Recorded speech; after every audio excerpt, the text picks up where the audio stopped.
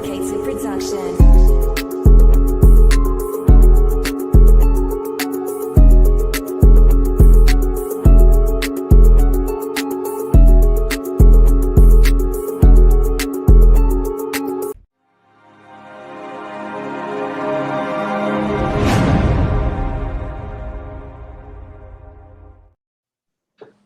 Top of the top, what's going on, y'all? Happy Saturday, man. Another edition of Orange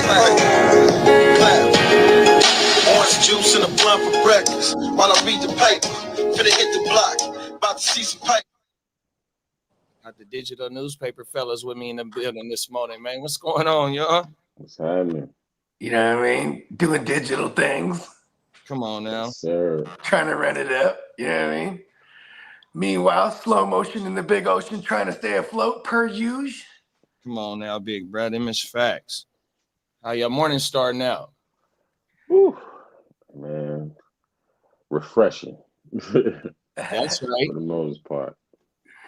Yeah, it's funny because you're on the nocturnal schedule too, so it's like, yeah, it's morning for the rest of the world, but he been going. Yeah. He already had a complete full day. Yep. Oh my mama. Yeah, I mean, The grit don't quit, man. 100%. Them is facts. Yeah. Oh, everything, man. Let the people know where they can find you at, bro. Oh, you can find me at From a Fan's Perspective on YouTube. New content dropping this coming week. You know what I mean? We're gonna be covering a lot of topics, you know what I'm saying? So, tap in, you know what I mean? And check out that sneakerhead episode for all y'all sneakerheads and shit like that. You feel what I'm saying? oh yeah, I still got to peep that. Feet heat, man. Yes, sir. Come on now. The first thing that the bride gonna look at, man, is your gear and your feet, man. And if one of them is not right, man, she might be looking the other way. So you make and your cut too. You got to make sure you're fresh too, man. 100%. Yes, So you got to be on point, man. Them is facts. And one thing too, shout out to all my supporters that been rocking with a nigga, man, and helping them numbers get up there, man. You know what I mean? Like, Talk about it. Once I hit this milestone, man, I definitely got something special for y'all for sure. Come on now. We grinding, man. Brick by brick, day by day, man.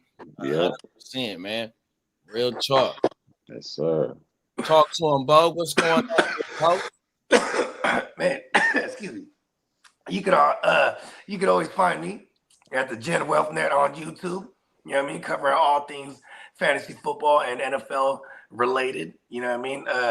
And anywhere you consume your music, Apple, Spotify, things of that nature. Check me out, Bogard, scot-free. 100%, man. Let's get caught up in the chat before we get into the first joint, man. Top of the morning, Lee. We got the ear to the streets in the building. What's up, ear? He said, good morning, JD. Good morning, Bo. Good morning, Slim. Happy Saturday, fellas. Yeah, top of the morning to you, brother. Top of the morning. Best digital newspaper online. Good looking, big bro. We got Song in the building. Top of the morning, Song. What's up, MC Coolin'? Come on now, gang. That's my guy. He over there flipping and dipping. He said he a night owl. This morning. I like that trade. I'm not mad at it. We winning now. That's what he's talking about. Come on now. Yeah, he a night owl too. A night owl. Yeah. He said, good morning, ear to the streets, JD Bogey. I'm about to knock the fuck out. Just got home from work. Yeah, man. Have a good one, bro. I'll tap in with you when you're on the clock. We got King D in the building, top of the morning, big bro. What up, King D? LBC, stand up. What's happening? What else we got? We got a meal in the boat in the morning, top of we got a meal in the building, man. Yeah. We got a meal in the building, top of the morning, big bro. Top of the morning to you, Emil. Canada, stand up. Top of the morning, Peacock. Top of the morning. Oh, now. Bakes in the building. What's going on, big bro? Big Bakes.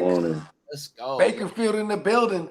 And we got Minnesota Den in the building. Top of the morning, everybody. Minnesota Den.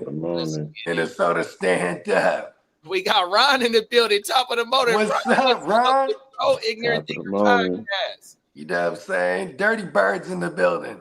Come on now. Oh, Hey, Peacock said he is certified sneakerhead, man. Oh my mama. You already know Yeah. it's in my veins, baby.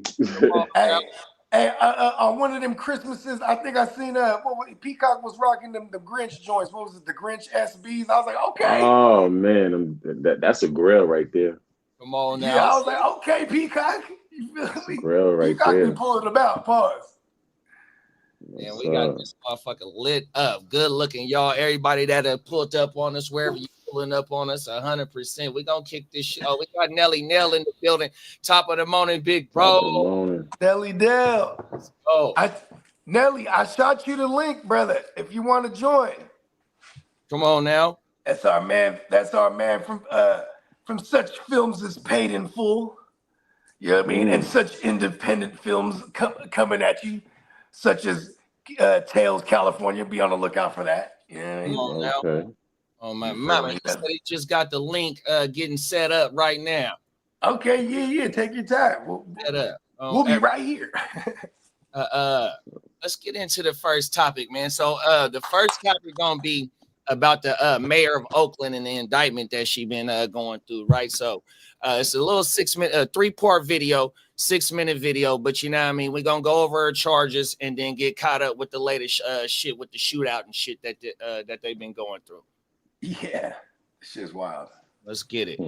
Presumption of innocence is presumed innocent unless and until his or her guilt is established beyond a reasonable doubt at trial. The indictment charges a scheme that the defendants entered into knowing that bribes would be offered and accepted by Tao and Jones in exchange for allowing the Duongs to exercise illegal influence over the levers of city government. The indictment alleges that the illegal conspiracy began around October 22, before the November 2022 Oakland mayoral election. Weeks before that election, Tao made commitments to take official actions as mayor that would benefit the Duongs. Examples of promises allegedly made by Tao include her agreement to purchase housing units from a company owned by the Duong family, her agreement to ensure the extension of a contract for recycling services that the city of Oakland had with one of David and Andy Duong's companies, and her agreement to use influence to help appoint a high-level city official to benefit the Duong's business interests. In exchange, the Duongs allegedly provided payments to Tao and Jones in various forms, including the financing of a negative mailer campaign targeting Tao's political rivals, and providing Jones and Tao with $95,000 in direct payments disguised as wages for a no-show job for Jones, with the promise of additional payments, all intended to benefit both Tao and Jones. Gutter at Mario Juarez's house in the Fruitvale neighborhood, 9 months after the shootout. And then, okay, so the first couple of videos that the first video that we seen, we didn't really get to go over her charges. There go her charges of what the DA is accusing of her and why they raided her motherfucking house. 100%. Give me your thoughts on this shit. So the Duongs, she's part of this family, or is this? No. So the DeWong family. So I got them right here too. So the DeWong family owns California Solutions and Recycling. So they own a garbage company and a recycling company. So and they making sure that they keep these companies as with the city contracted. And then also they own some housing that was supposed to be purchased by that same company. 100%. Oh shit. Not slick at all. You know what I say? You know, America is great in this aspect, right? Because they give everybody a shot, right? Yeah. No matter where you come from, you know, whatever, they give everybody a shot to see who will be the best candidate. You know what I mean? And some people, they get that shot and they fumble it. And some people, they get that shot and they do what they're supposed to do with it. But, you know, there's other countries that just want to keep the same people in power and do the same thing, year after year after year after year. Nah, switch them out, give them a term, switch them out. Let's get another candidate. Let's give them a shot, and let's see who, what they do. You know what I mean? How long can mayors stay in? Was it 4 years? I think 2 terms, because the mayor that we just had, he just left, and I want to say he had 2 terms. I know he had 2 terms for sure. Okay. What is it, 2 years or 4 years apiece? I want to say it's 4, bro. Okay. I want to say it's 4. And that's like a little mini presidency of a town. Yeah, and the good thing about it is you get to people get exposed from different walks of life that's taking that opportunity and fumbling it and doing whatever nonsense with it. You know what I'm saying? So you can't say, well, these group of people are the bad people. Nah, they all over. You know what I mean? They all over. On everything. And see, this bride got recalled, right? And I think part of this was part of the recall, you know what I mean? And it she got her house raided in June of 2024, right? So that's 8 months ago that this shit been going on. And then the fucking the shootout that we finna talk about, like Peacock talking about, he watching the clip of that shit. That happened in 2023. So this shit is being because they were trying to off somebody in her cabinet or something like that. I forget. Well, we'll get to that part. On everything. 100% one of these dudes, you know what I mean, that was a so-called, you know what I mean, co-conspirator. Yeah, he was a rata. Yeah, so this shit get deep though. But her charges though, bro, it's pure corruption. 100%, bro. You giving unfair contracts to people that's helping you further your campaign. They done paid her off $95K, her and her motherfucking co-mayor or whatever bruh name is. They done gave them help fund her campaign by giving negative mail campaigns. You know what I mean? All types of shit, bro. That shit ain't cool, bro. So yeah, 100%. Let's get into more of what's going on. It stopped there and it shot like 2 times. Sheila Campos lives across the street. She tells me she was headed to work after 9 p.m. when she saw a car drive by 3 times, firing at Juarez's house and Suburban. On the last pass, Mario Juarez came outside with his .40 caliber Glock. And he started shooting back, like firing back. Pa, pa, pa, pa, pa, pa, pa, pa. And the car just kind of skeeted off, but kind of fast. And he was in the middle of the street shooting, like trying to get him. I've been speaking to Mario Juarez by an encrypted phone app. He tells me he can't be in Oakland right now because he still fears for his life. He sent a written statement first reported by the San Francisco Chronicle that says 2 suspects were nabbed in December 2024 tied to these attacks, but justice, it never came. Oakland police made the arrests, but the DA's office, just days after Pamela Price left office because of the recall, allowed the suspects to walk without charges and without informing Juarez that the men who may have shot at him were back on the streets. It's an issue of safety, right? Yes, absolutely. It's definitely an issue of safety. Ernie Castillo is Mario Juarez's attorney. When you have people come into your house and you get into a shootout and people shoot at you, that's a huge concern. So we should have been notified by that former administration, 100%.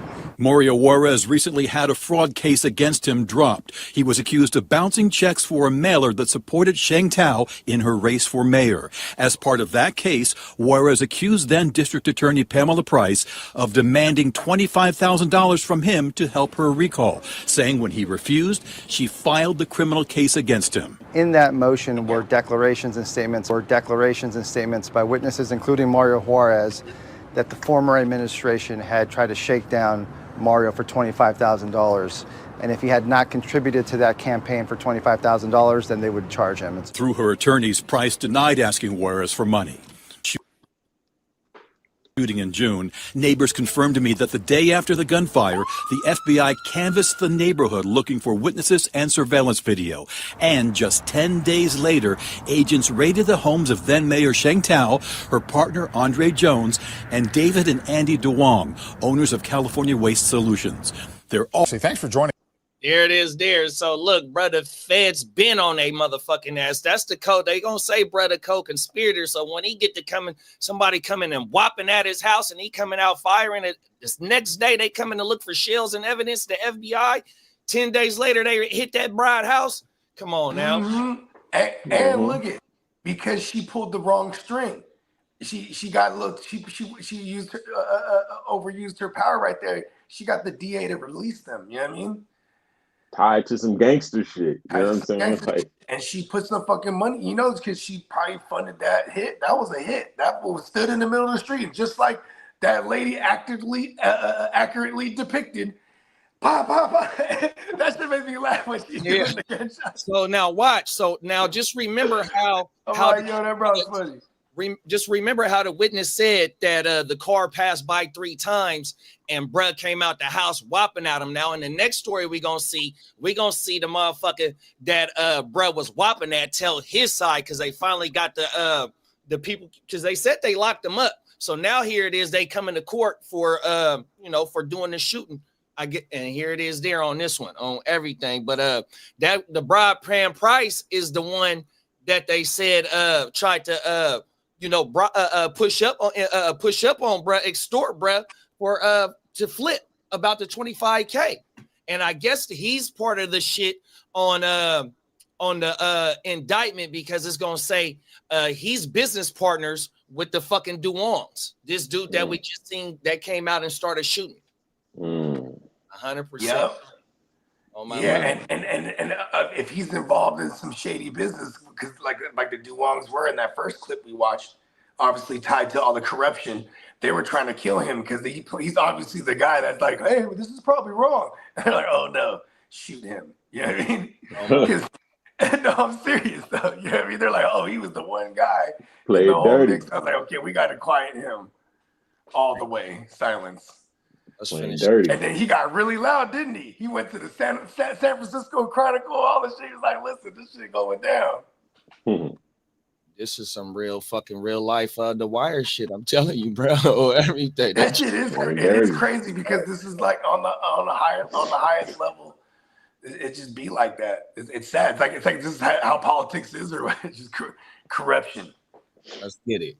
As the man admits shooting at a key witness in the federal corruption case against former Oakland Mayor Sheng Tao and others. The case keeps taking twists and turns, and the I-Team's Dan Noyes got that exclusive interview today after a hearing in Oakland Superior Court. He sure did, and Dan joins us now with the story, Dan. Well, Dan and Amma, we have 2 people who were firing at each other. The stories are similar in some ways, but very different in others.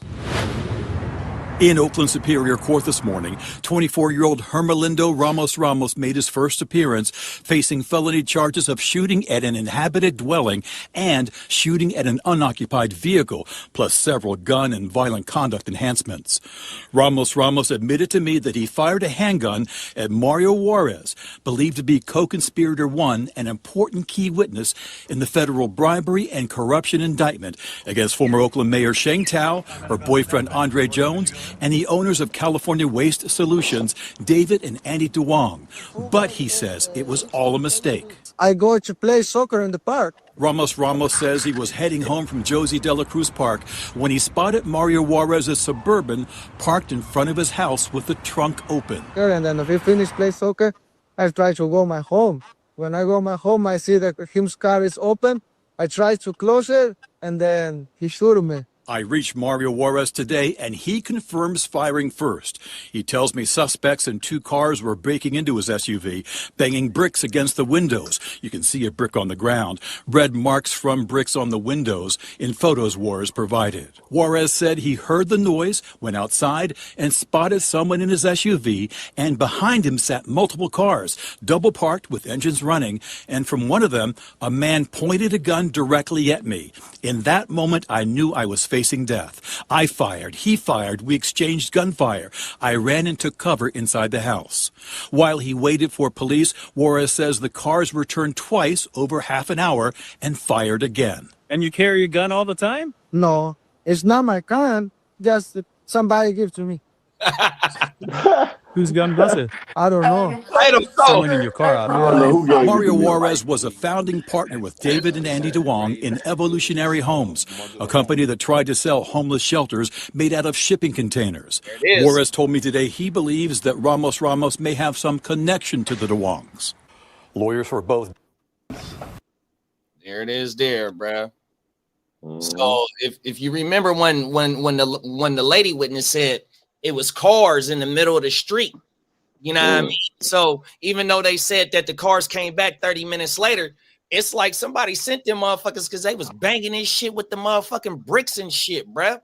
Trying to get him to come outside. Yeah. Yeah, that's trying to get him to see, oh, somebody's fucking with my car, just to get him exactly to draw. Bro, that's how they used to get you in New York back then, man. They'll do something, and they know you got a whip, they'll do something to that whip, make the alarm go off. You come outside, they boom you. You know what I'm saying? Like, this shit crazy, bro. Yeah. You ain't lying. Yeah, they see moving like a mob boss. And like, ordering and Brett War is, you know, he at the house. So, you know, it's not uncommon to be armed at the house, but you know, he's a star witness for some shit. So you know he's anointed. You know what I mean? He's on 10. 100%. You know what I mean? He came out there, started bucking. Fuck that shit. Oh yeah, he you know what I mean? He seen the play. Mm-hmm. See the play, grab his Glock.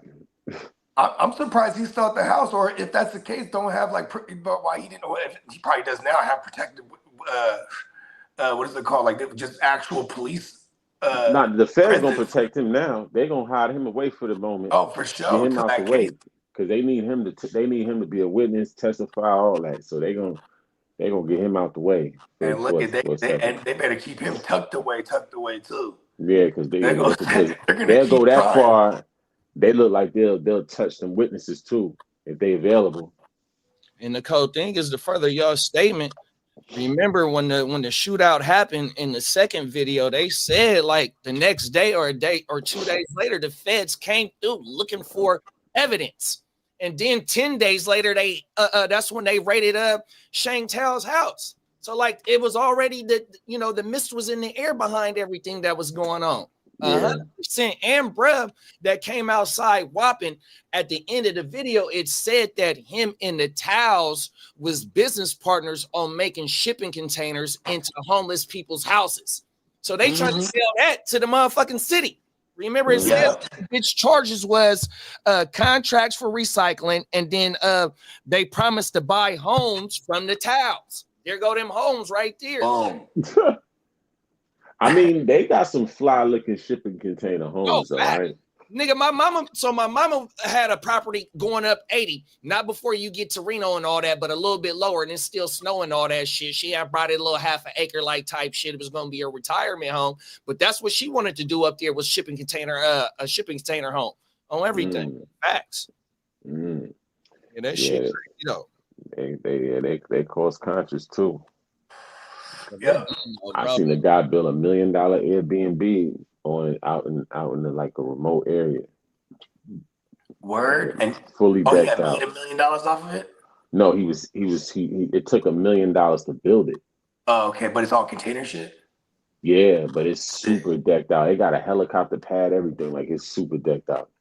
And homie was a photographer, a full-time photographer, and then he was doing engineering. You know what I mean? So that's how he was like, he had saved up some money and, you know, got a loan and funded it. Dang. Good investment. Because then you have the helicopter thing. Now this is some high-level Airbnb shit, right? Yeah. Charging up the woo-wop. But this is like the type of clientele that has helicopters, though. So they got money. Little getaway, something like. But yeah, like, you know, that's the thing, you know, they give everybody a shot, you know, and that's how you get to see who's criminal minded from who's not. We're not gonna do this thing where we're gonna keep one person in power, because absolute power corrupts absolutely. So we're gonna switch them out, and the ones that's good, okay, y'all do y'all good bid, y'all get paid, whatever. The ones that's foul, you know what I mean? Yeah, y'all gonna be up in the feds. You know what I'm saying? So yeah. That's how it go down. Remember, equal opportunity, baby. Bake said in Cali, it's a 4-year term with a limit of 2 consecutive terms. And Lee said the same thing in his state. And Lee said, mayor. Yep. Yeah. Damn, that's like a little mini presidency. You ain't lying. Yeah. But see, when it comes to, I want to see what that trial gonna look like, though. What is she facing? Updated for sure, because man, we just got all this shit within the span of what maybe she's 2 months. Facing a fraud. What she facing? No, I'm like what she facing as far as time? Now that I don't know. I think the first time we did it, I had pulled up the paperwork, but it ain't gonna be too hard to pull the shit up because I've found the information on the towels. Yeah, There's one all of the that first going ones we on. watched had the towel girl, female talking too. I mean, not the towels, the DeWongs. I found all the DeWongs, yeah. I found all the information on the DeWong family. Yeah, they connected to that shooting. Whew, Lord. Oh, it's a wrap. Yeah, they're gonna roof her because he was a witness too. Yeah, they're gonna roof her. That's an obstruction. Right, because why would witness tampering? Witness tampering.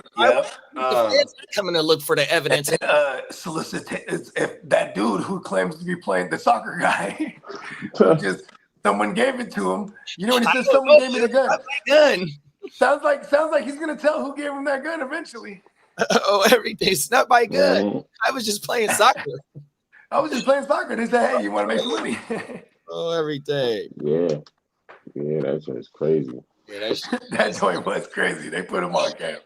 Bakes-a-lot said, the witness said, did she say the car skeeted off? Yeah, that's that town business, big bro. Everybody in the town is with the shit, the lingo, all the, you know what I mean? Oh, my every nationality, man. She moving like Shane Tucson. Hey, you know what I'm saying? That's she shape-shifting on him. By day, she's the mayor. By night, straight corrupt crime boss. That's a crime boss. Exactly. You know what I mean? All the underground shit. She just shape-shifted like a Shane Tucson. Oh, Peacock said, I like how this chick describes the shooting right here. She's a Raza, so you know that's legit how it went down. Oh, my mama. Yeah. He was doing like everything. And like, you know, then he went back. She went like this, like you know what I mean? Like she was like this. That's good. Business for you, bruh. Oh, my mama. Town business. Bake said the car skeeted off. Oh, my mama. Balls. Shout out to Oakland, man. That shit. Oh, no. And that's sad, too, because Oakland is a place where, you know what I'm saying? Man, they always fought corruption, you know what I mean? And then, like, you know, Oakland, man, they governed themselves for a long time. When you had the Black Panthers and all that, and then, you know, of course, you know what I'm saying? How do you fuck places up like that? You know what I'm saying? You put crack in there because that's another one of those places that like was definitely one of the meccas or the jump off spots where they, you know what I mean? They put that shit in the communities. You know what I mean? Yo, it's just like Mac Blast said, right? He said they playing water gun games. Bro. Don't get wet up. No, real talk, man. And hood to hood, he got to showing all his shit on every Mac Blast on my mouth. They ain't told nothing less than 30. Come on now. The 30 dick in them. That was the saying back then. We 30 dick in them. You can't hide those things. You just know that big hole hanging out the side of the pants. You feel me? Everything. Let's get into the next one, y'all. There's some shit in Texas. Speaking about our dogs, Lee and Peacock, man, we got some shit in Texas where they trying to pass another law. Tell me if y'all can hear it. The man authorities say is responsible for a deadly 17-car crash on I-35 is in the Travis County Jail. Police arrested 37-year-old Solomon Weldekeel Arias on Friday. Now, police say he was driving an 18-wheeler and crashed into more than a dozen cars on I-35 near Palmer Lane. The crash killed 5 people and injured 11 others. Police say he failed a field sobriety test but did not have alcohol in his system. A judge set his bond at a total of $1.2 million. He faces 5 counts of intoxication manslaughter and a charge of intoxication assault with a vehicle. The National Transportation Safety Board is in town to investigate. The agency is looking at every aspect of this crash. So far, they've used a drone to document the scene. According to an affidavit obtained by KVUE, witnesses report an 18-wheeler driven by Araya failed to brake before slamming into stopped traffic. They're more than just the statistics. They are our mothers and our fathers and our friends. We'll also be looking into the truck driver's employment history as a commercial driver his entire driving history to include crash history and traffic violations, as well as his medical history. The NTSB expects their next update to happen within 30 days, the next 30 days. And the deadly pileup comes amid a push at the State House to make it harder to sue trucking companies. Lawmakers have filed multiple bills, including Senate Bill 30 and House Bill 4806. And critics say the bills would cap how much someone could get from a trucking company in this type of situation. In a statement, Texans for Lawsuit Reform called it a horrible tragedy, but say those bills won't prevent anyone involved from pursuing a lawsuit, recovering all that is entitled to them from the driver and the company, and even recovering damages if appropriate. Adding that they are aimed at preventing lawsuits without merit. Man, that's you know what's crazy is the first thing I think of is Tracy Morgan. Remember that? Yeah, 100 mil. Was it like 150? What happened? No, he got 100 mil from that. Yeah, when the Walmart truck hit their tour bus. Is that right? Yeah, he got 100 mil from that. Tracy Morgan was fucked up for a cool minute. Oh, I never knew that. Yeah, he got 100 like, mil. But you got to realize, though, they got to look at, okay, how much does he make? How much opportunities he missed out on? You know what I'm saying? Like, all that. Because he couldn't, he was laid up for a minute. Yeah, he couldn't do nothing. For a couple of years, he was laid up. So it's like, okay, I'm missing all of this money. If I'm making $10 million a year, you know what I mean? I'm laid up for, let's say, 4 or 5 years. That's $50 million right there. Not to mention medical bills, not to mention, you know, all the other stuff going on, the pain, the suffering, the whole, you know what I'm saying? Yeah, his best friend died in the thing. I didn't even know that.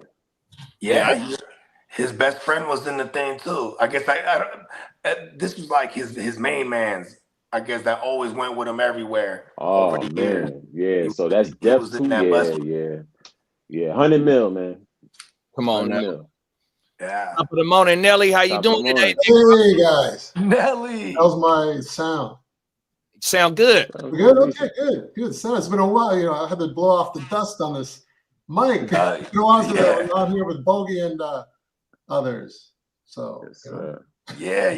This is my man Slim. This is my man Slim. Hails from Brooklyn. You know what I mean? And you remember JD, you know what I mean? But welcome to the joint, man. You know what I mean? So we got a boogie and a bogey. Look at that. Yeah. I like that. But his channel's called Boogie Vision. You know what I mean? Brooklyn fashion. The movie reviews. That's the last one I said, Bogey.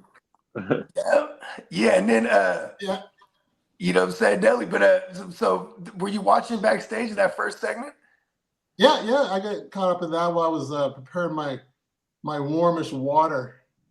There you go. Okay, so it's funny. It's great to finally meet the Guccini in person. Yes, sir. JD. JD, okay, finally meet you. That's cool, man. I've been watching you guys here and there. So yes, sir. Yeah, I'm in a lot of pain. I was doing squats yesterday. I didn't warm up enough in my back. I just pulled it. Just nothing major, but it's gonna be. I got spasms for the next couple days. Just sitting here gingerly. So like I said, I texted you, said it was a crazy night, or maybe I put in the chatty thing. It was a crazy night last night. It's funny because when I think crazy night, sometimes you know what I mean. I'm like, oh, okay. No, it's a crazy night. I was like, I went to. But yeah, but you went to bed late. I was listening to stuff. I was on the piano. You know, listening to some podcasts. These horror stories, these parallel universe things, glitches and stuff. So I went to bed, and Bogey, you texted me yesterday. I said, I'm sleeping in tomorrow because I'm really tired. Yeah. Time Saturday comes around. No, I'm glad. But we started at 7:30. You're like 7:30? Are you kidding me? 7:30. Like 8 o'clock is the earliest. So we started late. Yeah. So well, Nelly, so being that you're obviously from Canada, but and you've been in America for a good while now.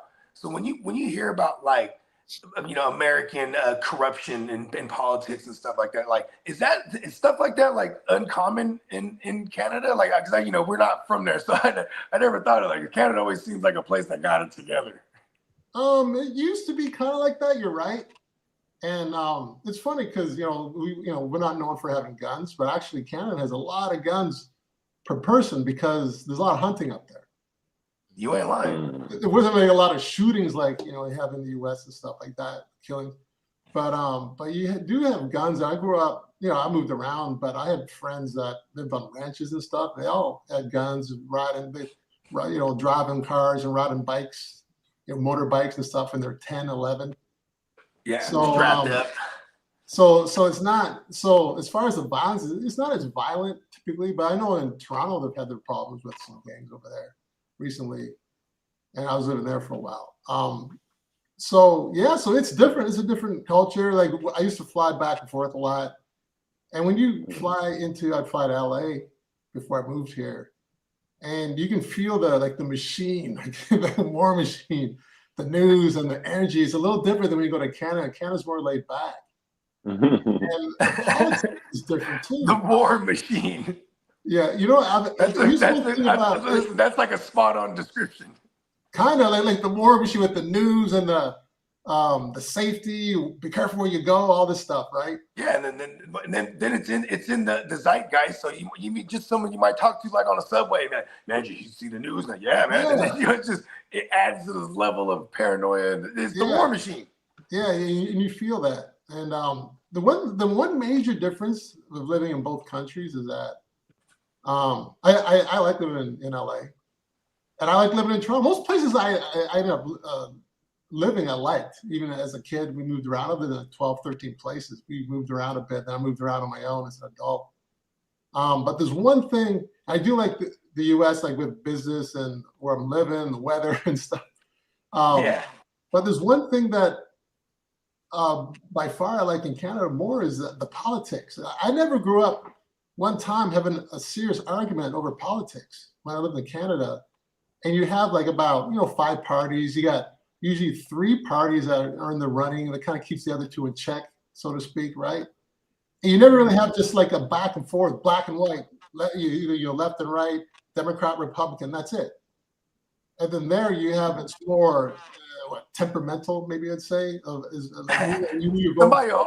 stranger will argue with you straight up. What's that? A stranger could argue with you at the gas station straight up. You see, like, oh, you a Trump supporter, bro? Oh, what?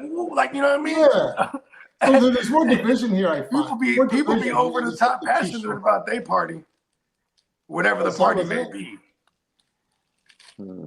So there's a difference. But Canada's catching up, and Canada's angry right now with America.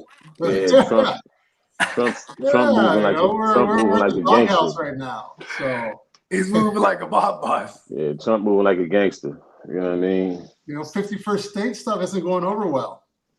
That's what he wanted to do. Is that real? He wanted to make Canada a state? Well, I mean, it's kind of tongue in cheek, but there's some truth to it, Canadians don't take it lightly. This is what they prophesized in that motherfucking zeitgeist back in the days with the big North America, the one country shit. You said there's something to it with the 51st state? Yeah, I mean, because I talk to my family and friends. We get a lot from Canada. And, here, we kind of laugh about 51st state, but they take it seriously. In what way? The Canadians don't want it, or they do want it?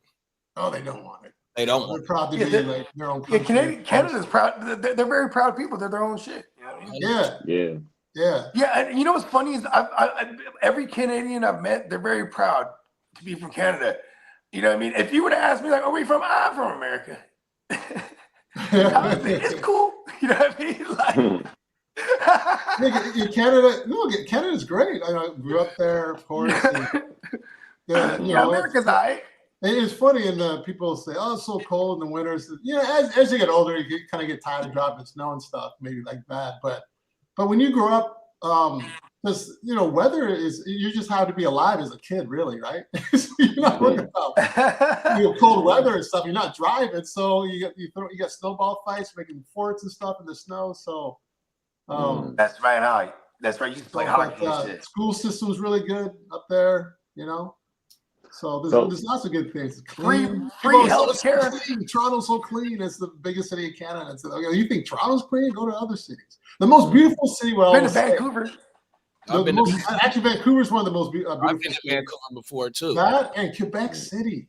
So I gotta say, okay, we. So one of the most beautifulest women I met in my life was a snow bunny in Vegas from Quebec, and she had the French accent, bro. Oh my! Oh yeah, the French. I like that French accent. You know, I think that their first language up there is in Quebec is French. Oh my man, that shit, man, that snow bunny was like how every day. Yeah, I tell you, and the thing is, when you go to Quebec City, they don't really speak English. Like Montreal, they're bilingual, right? Or they'll speak to you in French first. You don't speak French, they'll speak English. But in Quebec City, there's like, nope. They speak French like full on. That's crazy. But they got these cobblestone streets downtown and stuff. It's really, really beautiful city. It looks like a European city, really. Quebec City. I think it's the capital of Quebec. So what brought you over here to America? Acting. Okay. You know, the films and stuff. Okay. I've been here for a while, for a minute now. Things are going well. I'm an award-winning actor now. I just got that. Congrats. Big Brad. Yeah, I got these indie films and stuff. I got into this film called Tales California. I think Bogey mentioned it earlier. Tales California, and that's doing a run right now. Oh, okay. Yeah, I haven't seen. I remember I got an exclusive, one of the little 15-minute little woo-wop, but I haven't got to see the whole film yet. But I'm looking forward to it. You just got to point me in a direction where I can find it. Yeah. Bogey had us on. We had the interview with the producers and the lead actors, Jen Ball and Ryan Willard. Yeah. Shout out to Jen and. We'll have to get them on again. Ryan. On one of these, on either Tales this from show California? or another one, another podcast. It's called Tales California. Tales California. Tales California. Okay. So it's been in the film festivals. We just won. Actually, I have the awards. Can I get up? It's gonna hurt. But I'll get them later. But I have the awards. So I won Best Actor in this Lady Filmmakers Festival in Beverly Hills. So best lead actor. So of all the films, so I was happy for that. That was my first award, and then we just won in the Golden State Film Festival for best ensemble cast. So the whole cast got it for. That's we're doing something right. I accepted the award. It's cool. You also played in Paid in Full, right? Yeah, that's how the universe brought us together. I ain't eating. My famous scene with Cameron and Wood Harris. Yeah. Wood Harris when they kind of off me there. Okay. Did they shoot me in the back or was it in the ass? Yeah, that was in the back, right, Bogey? It was in the back. Bogey, behind parts. Right? It was in the back. It was the high part. Behind parts. You know what's cool? I know you guys are a little younger, but when I got up, I was staying at where was I staying at the Radisson or something? They put me up because I was living in Toronto at the time. Okay. Flew me to New York. We had to shoot in Harlem. We did some outside stuff. And then out in Harlem. What's that? Definitely. So the production van came to pick me up, right, for 8 or 9 o'clock call or something in the morning. It's a Saturday, I remember. And I'm riding the elevator. This tall guy was in the elevator with me, riding down. I just kind of said, hey. Then after a while, I was like, who was that guy? It was Kevin McHale. Oh, shit. Yeah, you know, right? One of the illest. He knows. Yeah, and I used to watch him back growing up in the 80s and stuff. When I was a kid, when he played on the Celtics. Mm-hmm. Him with Larry Bird. Parrish, yeah. Oh, shit, and with Bird. Yeah, so I was riding with him. It's like, everything. And then they get in the van, and then on the radio, they got, check this out. They had horse and carriage on. Okay, Cameron. Yeah, horse and carriage. I was like, yeah, that's going on. Oh, I'm going to shoot a scene with them. See, all these coincidences going on, you know? I don't believe in coincidences, though. You know what I mean? Even the fact that, because they were shooting some of it in Toronto, too, as well, right? I know they have a lot of studios some studio shots. There's all kinds of studios up in Toronto. So they're shooting studio shots. So we shot there. Then I shot in New York 2 months later or something like that. And that's when I almost had a conflict. I don't know if I told you this on our last show. I got a gig with Robert Townsend, who did Eddie Murphy's Raw. He directed that. Yeah, Meteor Man. Meteor Man, yeah. So he cast me in a film on NBC, the Natalie Cole story. Okay. So I did some stuff. And they said, yeah, we'll give you your dates and everything coming up. I think, oh yeah, that's cool. But the thing is, I remember shooting in August. I shot Paid in Full my first couple of days in Toronto. And they said, yeah, you'd be shooting in New York like about a month and a half from now. I don't know if it was September, October, end of September or October or something. I go, yeah, cool. And then I'm still auditioning, and then and then my agent calls, yeah, you have an audition with Robert Townsend, go down there to the casting. So I got that part to play. Natalie Cole actually had a drug dealer, so I'm playing this guy, drug dealer. And then they said, we don't know the dates, but we'll get back to you on the dates and stuff. So it was shooting like the day that on the Monday, which was the weekend after New York, right? So like, oh man, so I had to tell my agent. So hey, remember I'm shooting Paid in Full, and they got me because I shot first, so they have precedence, right? Yeah. I already shot the film like ahead. Yeah, they got priority. A priority, yeah. So she goes, oh, okay, well, let me call Townsend and just make sure things are good. Yeah, well, like I'll be back. I'll find back on Sunday. And then she calls. So she calls me. When she calls me back in about 5 minutes, she goes, "Oh yeah, so I talked to Robert, and then he called Natalie Cole. She's worried about you, like not making it back. So then I think they may recast." And no, they're not going to recast. I'll make it back. I'm going to be the best drug dealer ever now. Like, now that I'm Paid in Full, I got all these drug dealer swag. Yeah, there's no way. And they said, no, I'll be good. Well, they're worried about you being tired and the flight back and everything. I was like, I'm not going to be tired. No, come on. Yeah, this is Robert Townsend. Like, I mean, I wish I didn't even say anything, right? So, and she goes, okay, let me call him back and say that you're good. Yeah, that we don't want to do the role and everything. I don't know. She got a hold of like so quickly. She got back 2-3 minutes. Okay, they're good. She's, if you're sure that you won't be tired, stuff, they'll do it. So shooting Monday morning on that, in Toronto. So like, yeah. And then so I got that straightened out. And then I remember flying out from New York Sunday. And this is when I saw my first autograph actually. And it was kind of odd because I was never been asked for an autograph before. Right? Because I did a couple roles, but this is kind of my first major, and I didn't know the scope. Like Bogey and JD. Maybe I was trying to tell him the magnitude of like. Yeah, I didn't know the magnitude because in Canada, I've never. He didn't know the whole lore behind the story. Yeah, I never knew that. So I'm just like I knew it was a big film though. It was Miramax and stuff. Yeah, but the legend. I had to get a visa to work in New York, so they took care of all that. So I know it's a big film, but I didn't know the scope of the lore, the film in the New York story.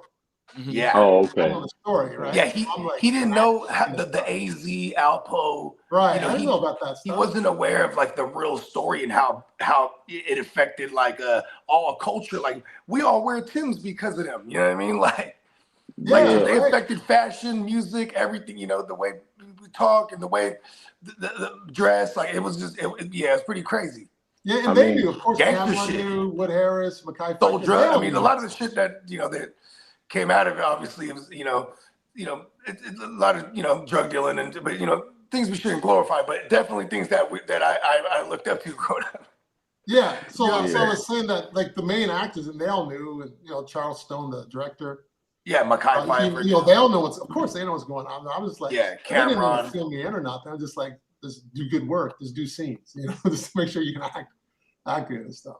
Yeah, you do. So I was going through, and it's this ironic. The guy I was getting breakfast and stuff, and the guy told a New Yorker, do the kind of thick New York accent and everything. Hey, yo, B.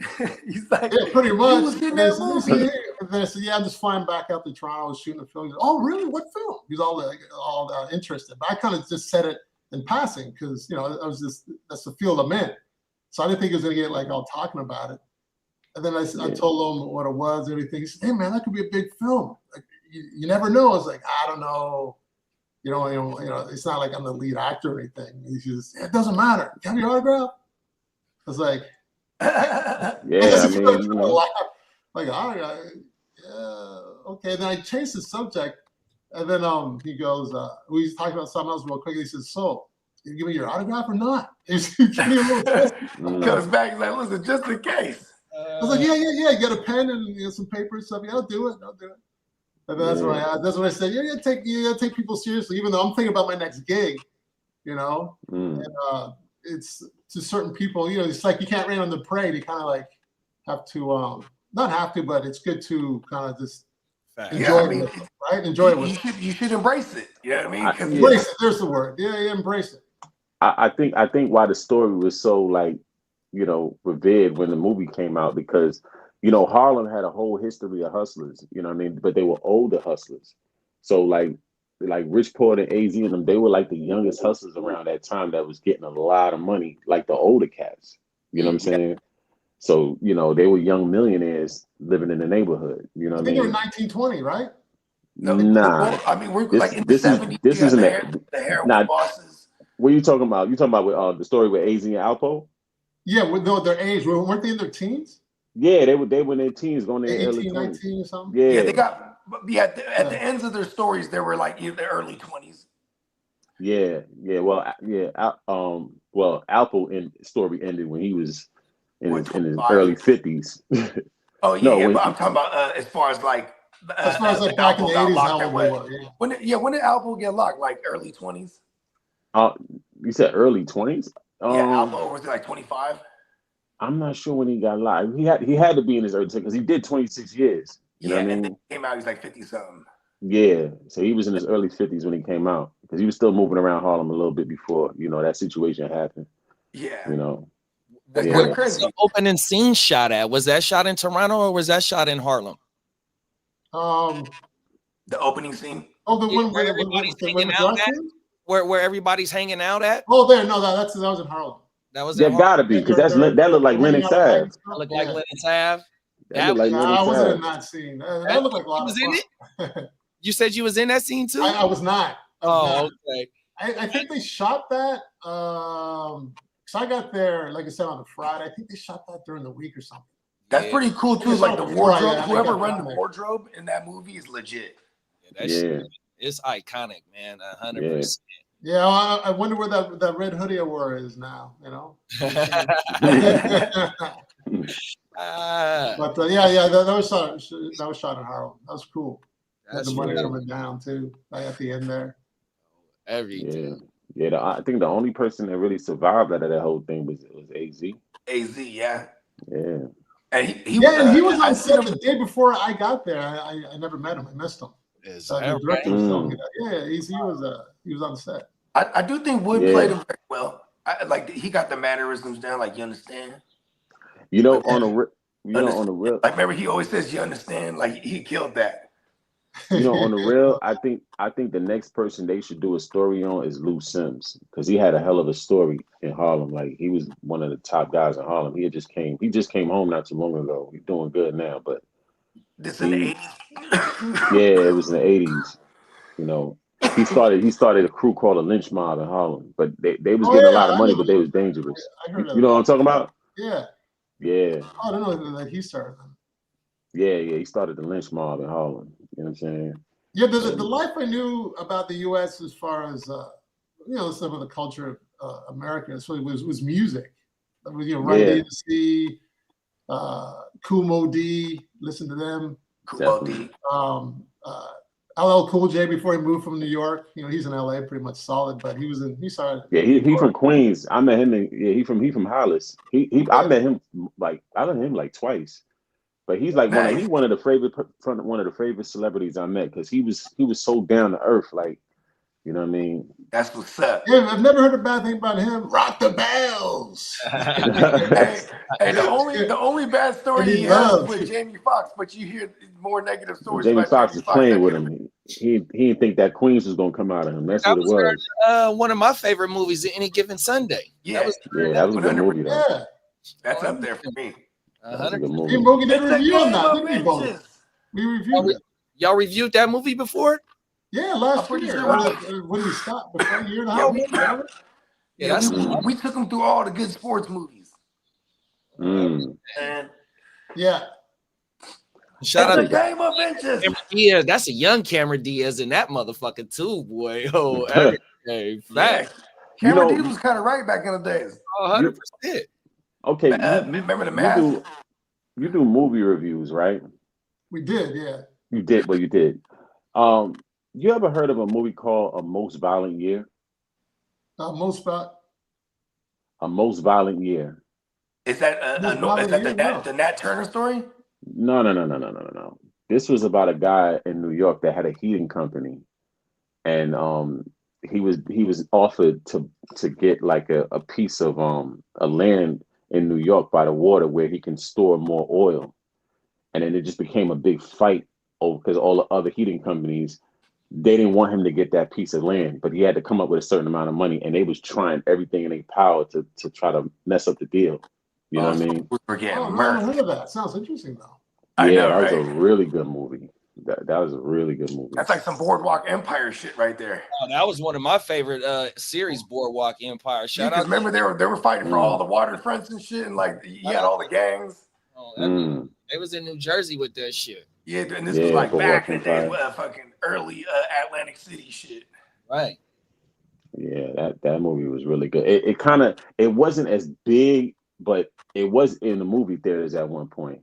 Okay, the most violent year. A Most Violent Year. I didn't remember that at all. Most Violent Year. That's kind of a unique title too. So yeah, because I thought it was gonna be like some mobster type of movie, and it wasn't that. It was a guy that owned a heating company, and he was trying to like when those Jews had offered him that piece of land in Manhattan, it was enough space to where he can store a lot of oil and now order a lot of oil and supply other heating companies. Oh wow. Yeah. So for him to try to make it to that level, all the heating companies, they started trying to do little things to kind of like thwart him because he couldn't catch no charges. He couldn't, he had to be clean. But they was trying every single thing. Like they planted a gun in his bushes.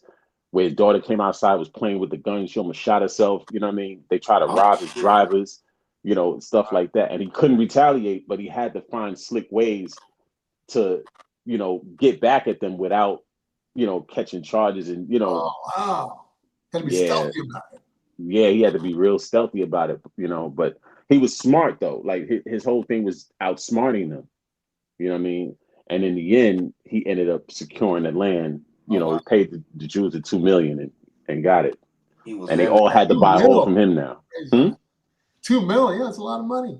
Yeah. What time frame did this take place in? This was like in the 80s. Okay. Mid 80s. Dang. Yeah. Remember Jay said that in the bar. He said a billion. He said I should have bought that building back then for $1 million. He said, you know how much it's worth now? Yeah. In Dumbo, Brooklyn. Yeah, the Dumbo. Yeah. Yeah. That was real cheap back then. You know what I thought about it? Dummy. Yeah. And this guy's like a blue collar dude. It's worth 20. The guy who owned the heating company. He was a blue collar guy. Yeah, I mean, would you say? Yeah, he was coming up. He was like a blue collar guy, but he wasn't. He was a little rough around the edges too. You know what I mean? But he always wore a suit, stuff like that. But he wasn't. Okay, yeah. He wasn't unfamiliar with it. Huh? He was independent. I can't hear. No, I said white collar, but he just said independent more accurately, I would say. Yeah, he was independent. You know what I mean? So he carried himself like like a young boss. You know what I mean? But you could tell he came from humble beginnings. And he had to build that business, that small heating company, brick by brick. Yeah, then you get up into the big leagues and you realize, oh no, they play dirty here. Yes, they was playing dirty. That's the thing. Oh shit, I gotta start playing dirty now. Like, oh no, I didn't know it's like this. You realize there's a level of corruption up there. Like, no, we just talked about running it. We just he couldn't involve himself in playing too dirty because he was trying to clean, like you said. Because look, he was trying to build up the $2 million and then ward these guys off that was trying to thwart, what he was trying to put together because they heard about the deal. You know what I mean? So, when they say business is war, that movie is like a direct representation of that. You know what I mean? This is war. Donald Trump's president. Perfect analogy right there. He's negotiating business. That's how he's doing his presidency right now. I just watched the interview on the Doge team. So the whole Doge team was on MSN. Was it MSNBC? Oh, his little Avenger squad. Yeah, it was like a little 15-minute interview, and they was talking about so the SBA loans and all that shit like that, right? So you got the the SBA loan department, and then you got also where all the people's names and social security. Yeah. So look, what Elon was saying was where the loan department is and where the social security department is, computers don't talk to each other. So when you was filing for them SBAs, they said it was a 9-month-old baby that got a loan, bro. Wow. Well, I mean, back in the days, one of the scammers, like blue collar scams, they will call and be like, I just got custody of my kid. You know what I'm saying? My kid's 1 year old, but now I need to get I need to get a social security card and get a birth certificate. And they go, oh, okay, what's the name? And then you give the name. And you know what I'm saying? And a lot of times it'll be someone that's already existing, but someone else is just scamming the fuck out of shit. They open up hella shit. They mentioned that during the interview. Mm-hmm. That's one of those things too. When people call, like, I'm so afraid to even pick up phones I don't know now, like numbers, because they go, "Is this such and such?" I go, "No." I just hang up because all they got to do is just record you. Get you to say yes. That's it. I remember that. Yeah. So yeah, that shit is crazy. I bro. think I thought I got like that in January. I went and changed all my accounts, bro. That shit was annoying. But just to be sure. I remember somebody had put a $10,000 tax bill under my name. What? Oh my God. No. Yeah. So you're like, why is all my returns getting refurbished? You're like, what the? No, I got a letter in the mail from North Carolina, and then I thought it was some scam stuff, so I disregarded it. Then I got the letter again, so I called the number and I said, what is this about? And they're like, well, you owe $10,000 tax. I'm like, no, I don't. Yeah. I'm like, this is a scam. Like, I don't owe no $10,000 of taxes. And it was from and whoever filed it, there was a nurse. And I was like, yeah, I'm not a nurse. This is not me. So they're like, well, you're gonna have to take that up with the IRS and stuff like that. So, but in order, so yeah, I think you take it with the fraud department, because that happened to me. There was a college saying about my tuition. I don't know what college are you talking about? Oh shit! And look, when it comes to tuition and school loans, they hunt those down. And I talked to them and go, oh, okay, yeah, you have to talk to the fraud because it's obviously not you. Yeah, but the thing is that in order, like when I contacted the IRS, they like, well, you have to get a police report from your county first, right? Oh, so when I went in, I was in Nassau, so that's in like Long Island. So when I went into the precinct and I went to go get a police report, they started giving me the runaround. So I said, well, you guys don't have to worry about this, because if this were to happen to you or your son or your daughter, you guys are cops, so it'll automatically get handled. But me, I'm a civilian, so I don't get that same grace. And I guess the sergeant must have heard it, and he was like, no, file that police report. Wow. You know what I mean? So we'll process it. So they process it. He was like, stop giving this young brother some runaround. Fucking file his shit. Yeah, so I got the police report, and then I had to send it out to the IRS fraud task force. So once I sent it out to them, they was able to verify everything, and I sent them my identity so they know who I am. And they hit me up maybe like about this was a whole 2-year process. Oh shit. You know what I mean?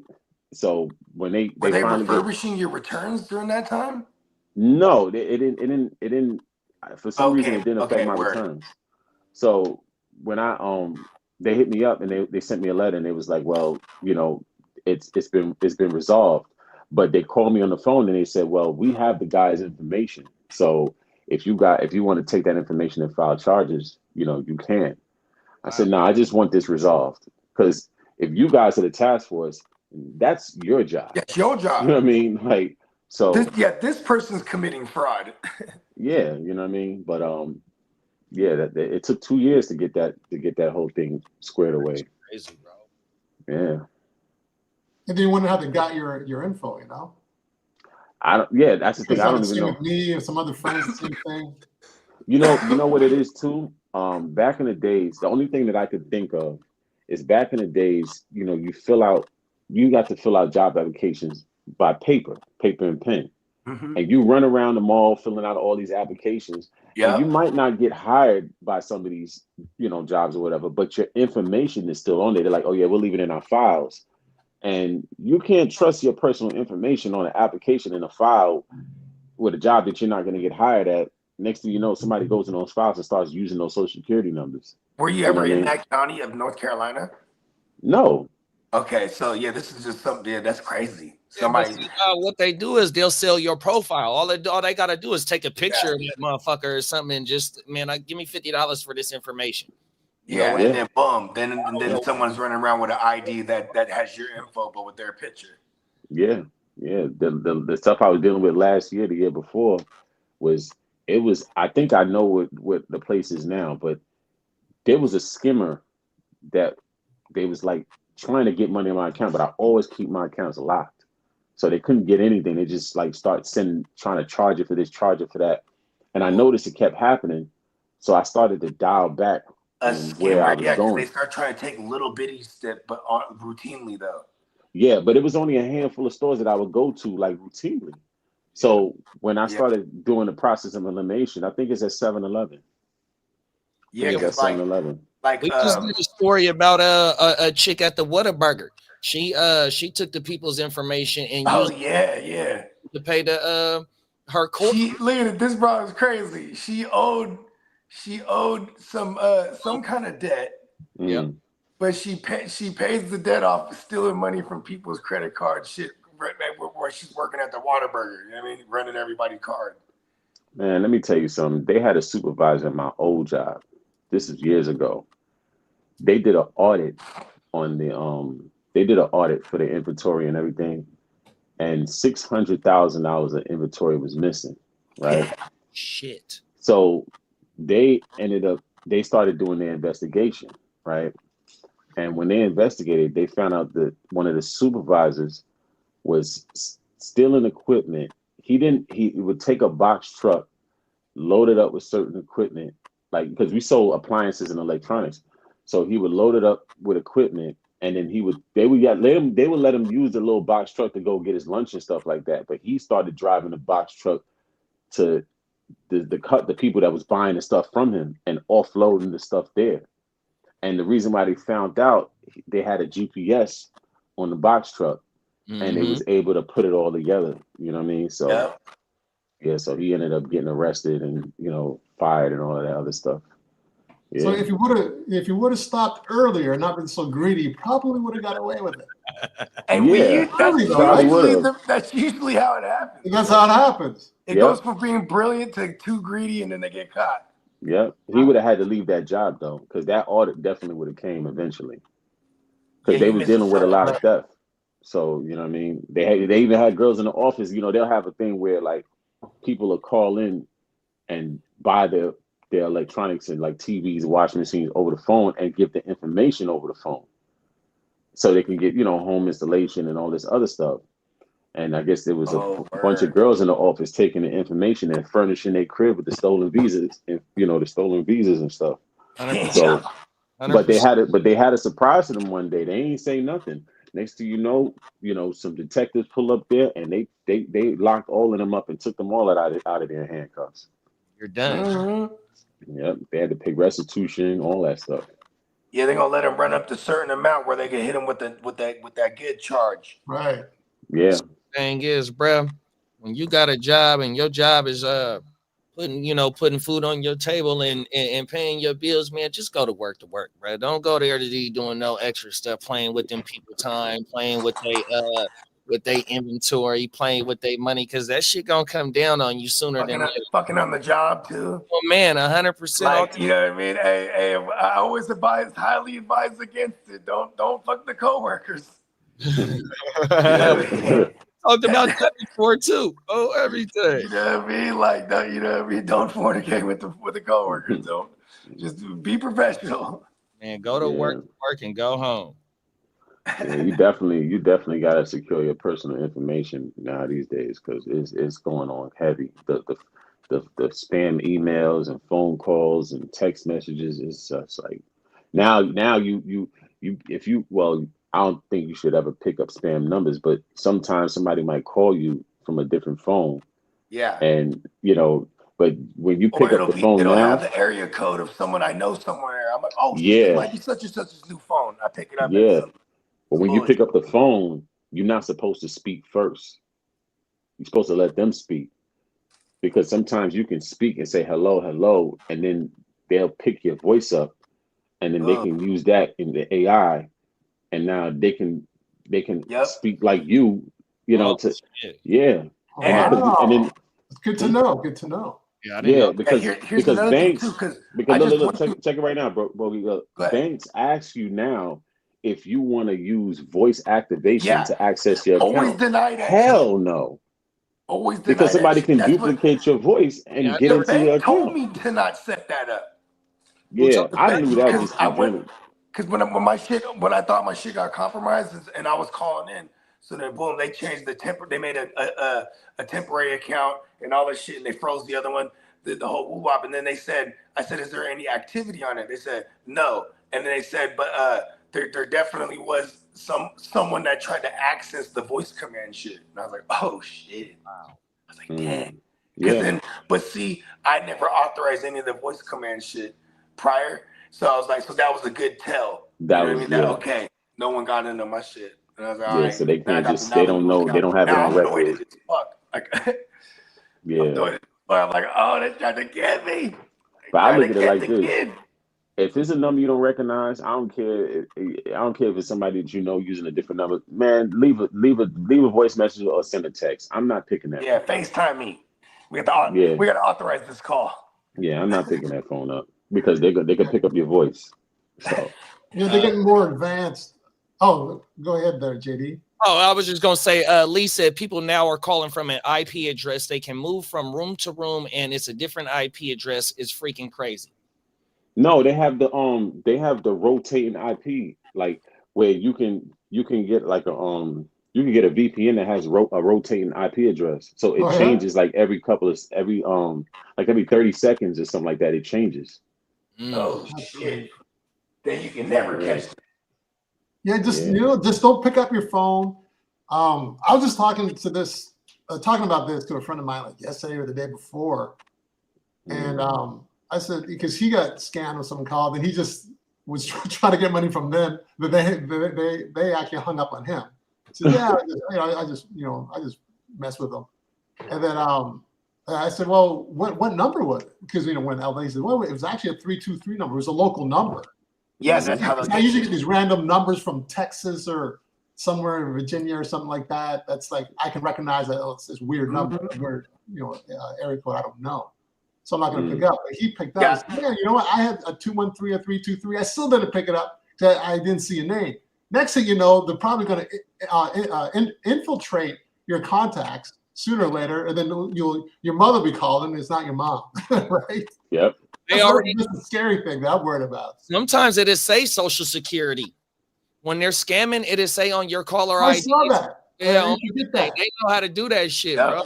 The way my shit almost got compromised, how I feel, because it was the same day. It was just, something didn't sit right with me because I get a call and it says Wells Fargo, and I got Wells Fargo, but that's not my main bank shit. You know what I mean? But still, though, right? I'm like, so I pick it up. And they would never call you unless you had a phone appointment or things of that nature. So then I pick it up, and they was saying some awards card shit, and I was like, fuck that, I just hung up. Then immediately I was like, fuck that, didn't sit right with me. You know what I mean? Because I had sit there and talked with them when they said my name and all that shit. I was like, yeah. And I was like, oh shit, hold on, what awards card? I don't have no fucking credit card through Wells. I'm like, boom, I just hang up. I'm like, oh no. You know what I mean? Immediately got on and called Wells Fargo. But they said, and it took, at least Wells Fargo, I didn't have to wait that long on the waiting, but that shit was like driving me crazy. I was like, the little 20 minutes I had to wait. until I Now got through. I was like, yo, freeze this account right now. it's two things I picked up on in the last 2 weeks. So they'll send like a text to say that you owe money on a ticket, right? Yep. So A you toll. click the link, right? Let's say I click the link, right?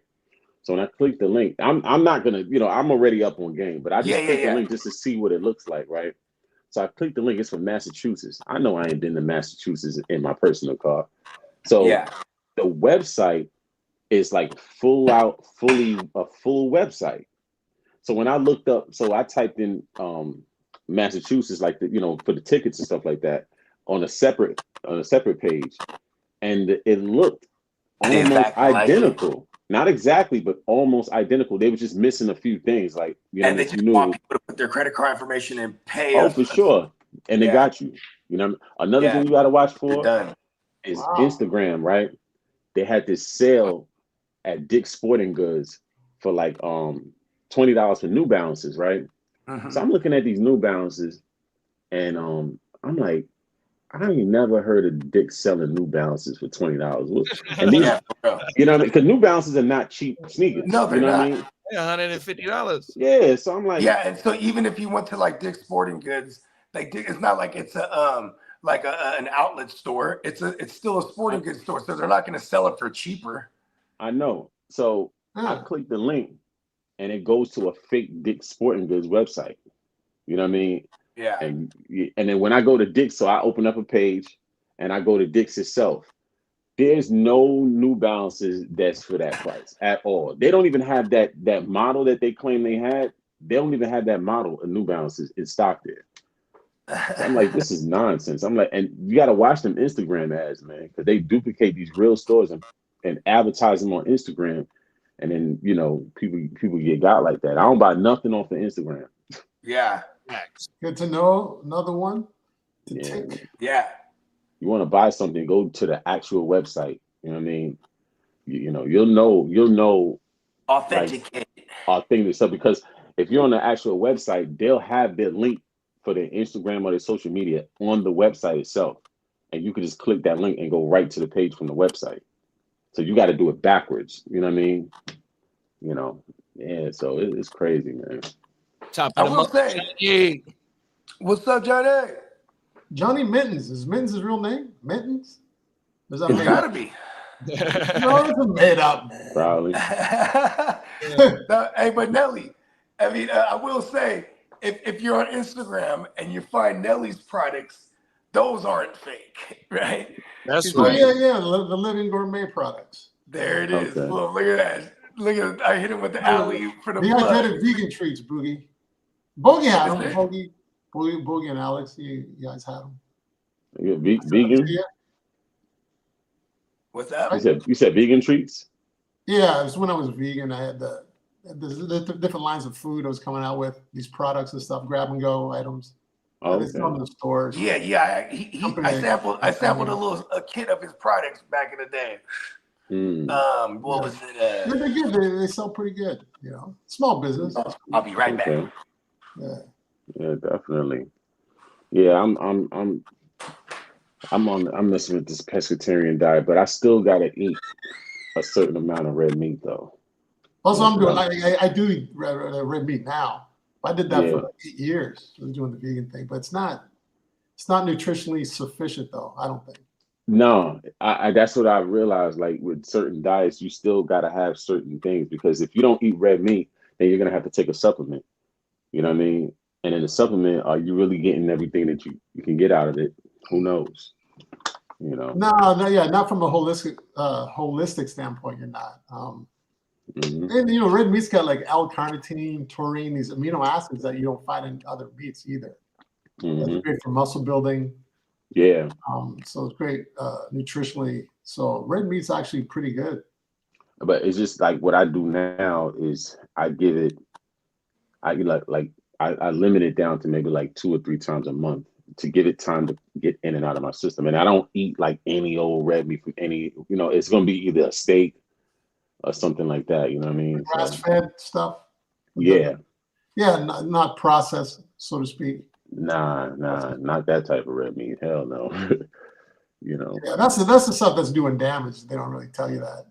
Yeah. But actually, they do say that processed red meat, but people kind of miss on the process. So they just think, oh, red meat, because you see red meat.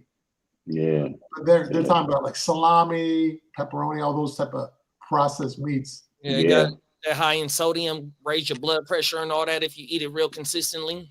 Yeah, and nitrates and all that stuff. Yeah, they got preservatives in there. And you ever see them make it in those factories? It looks crazy. Yeah, it looks crazy. But you know, with the nitrates, like, you know, when you buy stuff without the nitrates, it'll turn green right away.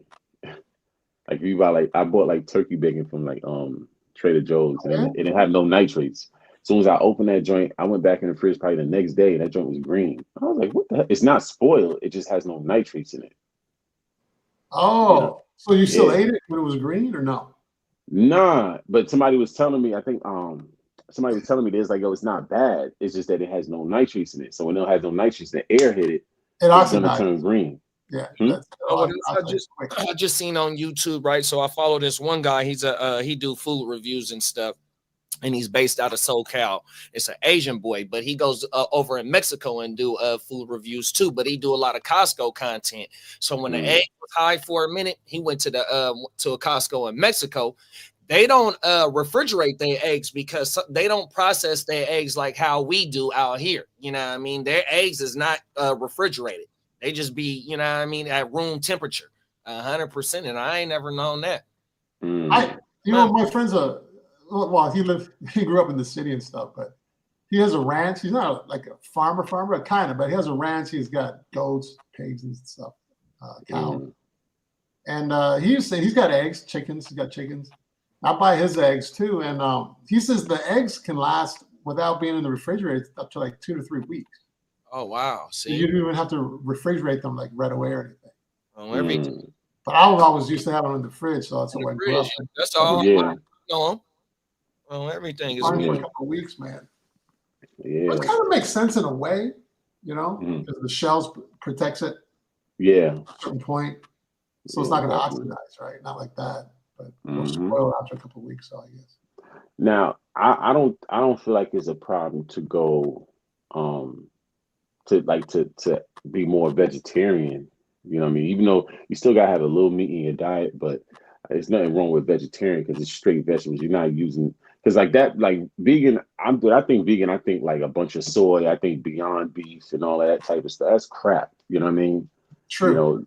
You know, before I eat Beyond Meat, I'd rather eat a take ground turkey and make a burger out of it. You know what I'm saying? You know, so you know, stuff like that. You know what I mean? Like you just gotta be conscious about like where you're getting your stuff from, like whether it be fish, meat, whatever. You know what I mean? And how often you eat it. You know? Right. Yeah, you get those omega-3s from the fish, so you get oil's really good, fats for your body.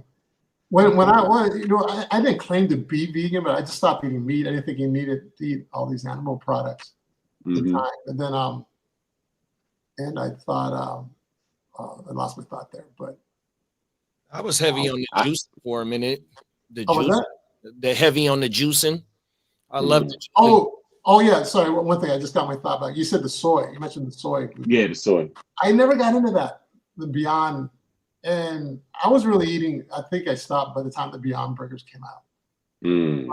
But I didn't get into the vegan type of products.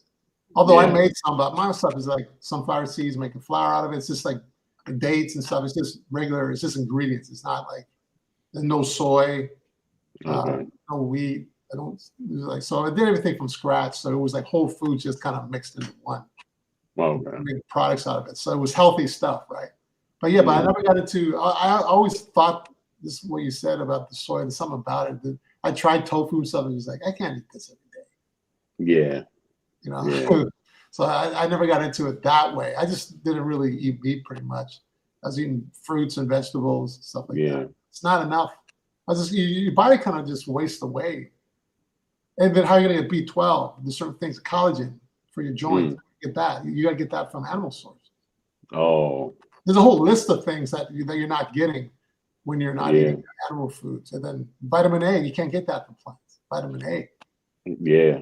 Yeah, because I see people, like I was seeing Styles P, and he has like, he has a place called Juices for Life, and Pharmacy for Life and stuff like that. And him and his wife is vegan, and I'm just like, you're in your 40s and you're vegan, like.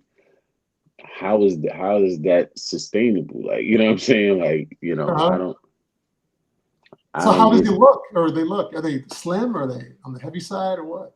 I mean, Styles P is on the, he to me, he looks the same how he looked before. You know what I'm saying? Like, he works out and stuff like that. So he never looked like super crazy big and nothing like that, or out of shape. You know what I mean? And his wife looks the same as when, before he first was introduced to whatever, to the public and stuff like that. I don't really see the big difference, like, because for me there's a big difference. I lost like 30 pounds. Yeah, I was eating I was doing a lot of raw food, so much dehydrated stuff, so I wasn't eating a lot of cooked food at the time. And when I got off, I ended up just kind of going into eating eggs. I wasn't eating red meat or nothing at the time, but I did eggs and then salmon. I did fish. Okay, yeah, fish. But then you gotta watch the type of fishes that you eat, because mercury. You know what I mean? Yeah, the tuna apparently has a lot of mercury. Fish are like 200-300 pounds, like tuna is. They have a lot of time to accumulate the mercury. So you want sardines and salmon. They say sardines, salmon, trout, mackerel. Mackerel, yeah. The best ones. Tilapia. And I don't know tilapia. No, tilapia is one of the worst ones, man. You don't know about tilapia? They used to use those. That's what we eat. I said, I know Filipinos are into tilapia. Tilapia, man, hell no. Fry that shit up like bacon. Yeah, I'm straight. That's garbage fish. Something. They're like a bottom feeder type of fish. They're not good. It's not good. They used to use them in my people's country to clean them, to clear out the mosquitoes out of the water. Is that right? Yeah. Oh, there you go. See? Word. Shout out to my third world country ancestry. What's your ancestry? Oh, my people, they from Guyana. Oh, Guyana. Okay. Did you live there now, or are you in the? No. I live here. I was born and raised here. Oh, okay. Yeah, New York. So you're on the East Coast right now? Yeah. Me, I'm the West, and then Bogey's on the West. And where are you, baby? I'm on the West. Yeah, me and Guccini only about like 20 minutes from each other. Oh, okay. Yep. So we're all kind of local. Okay, cool. Yeah. New York. So what part of New York? I grew up in Brooklyn. Brooklyn. Okay. Oh, so you don't pay them well full then. You don't pay them. Maybe you don't pay them full well. Yeah, I know about all that stuff, man. Like, yeah. Cause I just met a cat, Malik. He's from Brooklyn. He started up some Caribbean spot, like a block away from my place here in Hollywood. And I got talking to him after a few times and stuff. And we were talking about paying folks. He's from Brooklyn. He knows all about it. Yeah, because we had somebody that was legendary from my neighborhood, Demencio, and the dude that played Alpo, he murdered him back in the days. You know what I'm saying? And Brooklyn was real livid about that. You know what I mean? Oh, it was a big so deal. Alpo was connected to that shit? He killed him in DC. Oh yeah, that's right. Okay, he was one of the bodies in DC. About something like that. Yeah, because he used to bring hella foods out to DC because he'd be like, "It's wide open out here, B." Yeah. Yeah, Alpo was an absolute piece of shit, man. Like, used and abused everybody. Like, it's crazy. You know what's funny is Cameron always said too. He was like, "It was a gift and a curse playing that role because then also there would be fools that would just be like, hey, fuck you." Because Alpo was hated, you know what I mean? You know what Cameron said? Cameron said he got shot in DC behind that role. Oh shit. That's when he took it in the arm. He got Ambo. Yeah. Oh yeah? God damn. Yeah, Cameron said it himself. He said he got shot behind that role. And he said it was he was playing a very hated figure. Because he killed a few, like he linked up with a guy named Wayne Perry. And that dude he killed a lot of, he used Wayne Perry to kill a lot of dudes in DC that was getting a lot of money. You know what I mean?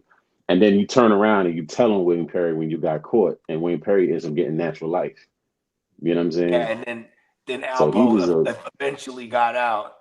Yeah, he got out, And and then then got he was hit. running around Harlem. He started doing the same stuff all over again. You That's know what what I I mean? heard.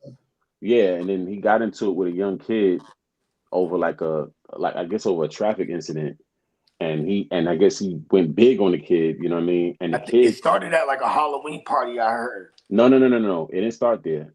Oh, It at was least that's where he came from, right? he died on Halloween. Oh, okay. Because Yeah, I think he had like a Gucci like Jason mask when he died. yeah, yeah. He died on Halloween, leaving the Halloween party that he was taking pictures at. But That's what it was. Yeah, Okay. he got into it with the kid, and the kid kept tabs on him. And when the kid must have been local, you know what I mean? But he kept tabs on him. And he when Alpo left the party, he jumped in his truck. The kid shot him in his truck and killed him. And what's crazy is, wasn't the kid on a bike too, like a ninja bike? I don't even know. I know a motorcycle. I don't even know I don't know if the kid was driving or not. You know what I mean? And it's all alleged because the kid, they dropped the charges against the kid. So. Oh, really? Yeah, he's coming home. That. Wow. Yeah, he just got charged for the gun. That was it. He beat the murder charge. So, but yeah. Because there was a thing too where he was he was being chased by the police after he had got shot. No, well, when he got shot, he didn't die right away. So he started to drive off and was throwing drugs out the D and stuff like that. But it's just surprising that people were still doing business with this dude, knowing his history. Like, that's just crazy. Yeah.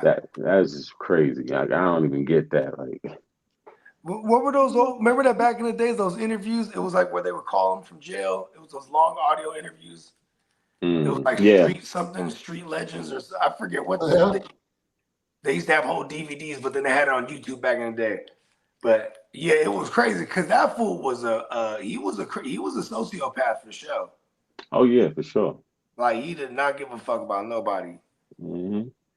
He came up under a guy, man. I can't remember this guy's name right now, but this guy's locked up till this day. You know what I mean? But he came up under a guy. The guy had showed him how to rob and do all of that old grimy shit. Like, Okay, yeah. So the first wing that he was up under was a grimy. Yeah, he was a grimy cat.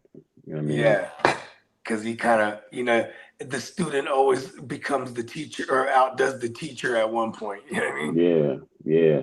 And with Alpo, like, when they used to, when the guy used to deal with, like, dudes that had, drugs and stuff like that, some of the guys were Spanish.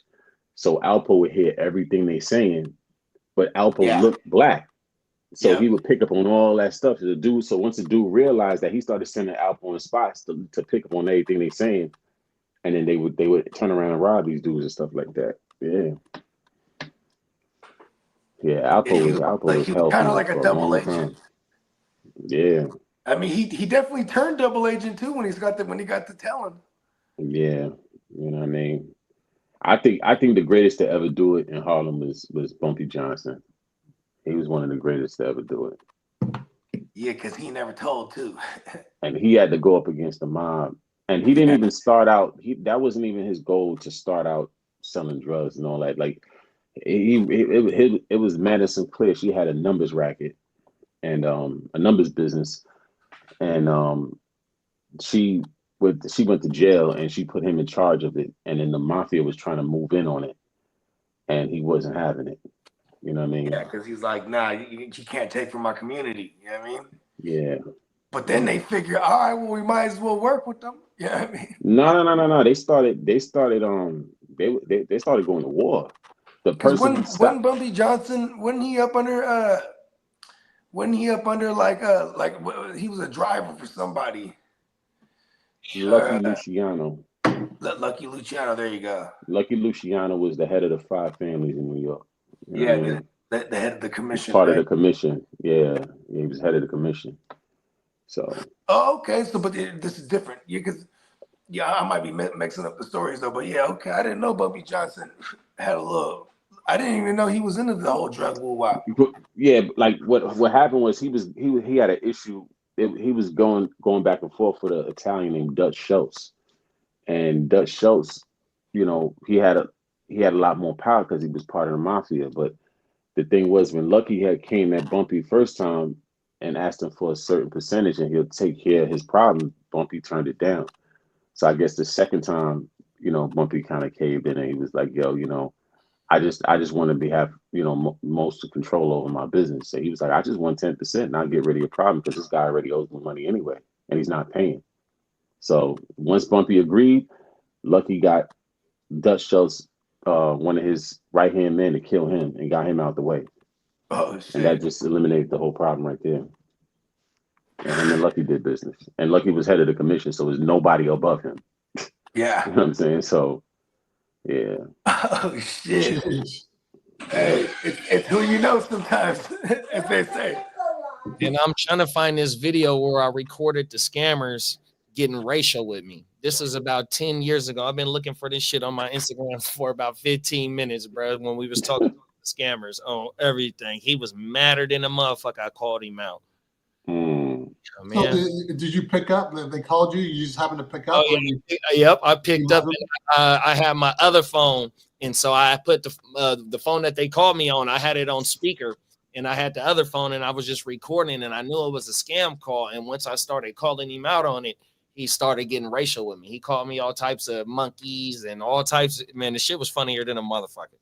Oh, yeah. Trying to find it. I wonder how they switch. They sound all nice, and when they want your money, and they tear your ass up. For Yeah. real.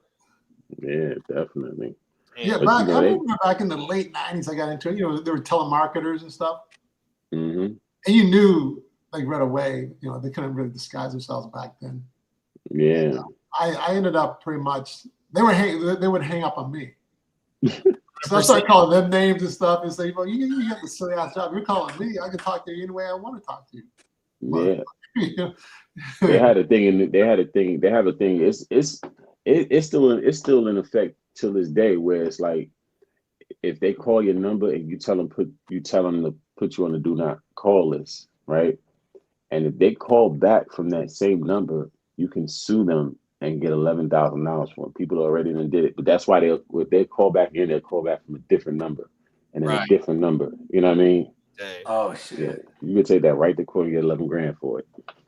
Yeah, and it's not easy. 11 G's. Yeah, because I used to like I had like a side job like way back in the days for selling like daily news over the phone, and that was part of the rules. Like, you know, when you're calling these people and trying to sell them a newspaper, you know what I mean? Oh, word. Yeah, they ask you because I always get called by the by like some kind of national police department charity shit.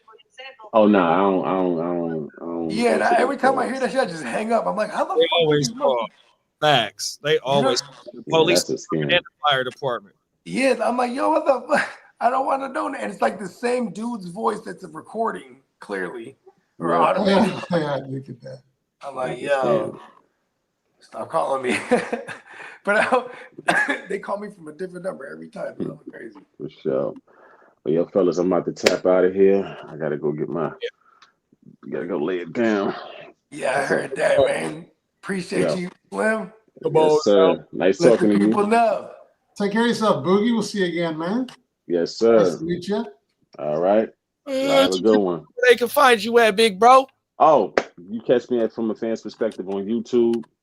You know, that's the best way to search it. I mean, the page is Boogie Vision, but it's From a Fan's Perspective.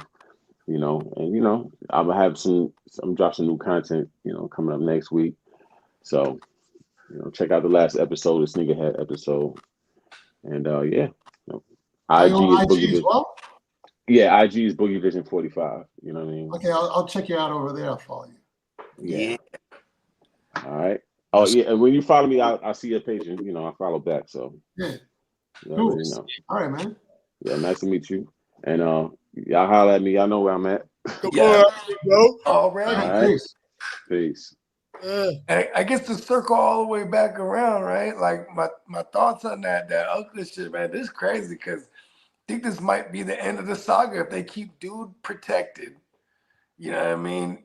They're gonna she's gonna go down finally. Oh yeah, she's done. No, she was the she was mayor. running for mayor. No, she was the active mayor. Oh, she was the mayor. Yep. Yeah. Pulling strings. Yeah, we've been kind of covering this semi-real time.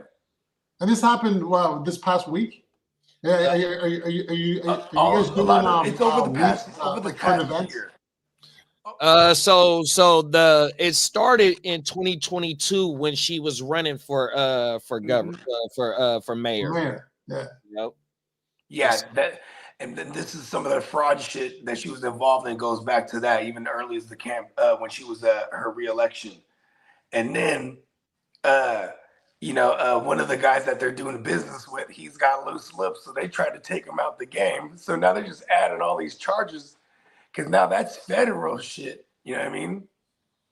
Also, you're gonna add in the commerce thing. Like they might even hit her with racketeering at that point. There's all kind of shit that they're gonna pile up, and the feds don't play because first of all, you got this, whatever that. What is she treated as when you're a mayor? Is that federal already, or is that state as well? Because then they'll do it separate. You know what I mean? Yeah. Now I that think it'd only be state. Yeah, because that's who raided her house though. It's a federal. The feds did raid her house. Oh yeah, you're right.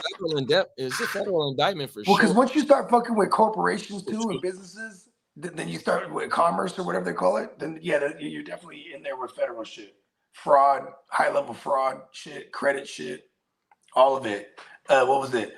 I think some of it early on with the before all the shooting shit. I think they had it for like paying people off, and also like this guy, he was bouncing checks for that company, so that means he's writing checks to people, like paying people off, type of shit, probably unknowingly. You know what I mean? And then once he starts to find out, like, oh, wait a second, you know what I mean? Then they're like, kill him. You know what I mean? Jeez.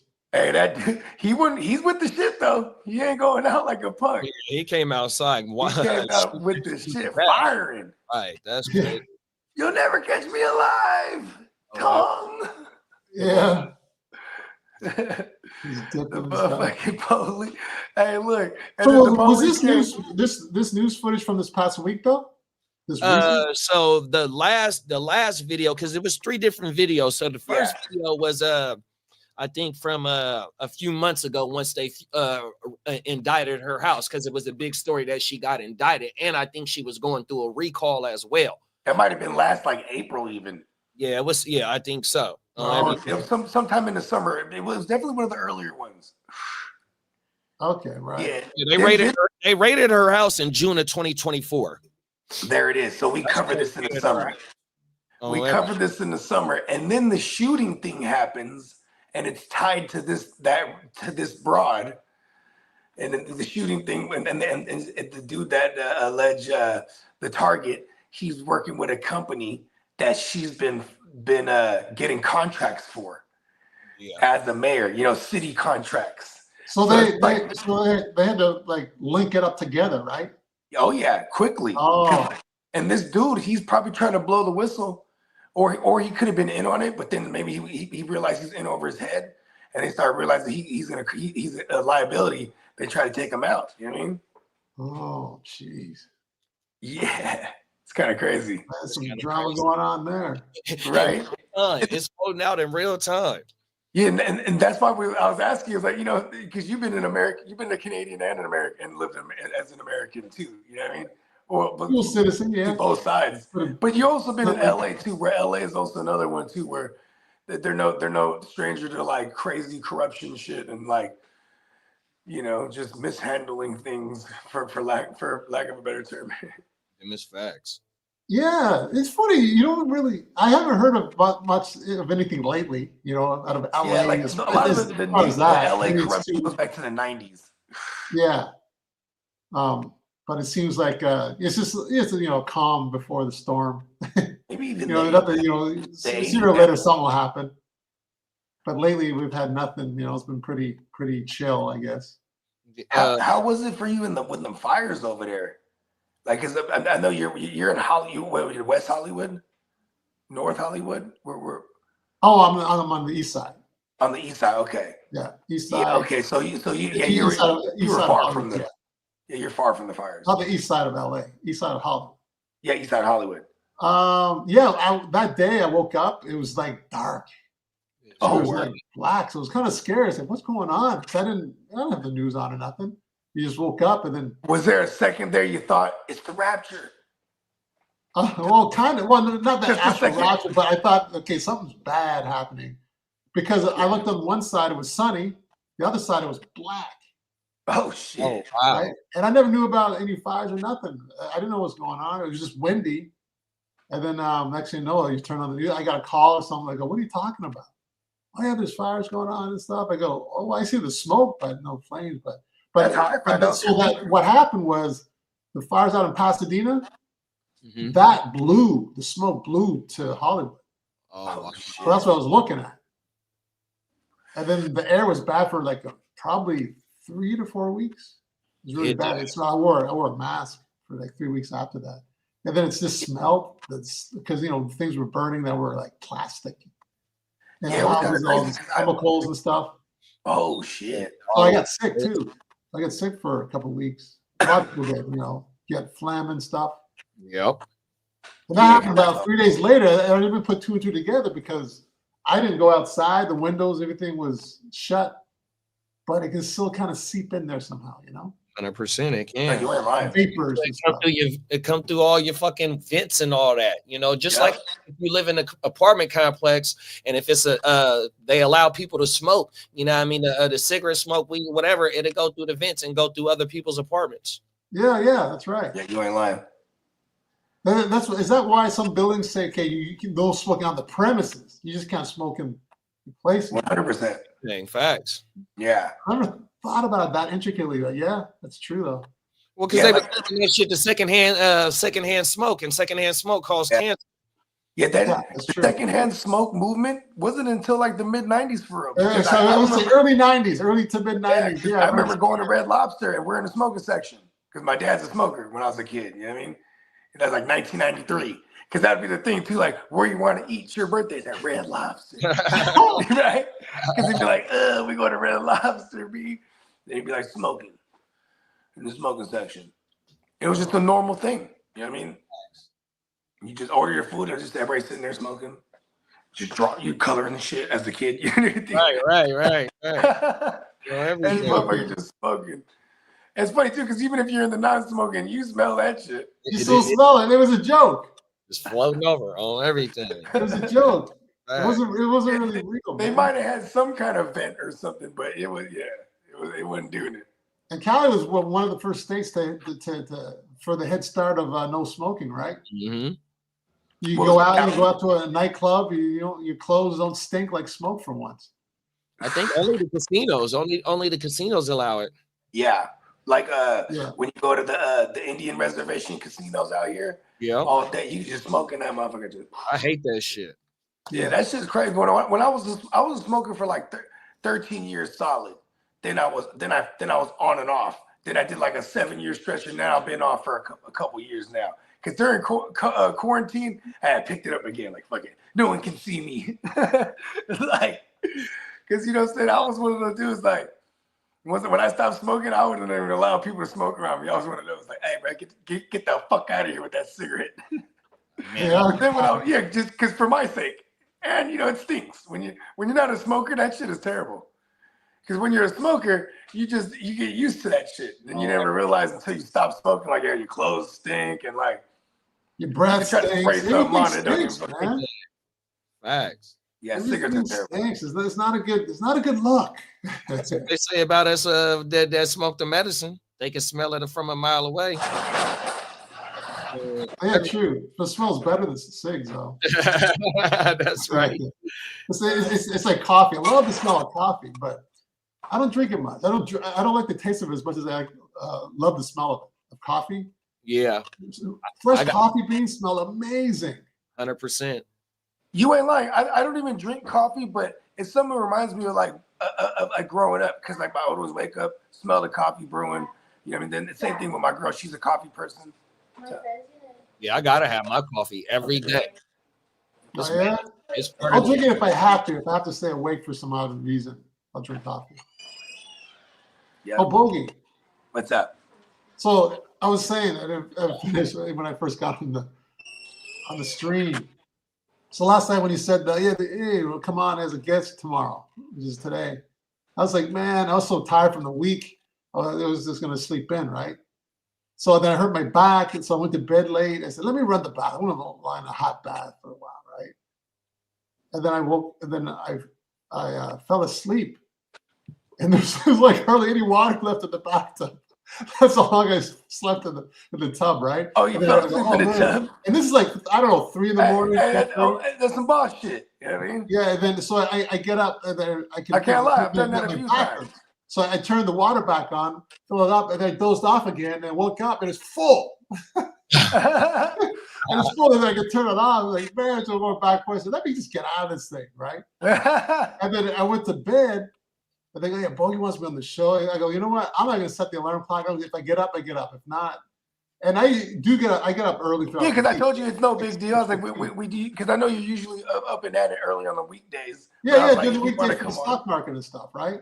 So by Saturday rolls around, I'm tired because I'm up early and I go to bed late and I work out. So I still do it. I can still have good workout and stuff. So I sleep 3 or 4 hours a night. I don't sleep that much, but I should sleep more because throughout the day I get tired. Like if I'm moving around, fine, but if I just sit there, I'm gonna doze off, right? So I finally get out of the tub. So I go to bed maybe 4. I don't know what time it was. I don't like to look at the clock when it was that late. I said, let me just see what I can get. And then I heard my text go off when you sent the link. You know, that's got to be Bogey with the link. I go, no, actually, I got up to use the bathroom. I had this weird dream that I got married or something to some Asian chick. Bogey like that. Some Asian chick. The couple. It was really weird. And this is the first time actually. So I went back to sleep. And then I got up, and then I heard your text. I went back to sleep after I heard your text. I go, oh, no, I'm too tired. I can barely move. And then I started dreaming about the same dream again. I'm getting a picture taken, smiling with my, I just got married with all these other couples that got married. And I just remember she was Asian. I don't remember what she looked like or nothing. And then I was just doing that. And then I finally woke up and I was like, I didn't see. And then it was a little after 8. I go, I don't know if you guys did the podcast. I have no idea what time it is. But I said, let me just get everything prepared as if I'm going to go on the podcast. But I was saying to be on, and I got to, race and fast track everything. You all panic. Because let's just get set up and then see what time it is. Like, oh, you guys are just starting. This is 7:30 to 8. It's like 8:30. You guys just started. Hey, that's normal for us, big bro. Yeah, that's right. Because I remember when I was doing the movie reviews with Bogey, we'd all be starting like 40 minutes later anyway. 100%. That's a whole podcast behind backstage. All right. Regular conversation be a podcast backstage. No, you ain't lying. That's hilarious. Yeah, we were even, it's like super meta because we were even like watching other clips of like other shit. Right? No. You know what I mean? Everything. We did like an entire pod already. That's why. Yeah, so before I enter the studio, I'm listening to say, these guys, is this old or is it like live right now? I go, okay, no, we're still good. Because you're just introducing yourselves. I go, okay, I'm not even late. And then I took my time. Yeah, see, look at that. Yeah, so that was pretty good, man. I'm glad you guys are tardy. It's great to be tardy once in a while. Yeah. Always tardy to the party. That's me. Oh, and then going back to my first autograph. So the guy said, "Hey, it could be a big hit." Little did I know. Like the one guy in that's when I was in the hotel. And then I had no idea. And then I signed it to him. And then I don't know if he still has it, obviously. But hey, I was wrong. It's good to be wrong sometimes, right? I was wrong. Yeah, and that movie is a not even. I don't even want to disrespect it by saying it's a hood classic. It's a straight up like a classic movie. It's a culture on my list. It's a classic in the culture. You know what I mean? Yeah. It's based on the story that it's telling. You know what I mean? And where took place at or where it happened at. 100%, bro. You know. Yeah, it always tripped me out too, because like that was one of the things I obsessively went down the rabbit hole on early, like smartphone days. Was like the real AZ and the real Alpo, like watching all the interviews and the stories. And then so like, you know, this is like 10 years of this shit. And then when I finally met you, I was like, you know, I loved being able to share. Like, you know what's crazy? You told Super JD, meta. you told We JD were what watching happened the with movie. my brother, right? Yeah, because he was in the leagues with us. No, but you tell JD what the story? I think it's Oh, yeah, hilarious. yeah. So tell it again. So like, yeah, we're in the leagues. Oh, hold on, while this flock of ducks flies by. This is how I met Bogey. Yeah. JD. Oh yeah, I'm in the leagues with Canada I like Marty. the story. You know, Yeah, shout out to Canada Marty, and you know what I mean. Marty. So we do and you know we had done the movie review show, and it wasn't a live show; it was an upload show. So it gets uploaded, and it's about it's the paid in full episode. And then Marty, he had been rocking with us for like a better part of a year at that point, maybe even over a year. So then he fuck around and goes, "Hey," and that's my brother in Eastern Canada, in New Brunswick. Yeah. Okay. Yeah, and we called him Canada Marty because we had Minnesota Marty as well. Yeah, we had multiple Martys, so we designated. Right, exactly. So, shout out to Canada Marty, and then like, so he would always be like, so then we put out this episode, and he watches. He goes, "Hey, I watched y'all movie episode. My brother's in there in that movie." We said, "Word," and then he's like, "Yeah." He's like, "My brother's in your favorite scene, Bogey." Because I said my favorite scene is when the dude gets shot in the ass. I said, your brother's not the dude that gets shot in the ass. Did you? I don't think you believed them. Did you? Yes. And I didn't know. And then like, here's what's funny. We get to reaching out, right? You know what I mean? And in the first attempts to reach out to Nelly, we don't know that Nelly and Marty haven't, not even on bad terms, but they haven't spoken in a while. So it's like, just like a couple months, but like, yeah. Well, that's a good while. That's a good amount of time, right? So, but then Nelly's like, he's like, what is this? Tell my brother that he could talk to me if he needed something, like, because he didn't understand it initially, right? Because we're reaching out to like, hey, we do this podcast and this and that, and we want to bring. Yeah, but I never got that reach out. I didn't get it. Remember? Oh, okay. Because this is you know from the other side that told me.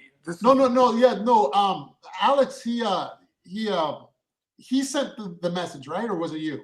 No, it was definitely Brett. Yeah. So he sent. This is what he told me. Yeah. Yeah, he said that. I never got it, but you know on Instagram that if you don't follow each other, it goes into another your inbox. Yeah. Yeah. So it went there apparently. So I never saw it. Oh, word. So then, eventually though, we did get you on. Yeah, it took like 2 or 3 months later, and then you gave up, and then you talked to Marty again. Marty's like, "Well, what's going on?" So I was like, "Tell your brother we want to get him on." And then I think he called me and said, "Hey, listen, there's these guys." I go, "Okay, I'll check it out," and then it was cool. I responded promptly once I knew. Yeah, and it's been on ever since. You know what I mean? Because even life after the podcast, Nelly's one of those guys. Man, at least once a week, I try to get in a good combo with my man Nelly. You know what I mean? That's right. I know that might be a little like a basic ass question, but let's. Do you have like any favorite actors or anything like that? Yeah, Christopher Walken. That's a good question. I like that. Christopher Walken is my favorite. Hey, he's phenomenal. I like how he talks, his candor. I like everything about the guy. Oh, everything. He kind of has the cadence to, he's fucking tight though. I ain't gonna lie. Christopher Walken's a good one. That's right. Christopher Walken. Let's see who else. He was great when he would do SNL skits. Remember another guy. I think what was his name? Norton. I think his name's Joe Norton. Edward Norton. No, not Edward Norton. Oh, he's good too, but no, I think it's Joe Norton. I like Delroy Kindle. Man, these names I haven't thought about them. Delroy, you know who I like? Like when I watch certain things and I just appreciate the way he acts. So like because I've seen him do several different roles, but like I have an appreciation for Vincent D'Onofrio. He's a good actor. Oh yeah, he's got a lot going on. I talk about him a lot with my other actor friends. Yeah, he's the Kingpin right now. Yeah, the way his eyes and the way he kind of moves, like he's just like exactly. There's always something was going on. So good on SVU on Law and Order. Yeah, this guy's really good. Which one was he? He was in the SVU. He did like a couple.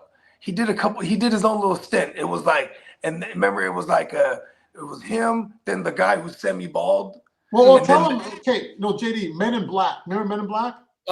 Remember the guy had the wife who was living on the. He was Edgar. Freaked out. He was an alien. Yeah, that's him. Chubby kind of Yeah, dude. where his skin's hanging off. Yeah, Yeah, that's it. Yeah, that fool's a fool with it. Yeah, he's very intense. Very intense. Yeah, and then like I like Leonardo DiCaprio a lot. If I was to say like who's my favorite actor, because maybe it's also a lot of the movies he's been in, like Wolf of Wall Street. Like that's one of my, even though it's not that old, that's one of my favorite movies. I like that one. Yeah. Like that. I saw Inception not that long ago. That was really good. Inception's really great. You know, people ask me. I was telling people about. You barely saw that. I had, like, I'd have a dream inside a dream. They go, oh, you seen Inception? I go, no. What's Inception? I go, yeah, I've heard it, but I've never seen it. I go, then how do you know about a dream inside a dream? I go, I get that once in a while. Like, I dream that I go to sleep in a dream, and then I got to wake up twice. I actually have to wake up twice. He was doing it this morning in the tub, huh? Dreaming inside of a dream. They go, that's an Inception. I have to check out this movie because this is my real life.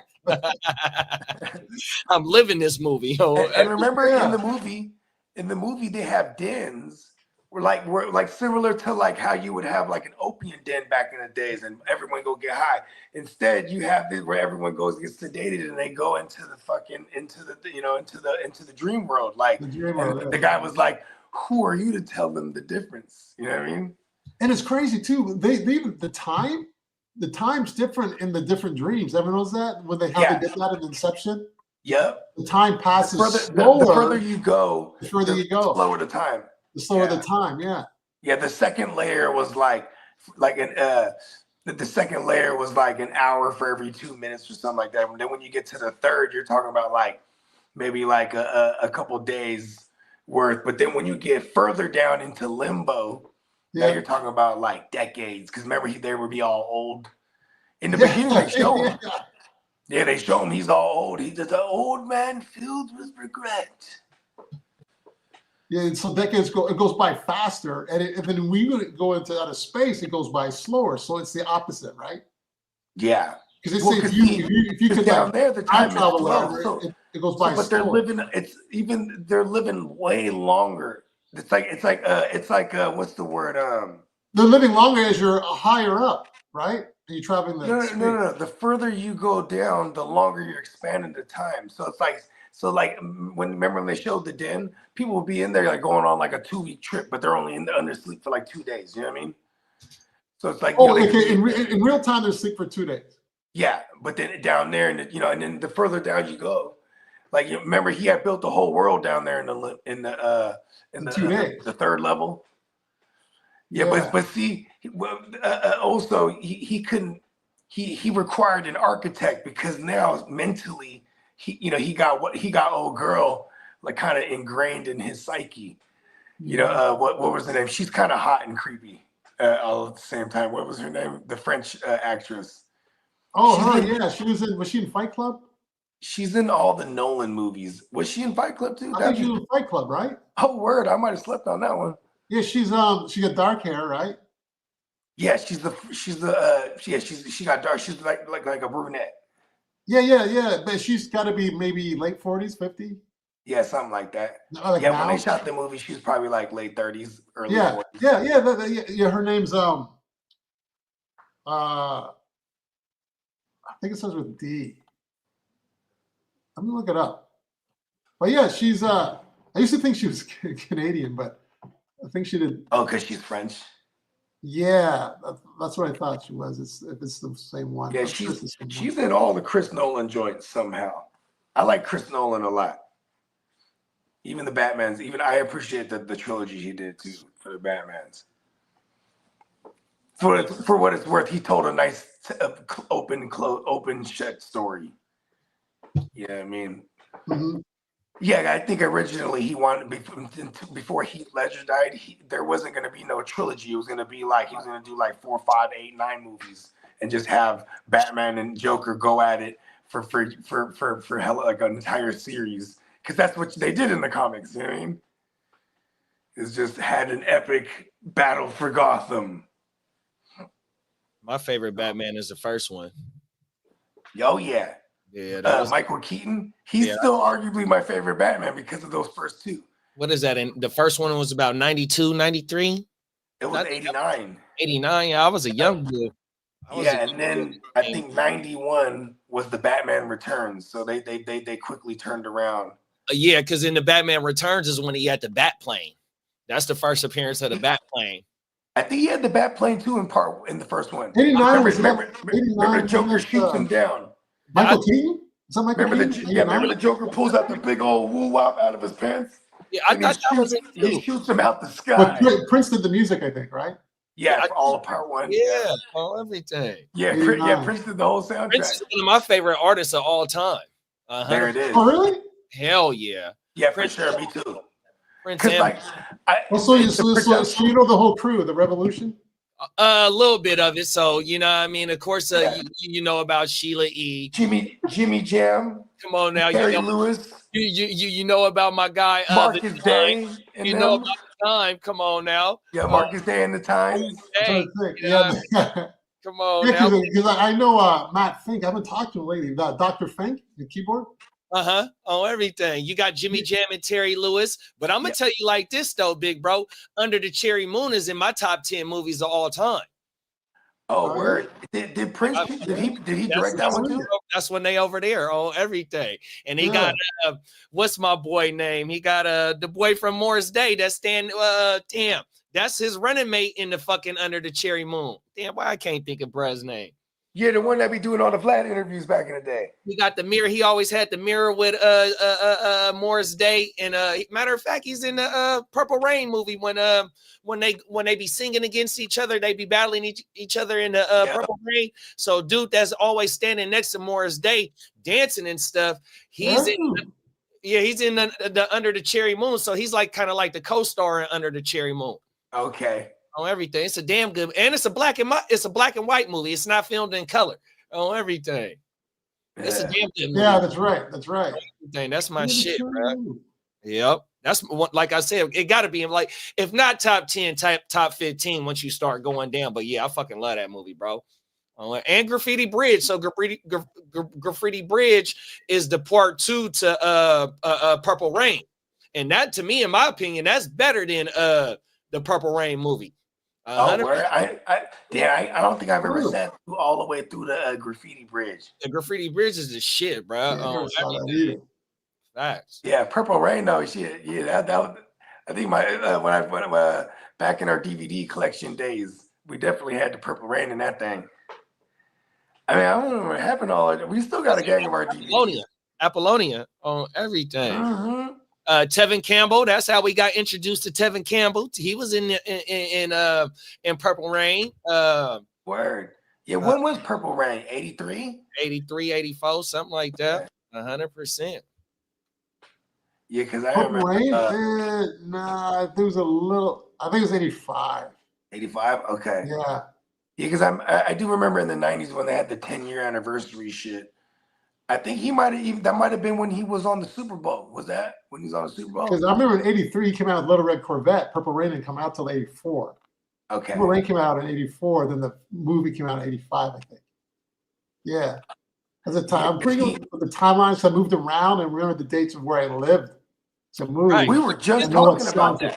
We was just talking about that, big bro. Same that you just. Yeah, talking about how like music ties. Sometimes we'll remember eras because of what the music was tied to. Yeah. Like, oh yeah, I remember that because I was over here in 85, and you know what I mean? Like, it'll trigger a memory, is what we're saying. Facts. Yeah, like your music helps us locate these memories and shit. Yeah, that was on the exclusive off-screen podcast. Have you been acting since you was a kid? Yeah, I started acting. My first play I remember was The Wizard of Oz. I played the lion. It was just like I was in 3rd grade. I was just the lion. Some lines. I still remember like the parents came to watch it. And then I did a Christmas play that same year. I remember that. I played one of the elves. I remember I had lines. I memorized my lines in like 2 or 3 days. I remember the music teacher saying, "Okay, the Christmas concert's coming up soon. You got to remember your lines." I go, "I know my lines." She's really?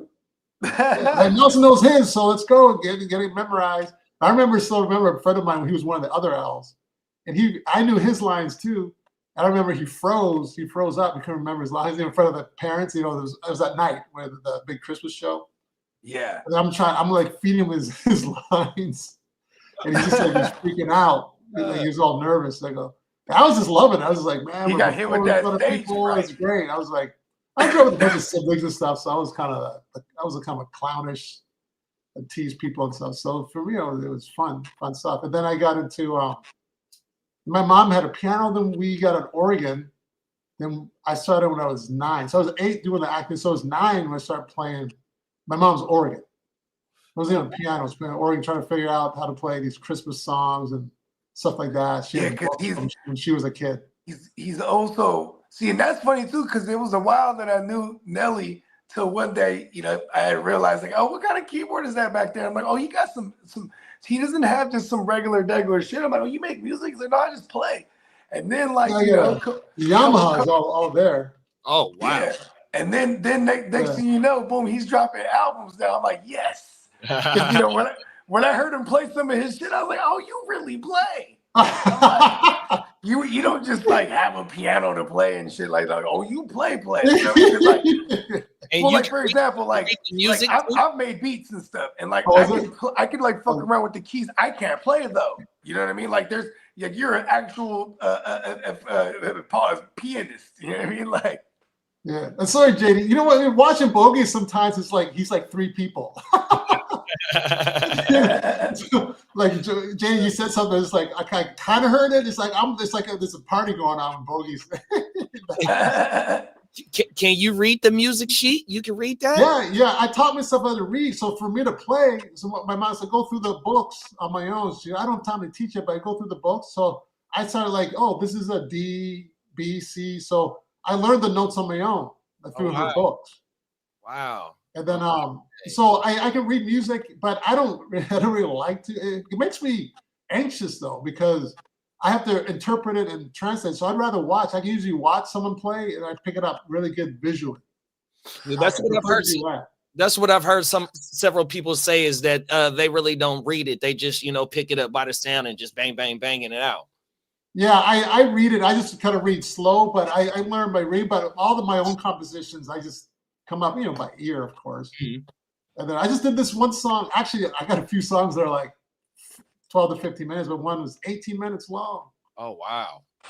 And you played it all the way through? All the way through. Oh, wow. That's great. All of them, because I don't know. I was messing with some software, like a work audio station, they call it. Work audio station. Anyway, so it's like a music program where you can play and then you can edit your music and everything. Mm-hmm. And I was using I think Wave apps or Wave something it was called, and then it was a trial thing that ran out after a month. I never bought another one, but I do have GarageBand. But then I figured out how to use my thumb drive, but I don't know how to edit. Like on my piano, I put in a thumb drive, then I can record through the USB and stuff. So it's professional recording. And I got the bottom piano. It's kind of like a computer. It came out only like 2 or 3 years ago. Yamaha DGX 670. I'm using those sounds and stuff. It's got like just under between 600 and 700 different sounds. Oh wow! Yeah, so it's got a lot. So I haven't even figured out how to. I've had it for almost 2 years. I'm still trying to figure out like how to use it. I haven't figured out like to a certain point, but I got to figure out more. But right now, I've been recording, and I can mess with the sounds, and then I banged off some songs to Bogey to see, hey, does this sound like a professional recording to you? Mm-hmm. He says, yes, it sounds like a normal recording. I said, well, that's my piano. Wow. So I pretty much have my own studio with this thing. I don't have to go to the studios and stuff. So I can produce like a lot of music right from the house on my own. Yeah, that's why. So I got an album out. I got a soundtrack. I scored a film. I just finished scoring a second film.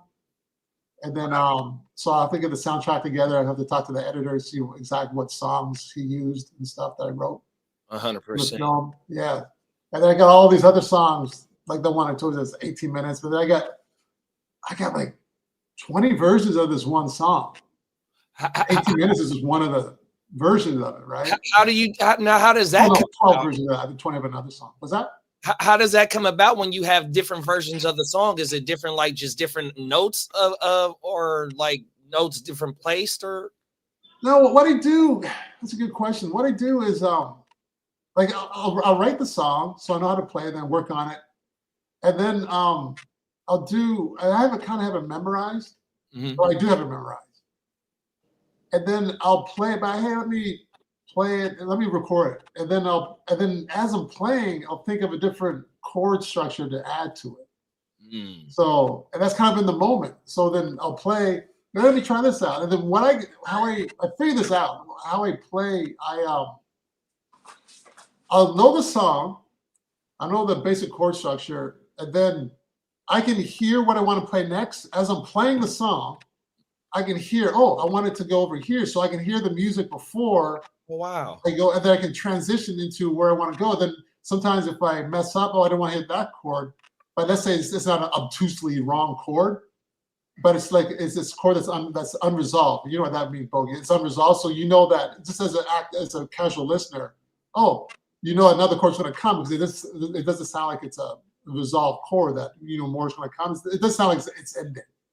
Okay. So if I hit a chord that, oh, I'm a little off, then I'll play it a bit and then I'll move. Oh, okay, I want to hit that chord. Then it'll even make the song even longer. I didn't want to, but I fucked up. But you don't know I fucked up though. Yeah. And this is how I figured out how when people do solos and stuff, I go, how do they do all these solos that don't mess up? Well, they cover them up. And if you play well enough or long enough and well enough, then I find that sometimes you don't mess up. Then you play. You're that good. Then you did a really good take. Right? Repetition. But it's so I was worried about. I had a friend of mine help me out with this because I was like, okay, I want to perfect the song and I'll record. She goes, why are you doing that? Just record like everything. Like you may capture something before you even so-called perfect it. And I was getting all in my head trying to perfect these songs so much.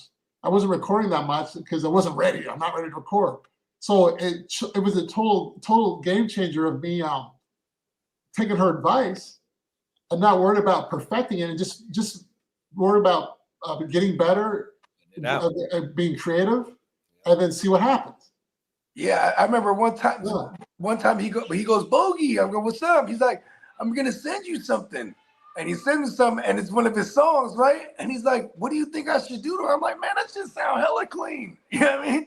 Yeah, see, JD, this is how me and Bogey are really connected. I don't think Bogey heard me tell that to you because you walked out, right? Yeah. See, he just said what I just told you 2 minutes ago. Is that interesting? Right. I find that these serendipitous things that me and Bogey have. I'm Sagittarius, he's Sagittarius. Yeah, I'm not a huge big sign guy, but sometimes people mess that way. And he I sent him the music. I go, he says, that sounds good. I sent a couple other people, and they go, yeah. So I go, hey, I got my own studio now. Them is facts. And you know, I was just watching a podcast where it was I forgot the guy's name. He's from he has an Indian descent or maybe a Middle Eastern descent, and damn good podcast. But he had a content creator who started making content at 45 years old. And he was saying the first thing is like, right, he started off just recording himself on the phone, but it didn't take him until his first 1,000 videos put up until he started to get noticed. So, you know what I mean? It ain't about just trying to worry about filming videos and editing them perfectly. Yeah, and getting it perfect. Yeah. For starting, you know, just go ahead. It's just like shooting your free throws at practice. It's the evolution. You know, taking batting practice. You know, you just got to stay getting, you know what I mean? And the only way you're going to stay getting the way that you feel is perfect, or, you know, you just got to stay doing it, bro. Yeah, you're right. You stay in it because you will improve just naturally by doing it all the time, right? Yeah. It's instead of trying to say, I got to get better, you just do get better because you're getting more familiar. And I use the analogy of like how do these baseball players hit a ball really coming down 100 miles an hour? Because they're looking at it every day. Right. Yeah. And then people there's some songs I have them really fast, like I'm using 16th notes. Yeah, 16th notes and stuff. And then what I do, I just do it every day. And then it just becomes like regular, right? Sometimes it's to the point where I'm not even looking at my fingers. I'm like, I can't follow my own fingers. So, to make it normal, you just got to do it all the time. And that's what it is. If these guys are hitting, you got goalies in hockey, the puck's going 100 miles an hour too. How do they see it? But they get used to it. 100%. Never leave the gym. Now to translate like how you make your own music and you remember it in your head. Now, when it comes to acting and they give you that thick old script that you got to remember. Now, do you go through it and you memorize it like just reading the whole front to back, or do you go like by scene, or how does that process go? Yeah, I'll read the whole script so I know what's going on. And then so I understand the meaning of the scene and what the scene means and why I'm saying what I'm saying. Mm-hmm. And then I'll memorize after, because if you memorize before, you don't really understand. You're just doing the words. It's just like numbers. You don't really remember numbers, right? If someone gives you three phone numbers, you're not gonna remember 3 phone numbers just bam. But you can remember names much easier, or instances, or what happened. If you're recalling a story, right? Mm-hmm. You may not know all the words, but you know the story, right? So I get to know the story and the scene for what it is, and then get the words. And that way you're not hung up on the words when you're acting, and then you can substitute other words. And usually writers, especially in film, the writers and the directors, they're not so hell bent on the words per se, like a playwright would be in plays or theater, right? Oh. So when you know what's going on, the structure. So when I'm writing my songs, I know where the whole structure of the song, so I can veer off a little bit and I can come back to the basic structure. Yeah, and it's easier than to worry about every single note that I got to play to get my point across. So I don't worry about or like if I don't worry about the words as much. But I got to know the scene, because what if the other actor says a different word? If I just memorize her words, right, or his words, right, and then it's just like it'll throw me off. There's this speaking of which, when I was in theater, there's one woman. Her name was Carol. I remember she's really good with words, but if you said something different, she memorized cerebrally. Mm-hmm. It would throw her off. And one time I used a different word. All the other actors knew how she worked and stuff. But she was a good actress. But yeah, she'd be like, "Say it how it's written." She's good at regurgitating words, right? But you say a different word, she's like, would do up the mechanics. And then we all knew we'd help her out. Just whisper the word. Oh yeah, I meant to say this. Sorry, And then it should glitch out. So I find it's better to just understand. Glitch out. I feel on my lower back. Is improv part of like just only comedy for like, say, like how, like when you kind of like, know the scene, but kind of like sometimes like, use different words that's not part of the script. Now is like improv part of like, the part of learning to act and stuff like that, or is that only for like comedy people? You know what's interesting? The improv, they have improv classes and stuff, and they separate it, which is interesting. But when you're in like on set and you're actually working and stuff, you have to have some improvisational skills anyway. Because even if you're doing a drama and stuff, like a serious scene, if you mess up the word, but not so much where the audience is going to notice, but the other actor may know, you would still have to recover and hopefully be able to improv. And sometimes it could be better than what the writer wrote or what the director is expecting. I've seen right? that. Yeah. So improv have to comes in handy with the music too. What's that? Yeah, well, what if you had to it's a sad scene? You're like, I'm about to improv some tears right here. You know what I mean? Channel something that makes you sad or something, and then you just, you draw it up for that scene. Well, channeling like that's more a sense memory. It's called. It's a Strasberg technique. But like when JD said improv, that's kind of like you're in the moment, right? And it wasn't expected, for instance. Oh, okay, yeah. Yeah, more that. Yeah, because something else you would have to channel some shit. Yeah, you're right. Okay. Yeah, that's like that's the actual method too. You said. Yeah, there's 3 basic types of acting. There's method acting, then Strasberg technique, and Meisner. And method acting is where you've heard about that probably, where they play the character all the time, right? Yeah. And they get in if the character's a weird character, then they're weird too. The role. Yeah, they really get into the role. However, if you get so involved, sometimes you can't relate to the other actor because you're so into your own self, your own character. Mm-hmm. I remember I had this one scene. I was in a class with this one guy. I think his name was Paul. He was like a method. And I was just an actor. I didn't know what I was doing at the time. And he it's like no matter what I said, he would just act the same way. He's doing method. So they don't respond. It's almost like he's doing a monologue. I'm just happen to be there. Wow. And then you have Meisner is, I find it's the best. Well, Strasberg, I'll go there first because that's one of the first technique I learned. Is sense memory, as you said, you go back to the past or you imagine this, imagine that to bring it to the scene now. Yeah, like if it's a joyful scene and you need to pull out that emotion, you might think of like some, right. you know, the time you had fun or something with a lady or, you know what I mean? Some yeah, kind exactly. That's Strasberg. Yeah, and then you and get on the flip Meisner, side- which is based on repetition and listening. And then so it really makes you, takes it off of you, makes you get into the other person you're acting with more. Is that more like Nero.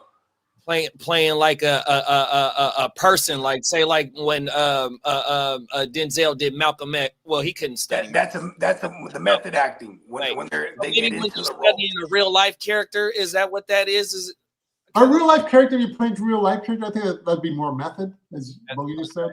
You're more method. I find Meisner works really well. Meisner is a repetition and listening to other actor, and you can substitute. Okay, if I'm playing a detective, okay, where was it? Well, yeah, my father in real life used to be a detective. Then I can take some mannerisms from him, or my acting coach, or a friend of mine. He knows Meisner very well. Like, and like for Tales, California, he said. So I lost in there. I lose. Well, the deal goes down, and then he was a old college friend of mine. So he gets taken out. So my friend, he's another actor, and he coached me on this, helped me out a lot with this role. He goes, so where else in real life do you know someone that you lost somebody like that? So it's not quite Strasberg, but it's more of Meisner. So I can take that feeling from real life and put it into this character. What's the other one? Meisner. And they teach you by Meisner. I feel like when you tell me how the description of Meisner, it's like De Niro. It definitely draws from like Meisner. I think De Niro's method. He's known for method. Method, okay. Yeah. Because I feel like De Niro's the type he'll get reserved. He'll do a scene where he barely even talks and he's killing that scene. You know what I mean? Yeah, I think he's just a very good method actor. Him, I think Sean Penn is method as well. I know Joaquin Phoenix is. Yeah, Joaquin Phoenix. He's been in. Yeah, the only thing is that you have to be careful. You have to know how to balance that and relate to the other actor. And with Meisner, you're already off of yourself and relating to other actor. And then if you can bring in something experienced from real life into the character. And the thing is, and you can tell when you're a trained actor, you can tell who's doing what. You can tell. Yeah. And especially bad acting is pretty much when the actor, most of acting is reacting off the other person, not what you're bringing. Oh, wow. As an actor, yeah, you're reacting to on the other person. One of the hardest things to do, or the most revealing, if you can tell who's a good actor or not, is when there's less emotion involved. Like if women can cry, a lot of women can cry on a drop of a dime and stuff. You can hide the emotion of if they're a bad actor. If she's crying, who can't cry? You can cry in any language, right? But if you're just talking about, hey, what's going on today? Nah, you know what? I woke up, had to feed the cat. Then I don't know, it's sunny today. I think I might go over for a walk. What's going on with you? And you just going back and forth. Those are the hardest scenes to be believable. And you can tell people's acting ability is more exposed to less emotion than you got. Less emotion, the more if you throw up, yeah, he's just chilling, he's just talking. I believe every word he says. That's how you can tell a good actor and how many moments he gets. Bad actors when they're just missing all these moments that are happening in real time. Like who's one of the best at capturing the moment that that we might know of? Let's see. Like I said, Walken's really good, but that's my favorite actor. But let's see. Like who listens? Let's see. I think Kevin Spacey's really good like that. He's one of them. I know he's got some bad. He was really going on in the past, but he's a good actor. House of Cards, he was really good. Okay. Yeah, he's really good. He's one that stands out for that. Who else is it? Look how I have to think about, but he's like one of the top ones that I noticed. That uses that technique. Yeah, it's not. You know what? It's not even so much a technique. It's an ability to listen and react. It's more of an ability to skill. Wow. Okay. Right. Just ever heard people that they're just listening, they'll just respond. It's like, well, you didn't even hear what I said, and that's in real life, right? Right. So when you see an actor do that, they look horrible. That's what bad acting is.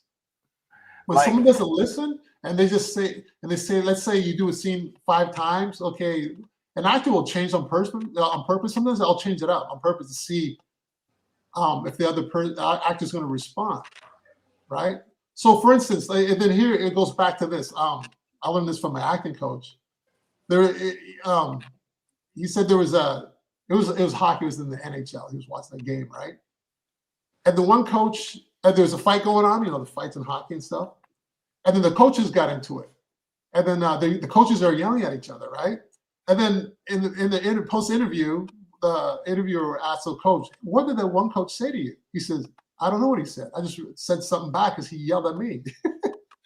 You know what he said? So he's just in the moment, right? He just yelled back. Reacted. But he's like, yeah, that's what I'm talking about. Yeah, so there it is right there. And he's like, what? so these I notice actresses do this a lot in interviews in Hollywood. They go, oh, the director was so giving. Oh no, sorry, not the director. The other actor who was so giving and stuff, right? They use all these flowery words and stuff. Yeah. It was amazing. It's so giving. It was like a bed of roses, But what they mean when they say he was so giving is that the other actor would listen and reacted to it. Wow.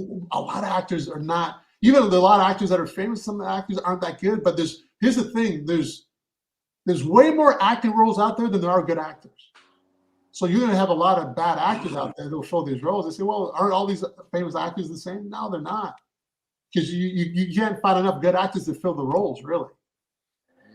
Yeah, and then a lot of times they might even find they might even cast people just because of the following they have. You know what I mean? Oh, yeah, exactly.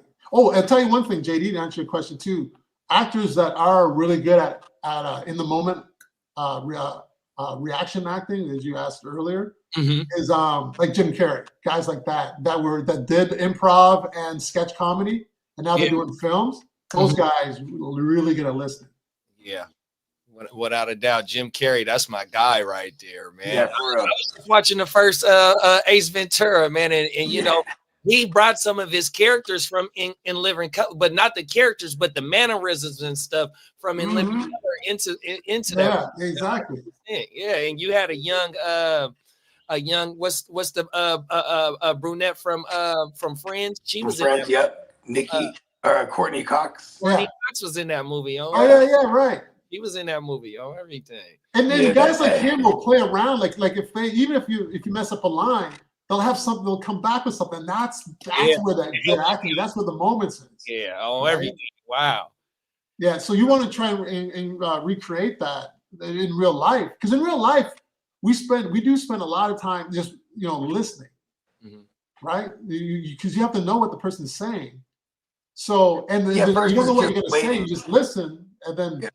Versus just waiting your turn to say the line that was written. What's that? Like versus just waiting your turn to say the line that was written in order of how it was written, right? Like, make it feel real, like how people actually talk to each other in real life. Because you have to listen as to how they're talking to you. It's not so much about the words; it's the intent behind the words, the intention. Okay. The inflection, the intonation, it's all that stuff. Wow. Yeah. So then once you combine all that stuff, then, what's that? No, I said that's some jewels right there. The inflection and the intonation. What was that? Oh, the inflection, the intonation. Yeah, inflection and intonation. Yeah, I like that. Yeah, it's like the cadence of the expression of that. It's just your basic. If you just give me a sentence, give me a sentence. A sentence. Yesterday it was cold.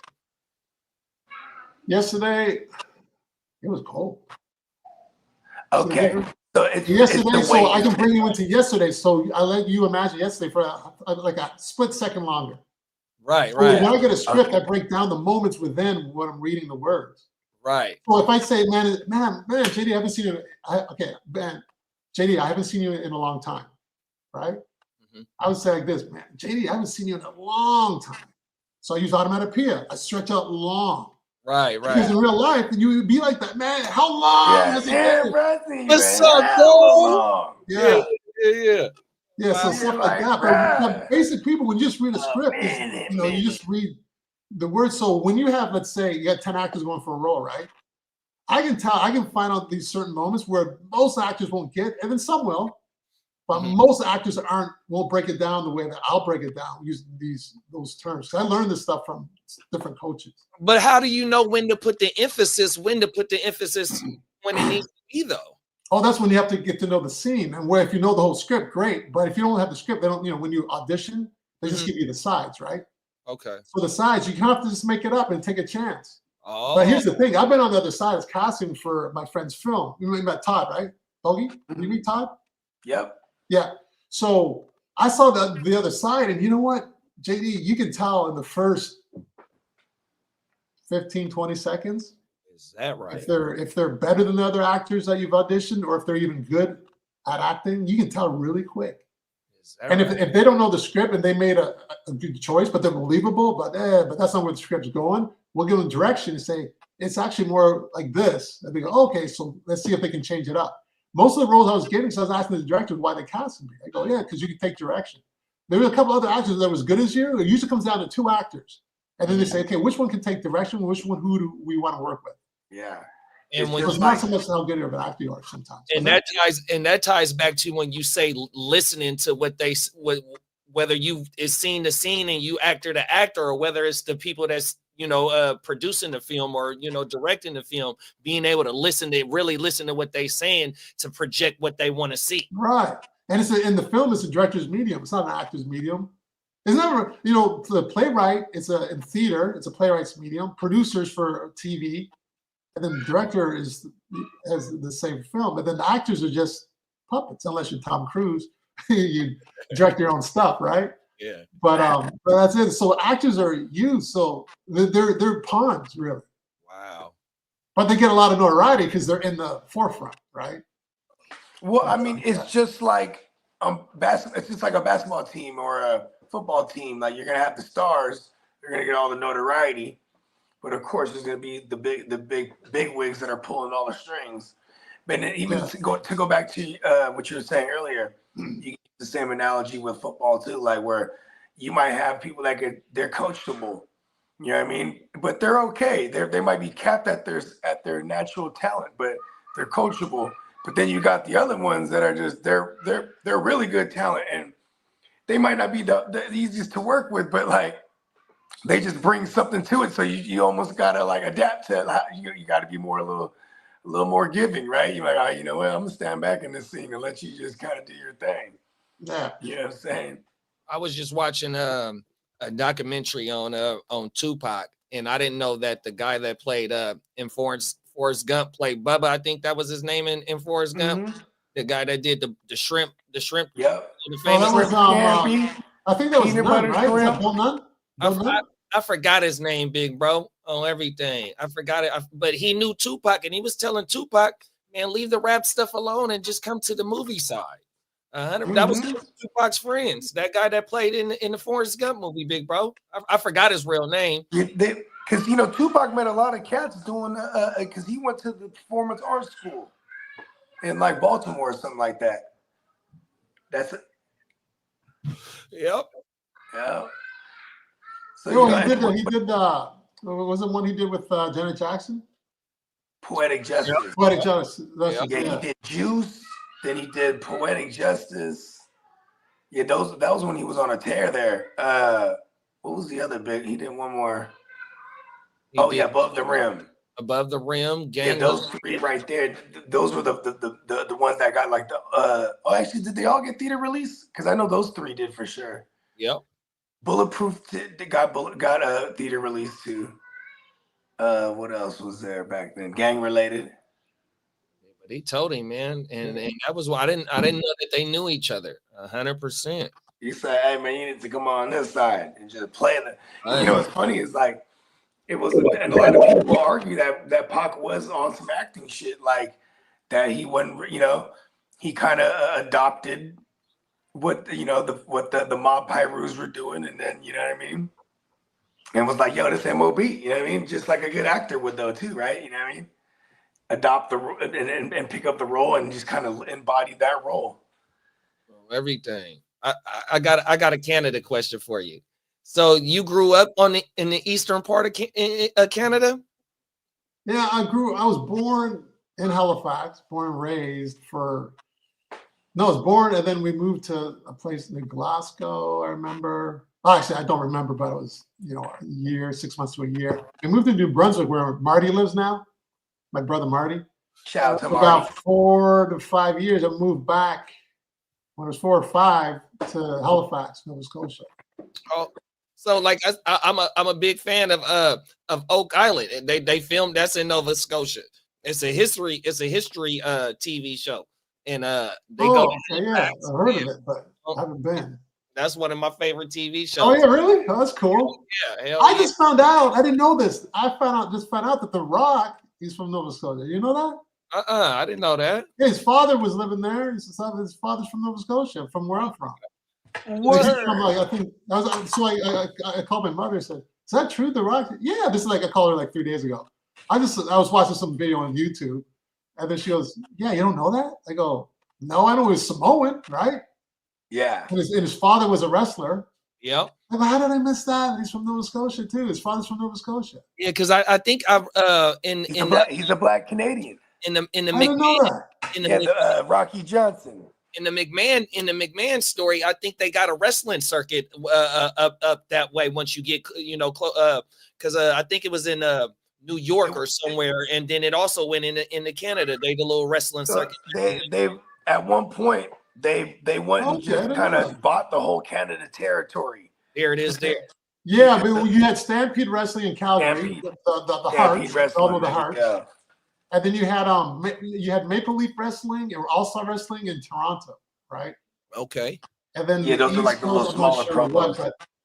Toronto was All Star Wrestling, Maple Leaf Wrestling, and then they fused together with the WWF. Yep, he bought them all. WWE, right? He did a deal with Stu Hart. Yep, and this is the thing: is Vince McMahon? He was smart because Stu Hart. It wasn't just about buying their wrestling companies and like absorbing them, but it's because Stu Hart already had it worked out with the cable companies out there. So his shit was getting national coverage over there. You know what I mean? So it was like it was a big power move.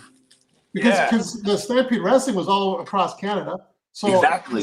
So I moved back to where I was born till I was like 9. Then we moved out to Calgary where Stampede Wrestling was from, right? Yeah. We lived in a small town outside of Calgary in Cochrane. And I remember when I was in like 4th grade, we moved out there. And Stampede Wrestling, I remember, so I was 9. I remember when Bret Hart was one of the younger brothers. Oh, wow. Yeah, he was the rodeo kid or something like that. He had it with a cowboy hat. Cowboy Bret. Something like that. And in Calgary's like, it's pretty much oil, a lot of oil in there. So it is like a cowboy culture, right? Kind of. Yeah, it's like Dallas. It's like Calgary's like the Dallas north. Is Edmonton in Calgary? Yeah, it's 3 hours north of Calgary. Yeah, that's in Alberta. I was there too before I moved to Toronto. That's in like Alberta, right? Yeah, it's Alberta. It's closer to the tar sands. Yeah, because and see the reason I noticed is because my cousin-in-law, shout out to Bruce, he's originally from Canada, but from that range, from Edmonton, Alberta. Yeah, that's its own province. No, the 2 cities. Oh, okay. Well, they've got a hockey team, and then Calgary. That's not the Edmonton is the hockey team. Yeah. That's where Wayne Gretzky came from, and the Gretzky went to LA. Kings. Yeah, to the Kings, and then they don't like those 2 cities. Don't like each other too much. Oh wow. There's a big rivalry going on all the time. So we moved out there, and then it was So I remember watching Stampede Wrestling all the time. Mm-hmm. And then some of my friends would go to it live because we live just outside Calgary, like 10 minutes. Town is 10 minutes out west of there, towards the mountains. Beautiful place, actually. Oh wow! And then so we grew up with the wrestling, with the Harts and stuff. So there was Bruce Hart, Keith Hart, I remember. And there was Brett, and then Owen, of course, when Owen passed away. And then he was even younger. He wasn't even wrestling by then. Wow. Because he was probably just a few years older than me if I was only 9. And Bret Hart was up and coming, he just started, right? And then we moved around a couple other places, and I ended up in Toronto, yeah. So this name might not be too popular right now, but Drake is one of my favorite artists, and I ain't gonna, for sure. So were you ever familiar with him when he was a young dude coming up in the with the TV show and all that shit before he started? No, you know what? That's cool that you asked, because I remember in 2015, I remember the year. Drake got big when 2013. Something like, well, he started like his early mixtapes in like 2008, 2009, and that's when I started listening, just by the music. But see, as the TV show and stuff, I never got to see none of that. Yeah, see, I didn't hear. I heard the name here and there, but then my employees in 2015, I remember around the time when Kendrick Lamar had that big song come out. Yeah, the damn album. Gotta be all right. Right. Yeah, right? yeah. Oh, yeah. So that's like 20. Was that 2015 about? I think it's like 2016, 2015 era. Yeah, so my employees were talking about Drake and listen to Drake. I go, hey, who's this Drake guy? I don't really know. They go, you don't know Drake? I'm busy working. So, and then I got the speed. I go, yeah, he's all right. But he was in Degrassi. Mm-hmm. And the funny thing is, he was in the Degrassi generation, I think it's called. Is that what you're saying? I think so. Yeah. So I used to audition with the original Degrassi show. I'll be right back. Back in the mid to late 90s. Is that right? Or late 90s, yeah. Get the heck. I knew one guy was named Billy. His name was Billy. He was on the one with Drake. He played he was one of the fathers. Oh, wow. I think his name was Billy too, probably, or Bill on the show. But I only bumped into the show a few times. The original show I used to watch was a kid, right? And they were like a year or two younger than me. Oh, wow. And I would watch, my younger sister had it on, so I got, what's this dumb Canadian show? We were watching. And next thing we know, we get hooked, and we're watching it, right? Yeah. And then I moved to LA by the time Drake came out, with the Degrassi generation. Right. And then I knew some girl I was hanging out with or something. I don't know. She was watching it. And I said, I remember this when I lived in Canada. But I remember like the original one. Uh-huh.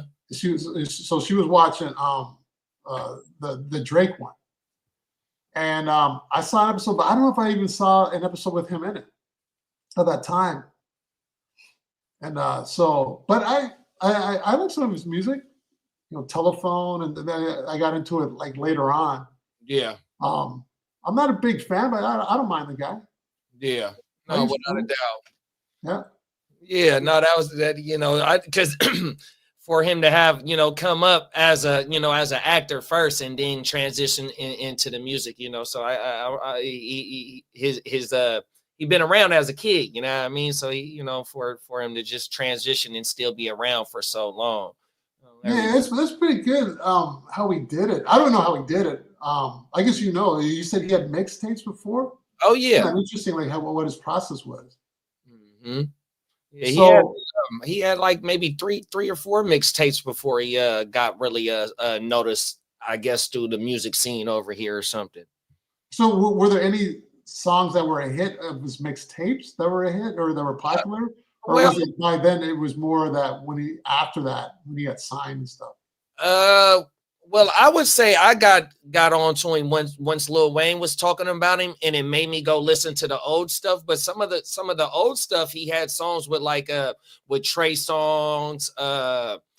He had songs with like he worked with Trey Songz? Oh yeah. So Trey Songz obviously knew him as an actor, so he was in the business.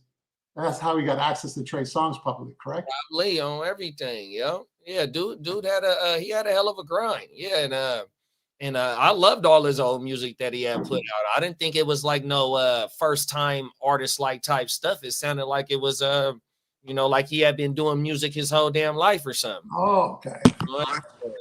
Oh yeah, Oh, 'cause right I sent one of the links in the thing, right? What's After, when Nelly first dropped this thing, I sent it in the group thread. I was like, "This is how I'm setting all my lineups this year." Because they're real serene and peaceful. Yeah, there was one. Serene. Yeah, there was one specifically. I think the song. Hey, look was at that. titled- He just did it. Check this out. You said serene and peaceful, right? Yeah. Last night, I was naming a song. It's a version. I do several versions of the songs typically. And then I was like, hey, what am I going to, it's like the third or fourth version. What am I going to name it? It's called, I named it, well, where are you going? And I named it Calm Piano, right? Mm-hmm. Was a version. And I go, no. And then I looked at my phone for synonyms for calm. Serene and came peaceful. up and peaceful came up. Come on. And I ended up using, I was going to use serene. And then I ended up using peaceful. That is that Sagittarius stuff right there. We had alliteration, the two P's, right? Peaceful piano. Oh, everything. Yeah. I'm a Sagittarius, my dang self. Are you? What did you say something before? I didn't know that. I think Bogey told me there's a few of us. Yep. There's two other guys too. Yep. Oh, everything. I think Derek is. I don't know if Derek. I know Tino is because him and Bogey got the same birthday. Oh, everything. Oh, Tino. Okay, yeah, he told me. Yeah. About Tino. I think he told me about you. I think there's one more person. Bogey knows because he's got the whole list. Yeah, I'm drawing a blank right now. Yeah. Oh, it's full. Hey, Bogey finally got a backdrop though. Our man Bones. That's our man right there. So original, huh? How could I guess it was named Bone? Yeah. Back. I don't know. Yeah. I went too low on a squat. I'm going through back problems my dang self, so I know exactly what you're talking about.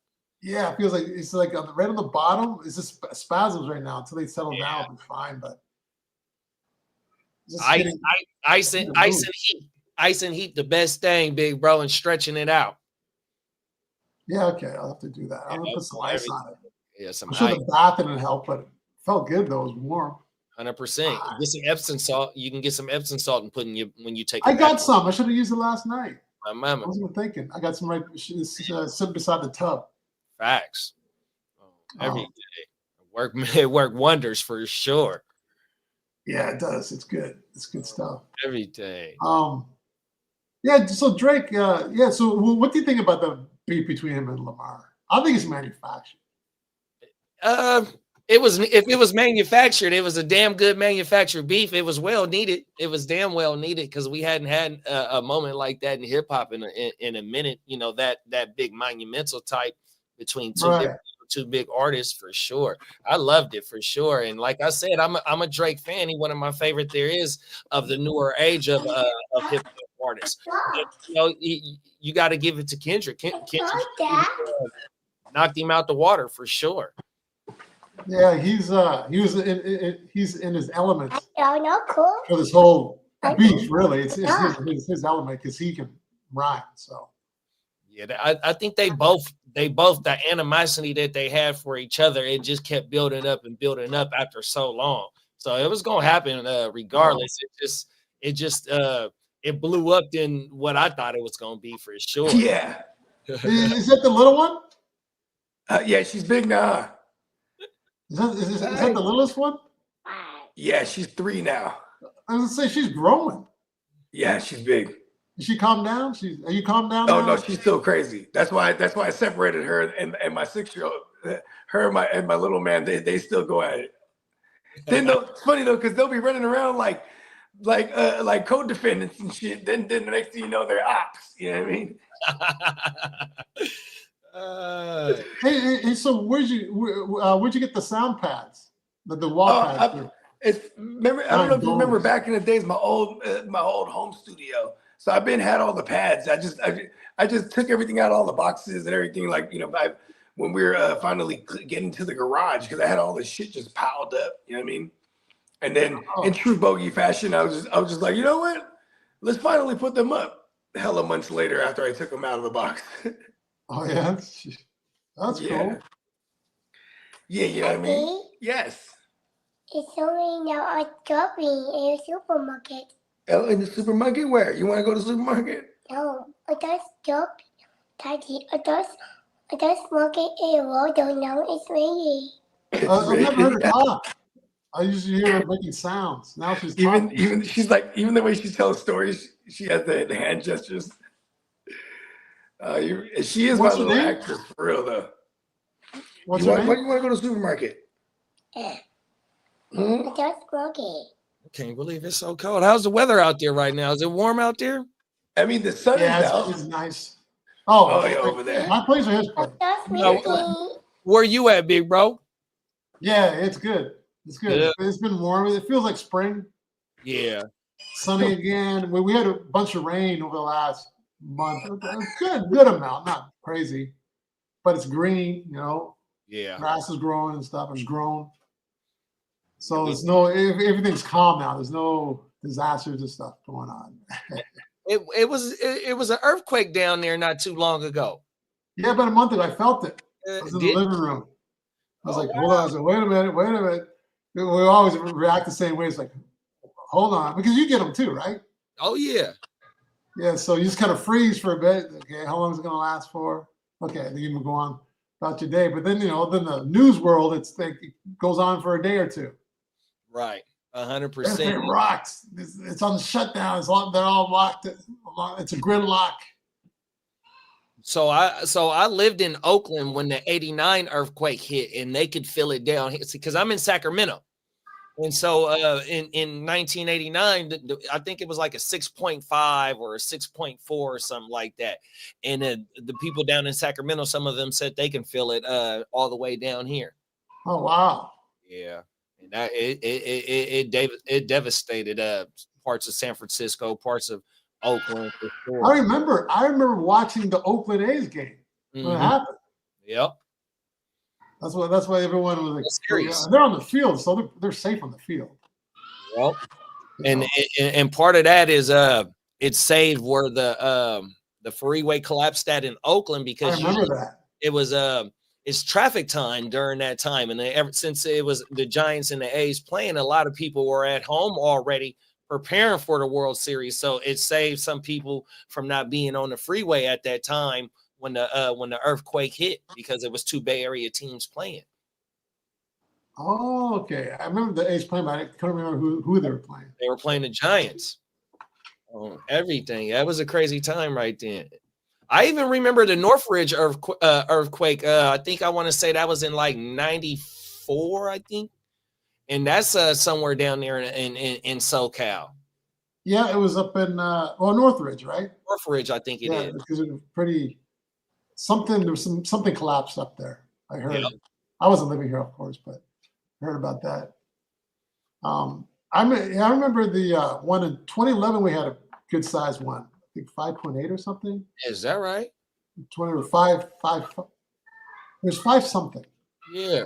Because usually the ones we get, they're 4s, right? Right. And then my brother Marty again, he calls me. He says, I heard LA shut down. It's like, I go, what are you talking about this? Because it was earthquake and everyone went about their day. Nothing happened. He says, well, CNN says on lockdown, freeways are shut down. I go, no, they're not. Wow. And what they did, this is what was brutal. They're showing old footage. Excuse me. They're showing old footage because he saw it. He's like, oh no, everything's fine. It wasn't even that bad one. But it was like you felt it. I was outside, I remember. Yeah. But they're just lying about it. They're lying about it. Propaganda. Yeah. And he called me hours later. He didn't call me like right after it happened. He called me hours later. That here you guys are still on lockdown and stuff with the traffic, the gridlock. Right. He said. I go, there's no gridlock over here, but I guess everyone thinks that. Yeah, that's so one. I don't watch the news, man.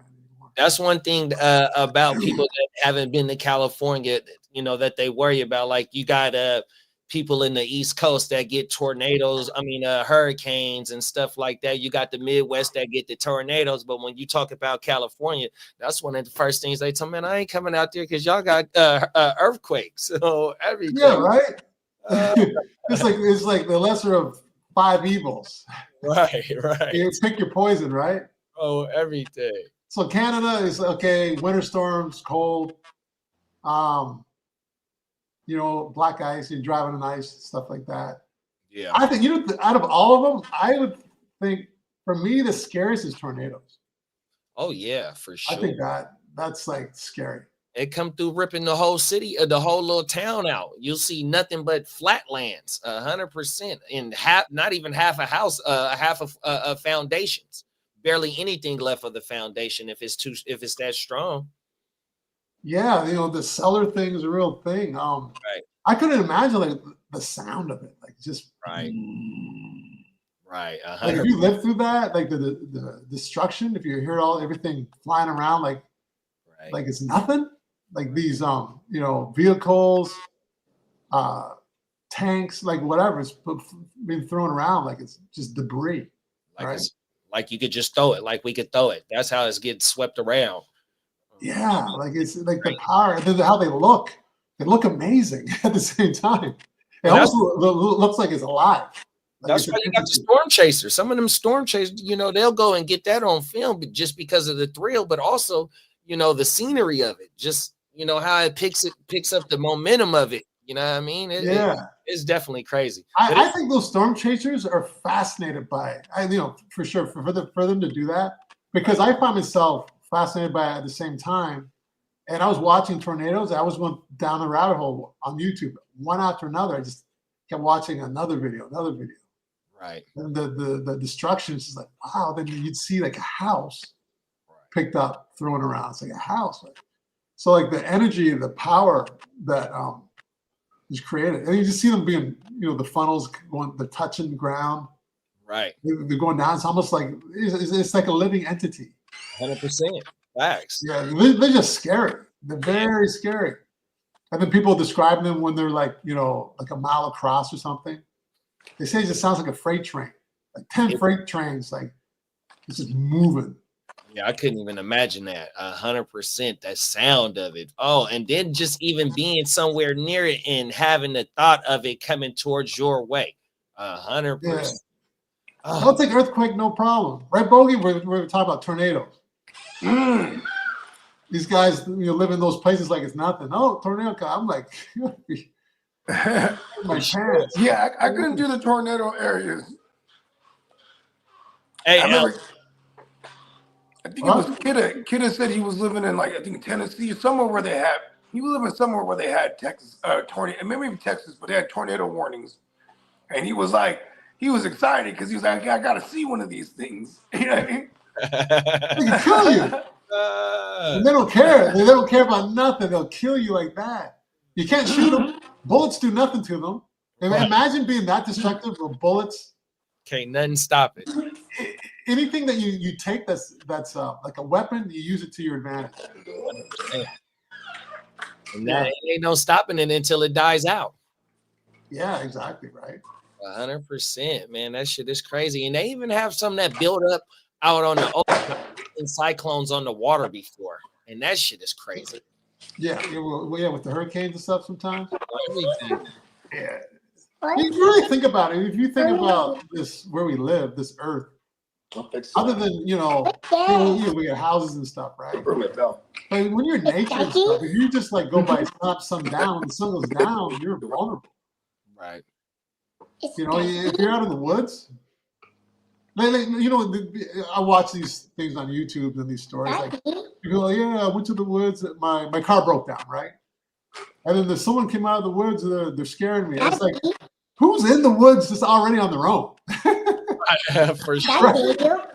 Right. Yeah, somebody burying a body.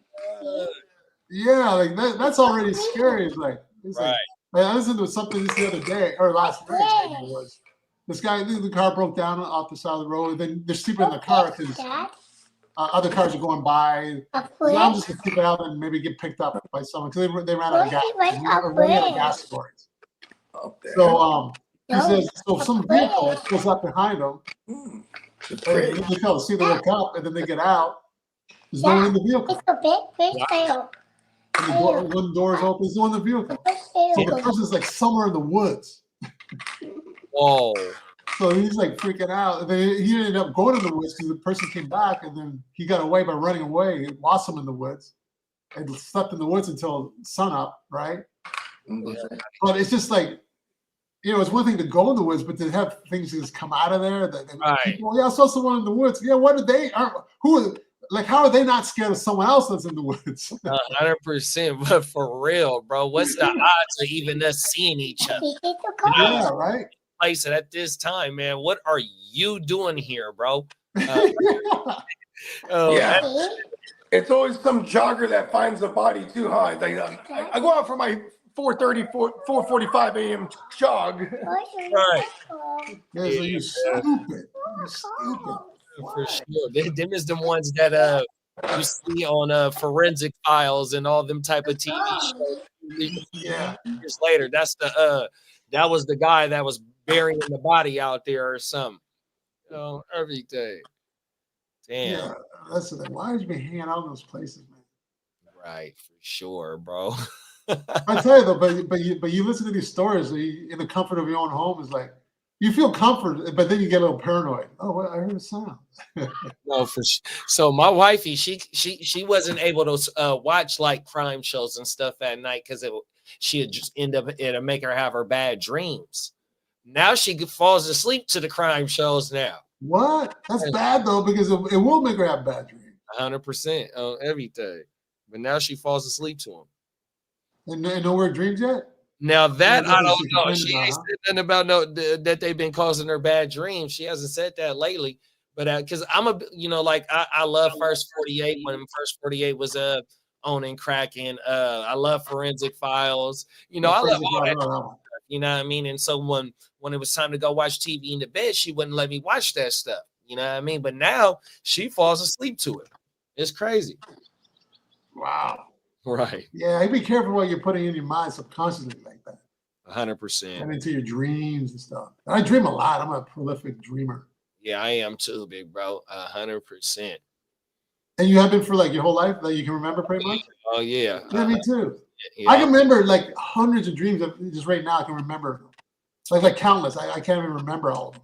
And I got a photographic memory, so I remember everything like by it happened yesterday. 100%. I could just see, all like stuff from 4 or 5 years old. I could still see that, that memory as it was happening right there. 100%. Okay. You know what? Maybe I never thought I had a photographic memory, but just based on what you're saying, to have a photographic memory, we just have to remember everything word by word, or just have a vivid memory of it. Oh, well, now with me being a big music fan, like I know all the words. I know all the words from all the songs that I listen to. So, I ain't gonna say word for word like I'm the artist, but 75% of the song is memorized, and that's for every song that I've been listening to music. So I even remember that stuff. You know what I mean? So, I might be using the term wrong, but like it just, it all that just sit there. 100%. Yeah. No, that's pretty close. There's an elephant memory. My parents would say I got an elephant memory. They don't forget stuff. There we go. Or they remember stuff from long ago. Right. Like that. I got that elephant memory for sure. On everything. Yeah, I got like memories where. Yeah, I remember having dreams. There's one dream I remember having when I was a little kid. I was in my old house, going downstairs, or maybe it was a real memory. I don't know. There's some dream as a kid. There's some things that you did that was real. Like you don't know if it was real or a dream. It kind of crosses over. Yeah, or I'll remember waking up out of a nightmare. So I'm staying the night at my grandma's house. And it's a 3-bedroom house. And so one of them, one of the rooms was my mom's room growing up. And then it was just an extra bedroom. So the other extra bedroom, once I was born, that was my room. So when I stayed, I'm probably 5, 6 years old. I remember waking up from a nightmare. I don't remember exactly how the nightmare was taking place, but I knew it was something about maybe some like I don't know if it was a witch. Maybe I just got done watching a horror movie. I forgot exactly what happened, but I remember popping out that motherfucking and my grandma and my grandpa, you know, coming to calm me down and all that shit. 100%. Wow, when you're 5, huh? Yeah, probably even it might have been younger than that. I don't know.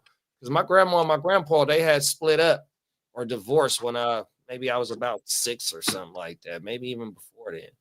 This seemed rare back then, huh? Right. Grandparents. I know I'm a little older than you, but you know, not much. And grandparents. I didn't really hear of grandparents divorced. I hear parents. I did when I got older. Oh, everything. You know, the what do you call it? The baby boomers. They got into divorces more. Right. Now it's just rampant. But the silent generation, they're called, like my grandparents and people that are like in their 90s now. Mm-hmm. I never heard much of divorce. Yeah. See, so my grandma should be 88, I think, this year. So she not too far. That silent. She born 37, I think, 1937. 1930, somewhere around there. But my dad's parents, that's my mom's parents, they around the same age. But my mom's dad passed away in early 2000s. But my dad's parents, they born in the 20s, 100%. But my dad, he died on my birthday in like 85. So I just got vivid memories of him. I do remember him a little bit, but like I said, he ended up passing away on my birthday in like 85. Oh, really? Yeah. Birthday? I still have dreams where I feel like I'm flying over my old neighborhoods. Oh, I have dreams like that. Not the neighborhood, but flying. Yeah, but I'm lucid flying over dreams. my old neighborhood, my old elementary schools. It's like a reoccurring dream. But I always figured maybe it's because, first of all, I could be like subconsciously astral projecting for all I know. But then two, it could be because these are the most detailed records of my life because I ran around these streets and neighborhoods for like 20 years before I started venturing out into the world. You know what I mean? Mm-hmm. Like this was all I knew for like half my life before I started venturing everywhere else. You know what I mean? That's true. You know, it's funny because do you remember? I remember probably back when I was 3. This thing's like when I was 3 years old. But I do remember where the cupboards were big and I couldn't reach for things. Remember that? Mm-hmm. A lot of people forget about stuff like that, but I remember stuff like that. Yep, I remember busting my ass climbing on shit, get shit on the top of the fridge. And what's funny is that, and people were so tall and stuff, but in your realm of reality, you don't seem like you're a midget or nothing. Right. Yeah, but everything's all relative, right? You just can't reach things. Because you're also with other. You're in school, or you know. I would assume. I mean, like everyone's the same height. Yeah, everyone's the same range and height. Yeah, right. You move up in grades, and you kind of with your same pack, growing with them. Yeah, when you get into high school, when I look at kids now, I said the way they almost move like they're animated. They're not comfortable with their body. They're kind of choppy, right? Especially preteens, right? But when I was a kid, you don't remember that. Everything seems more fluid. Like you seem like I played sports when I was 5. I was in organized sports when I was 4 or 5 years old, and everything's all relative though. But when I look at the kids now, it's like, man, they can't move. But I couldn't move. But in all relativity, you still move. Like I remember, getting the junior. My junior high was 6th, 7th, and 8th grade. So like I remember being a 6th grader, like, oh shit. You know, these girls are hella grown. Like, you know what I mean? Yeah. Like looking at the 8th graders, like, oh shit. And you know what I mean? Like here I am, I'm like 12 years old or 11 years old, whatever it is, turning 12. And it's like, it feels like, or maybe even younger than that. When was it, 96? Okay. You said 12. My phone just said 12. It lit up. It said 12 and you said 12, exact same time. Whoa. Let's go. You know what guys I mean? always do. Hey, the universe. Hey, let me know if this happens. And you know, Guccinni's a Sag too. Yeah, we're trying to find out what Tino is and who else. Yeah, Tino, Antonio.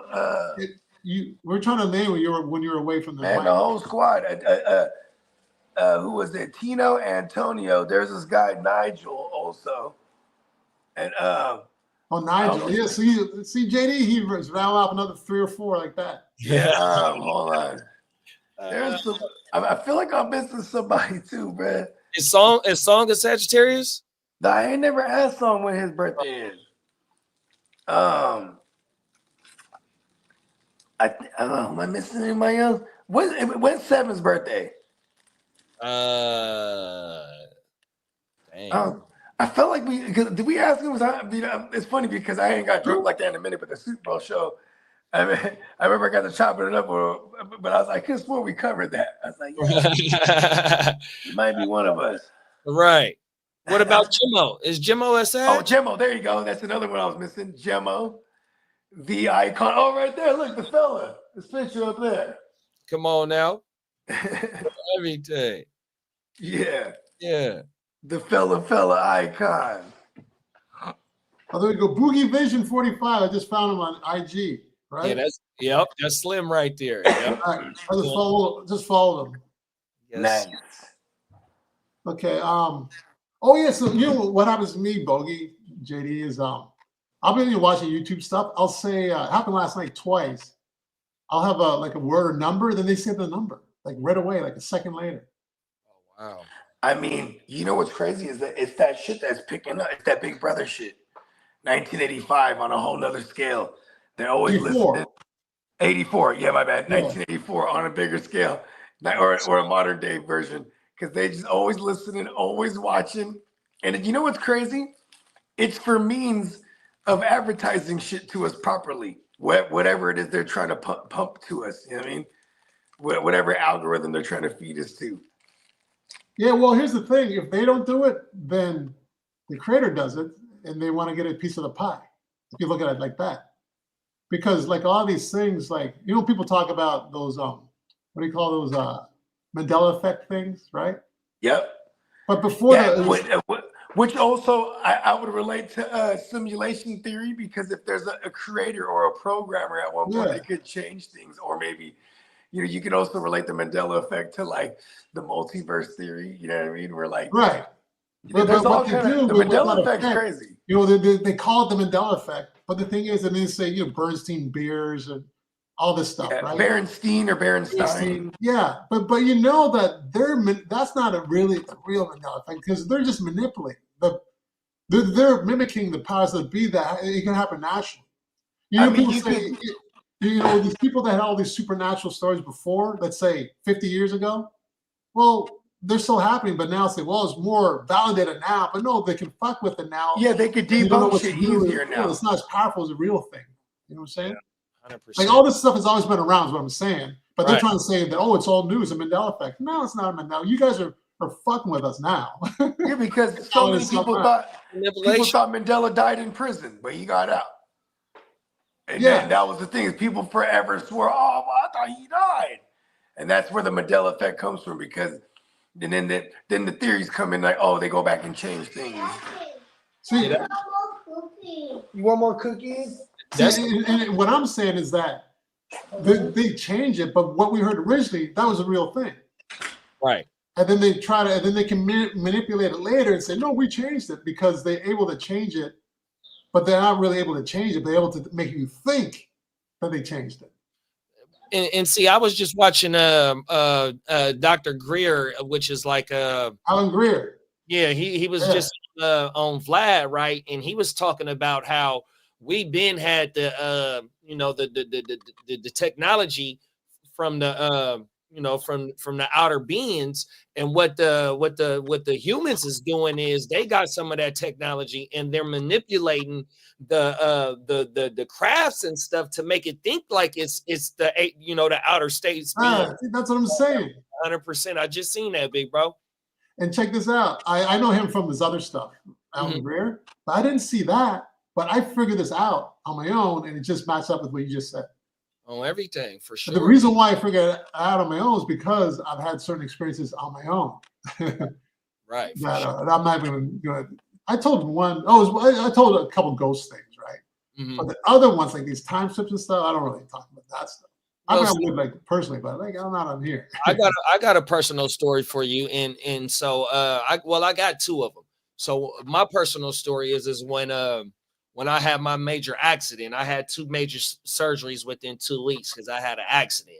And so during while I was in the hospital, I'm in the bed and I'm sleeping, right? And so I'm sleep and it's something that's on my chest that's, you know what I mean, completely hold me down. Sleep paralysis thing. And it's still, and I'm up. You know, it's like I'm look up and, you know, my eyes is open, but I'm sleeping. It's like that I'm seeing what's happening and I can't move or nothing. And I'm completely drenched. It's like I'm just stuck, you know what I mean? And it's really like I'm panicking, you know what I mean? And I'm thinking that something's finna come, you know what I mean? Take me out the game. And then all of a sudden I wake up and then I'm completely wet, big bro. I'm already in the hospital bed, you know what I mean? Because I'm living at the hospital. I lived at the hospital for a month, you know what I mean? But that I couldn't wake up. I couldn't get up. You know, I couldn't bust no move, big bro. 100%.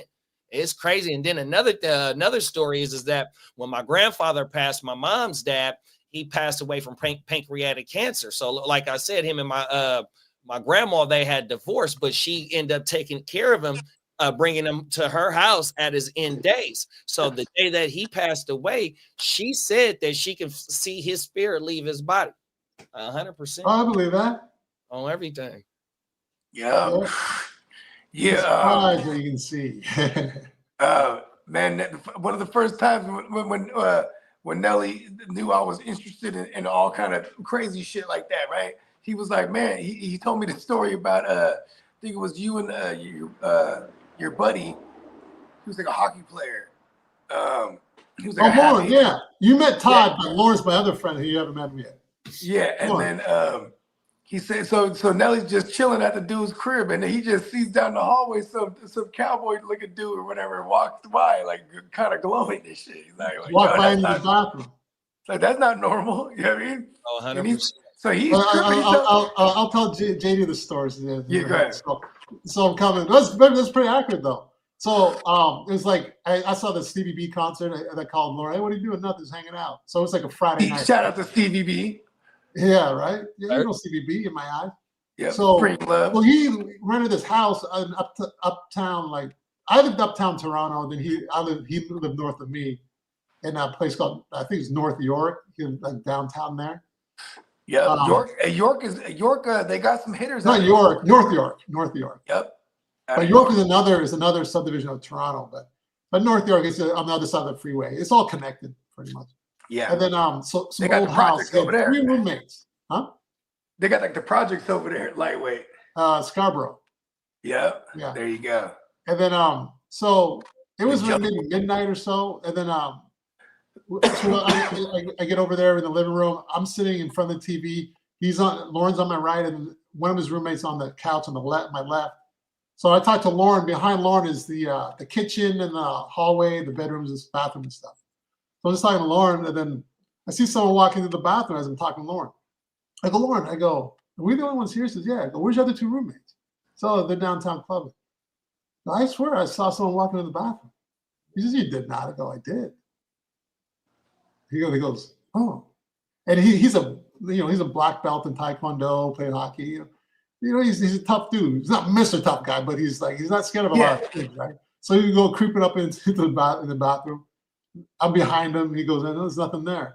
I don't think we'd find anything. So I know what I saw. It wasn't look like he was going to be hanging out there.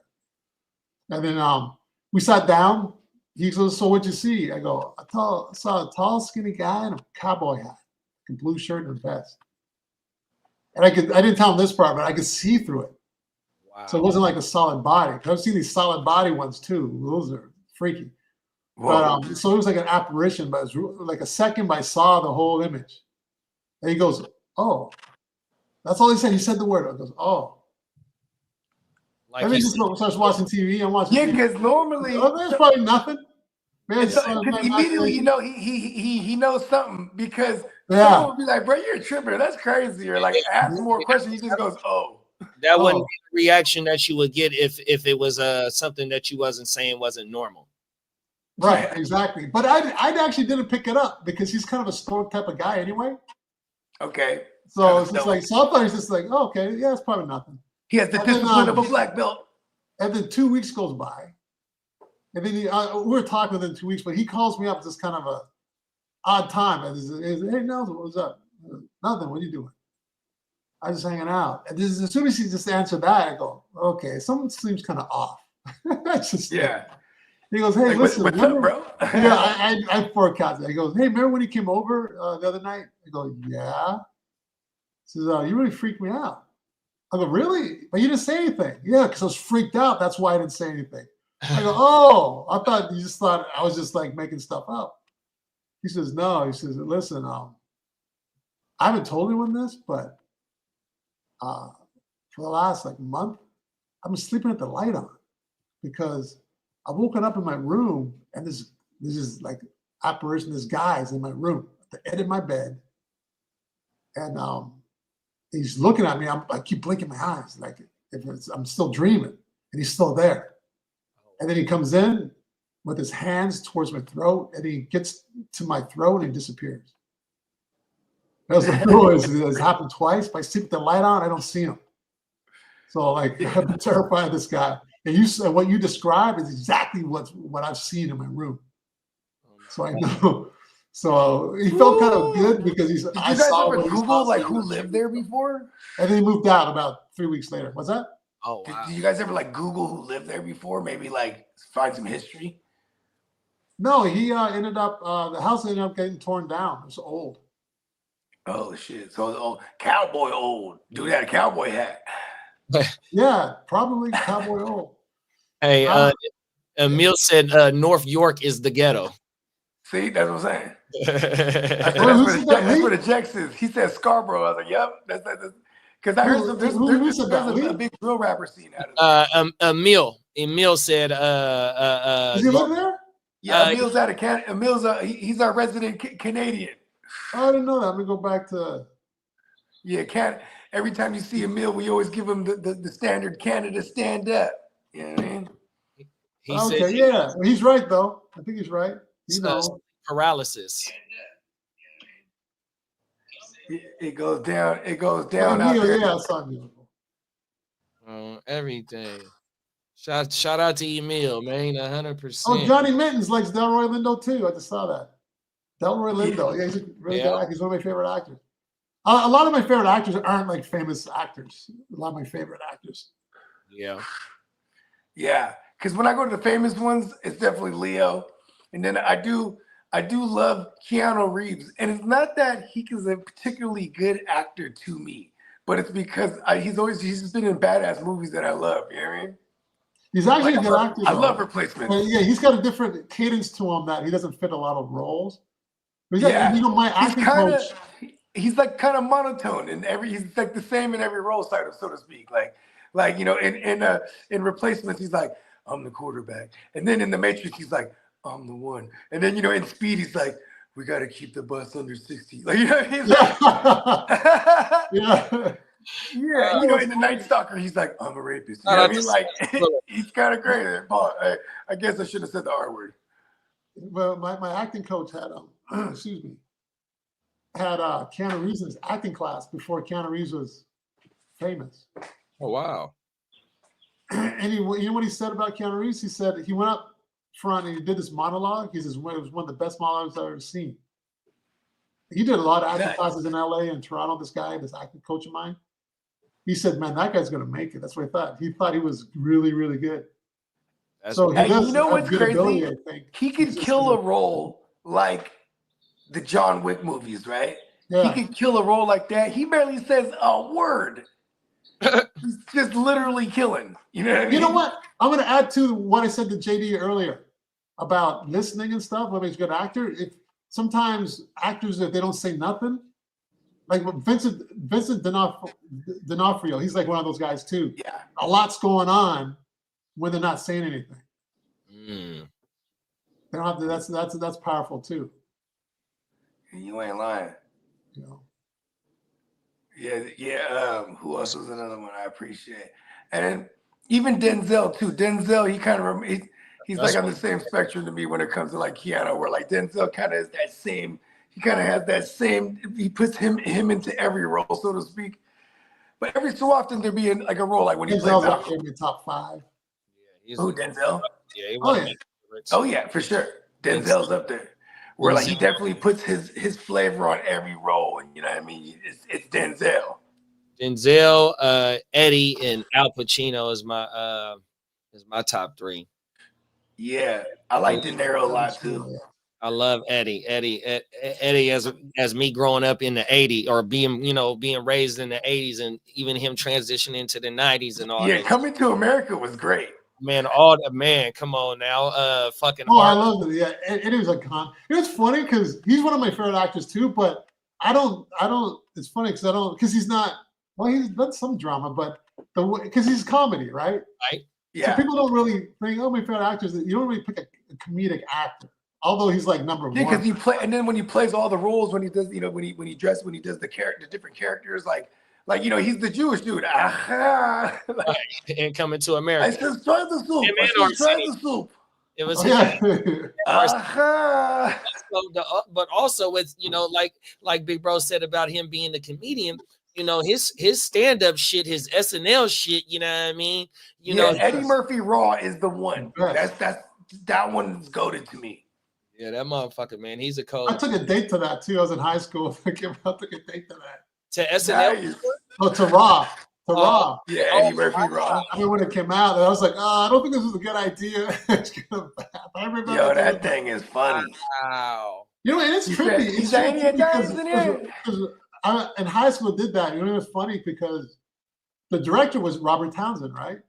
Yep. And it still trips me out that when you're a kid watching this stuff, and then you actually work with these people. Oh, I would never have thought that you're gonna work. You just think, would you have known back then? Obviously, you don't know. Even Keenan Ivory got credits in one of the stand-up when they record. I don't know if it's Delirious or Raw, but I think it was the Delirious, the first one. Keenan got some credits. Yeah? Oh no, that was the second one. There was Delirious the second one? Oh, Delirious was the first one. First one. There you go. I had it right the first time. Okay, yeah. That's where he's wearing the. Keenan getting credit. I didn't know. Keenan actually spotted me a couple times on the bench press on the incline. Oh wow! Very nice guy. Here, man.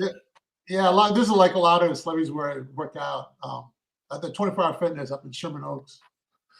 Down earth dude, real down, pretty strong too. Man, they're big. They're big providers of the culture, man. 100%. Even before the weigh-ins. I just realized that that Damon was on SNL and he got fired. Yeah, he didn't want to. Yeah, he didn't want. Well, because first he was the writer. Because a lot of the ones that come in there, they get in there as writers as well. Okay. And they were trashing a lot of his right, like his ideas. But then turn around and see forms of his ideas and sketches, and he was like, he wasn't having that. So then there were some lines he was supposed to say. He just started improv, and they didn't like that, and so they fired him. They never showed that shit. Well, I guess in his version he quits, but yeah. So it was the whole thing. So he got on, and it was very short lived. He never got to. They never aired any of his stuff because he wasn't having it. But then Jim Brewer, years later, he started saying that same shit 10 years later. He was writing all these sketches, and then, at one point, they just started saying, hey, your sketches aren't that good. And then, but still incorporating some of his ideas, from stuff they said that was trash, and and he's like, hey, what the heck is this? Kind of gatekeeping on him. Because, he's seen a lot of those other guys like Adam Sandler go from boom, and now Adam Sandler's writing movies, and directing movies, and he's seen other people use that as a platform, and then that's why Keenan Allen, they basically started in Living Color, all right, look, we're gonna have our own platform, and look, they jumped off not only all the weigh-ins, but Jim Carrey, who else? Jamie Foxx. You know what else I just seen about In Living Color? They're the first ones to create the halftime show. Yep. Because the halftime show was literally magic shows and things of that nature. University bands and and drill teams and stuff it wasn't what is it called, flag and drill and stuff like that. It wasn't until because they saw all the ratings go to the FX. They aired it in a special episode of In Living Color, right? And they did. It was all Super Bowl skits. You know what I mean? But one of the skits was the Mo Money skit where they're like, yeah, you know what I mean, stealing all the cars in the parking lot at the halftime show. You know what I mean? They were selling all their cars and putting tags on them. Straight burnt. That shit is federal. Hey, shout out to Bakes, bro. We got Bakes a lot in the building. He said good morning. Oh, my mama. He said, what's up, Nelly Nail? Oh, everything. Hey, remember because then I think you know what they did the very next year? The NFL was like, right. Give me the king of pop. Come on now. You know what I mean? I think that's when they went and got Mike. You know what I mean? It's facts. I just seen that, bro, not too long ago. Yeah, how long? What year did they have Prince? Prince, he did that, I want to say maybe 20 years ago. Okay. Yeah, it was like somewhere in the 2000s. I want to say that. I'll pull it up. Yeah, we 20 years into the 25 years into the 2000s. Right. I am shit. That's how old my daughter is. My daughter was born in 01. Oh, word. Yeah, my niece, who's now a mother herself, she was born in August 2000, so I always remember she went with the years. You know what I mean? And I'm like, oh, snap, she's about to be 25. That shit crazy. How time fly by. Oh, it was in 2007. Purple Rain. Okay, there you go. Oh, snap. Was that the Patriots game? The Patriots when they lost to the Giants, or was that before? Or was that the Peyton Manning one? I think that was the first. No, that was the Randy Moss one. The Randy Moss one was the undefeated one. No, wait. Yeah, and then they went on to lose. Oh yeah, because the Mario Manningham catch was the second one. Yeah, that was the 2011. Yeah. So it was, hey, there's some miracles, huh? Facts. That's some destiny for you. Yeah, because it was raining at halftime when Brett was doing the show, and the rain was perfect. It was perfect. It was purple. The raindrops here. I can pull it up from the. Word. That's right. Okay, that's right. They manufactured this shit. Let's see. I never do. I will let you. Purple rain, purple rain. That's my guy right here, bro. Oh, everything. Yeah, hey, Prince was the shit. Cause like when it came to the artistry of everything, like when it comes to showmanship, maybe there's no argument in terms of Mike. But when it comes to like somebody who embodied everything behind the scenes as well, like Mike had the machine behind him, like you know what I mean. And then meanwhile, you had Prince who would build the machine, you know what I mean, and go head up against the machine. Facts. He changed his name, bro.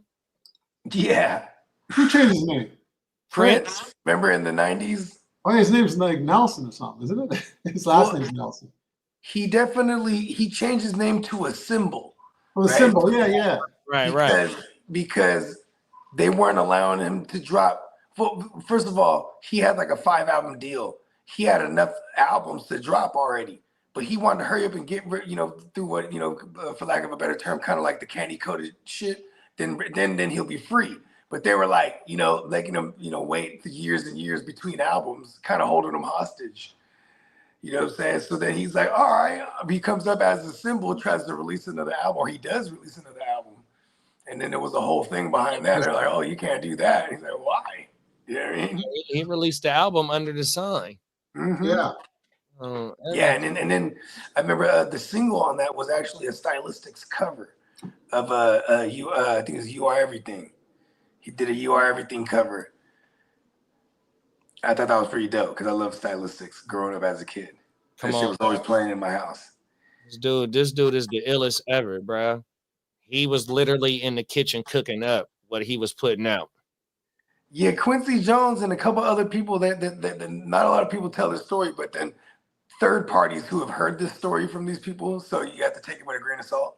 But they said there was a legendary situation where they got Mike and Prince in the stew, right? So they're in the lab, and we're at Quincy's studio.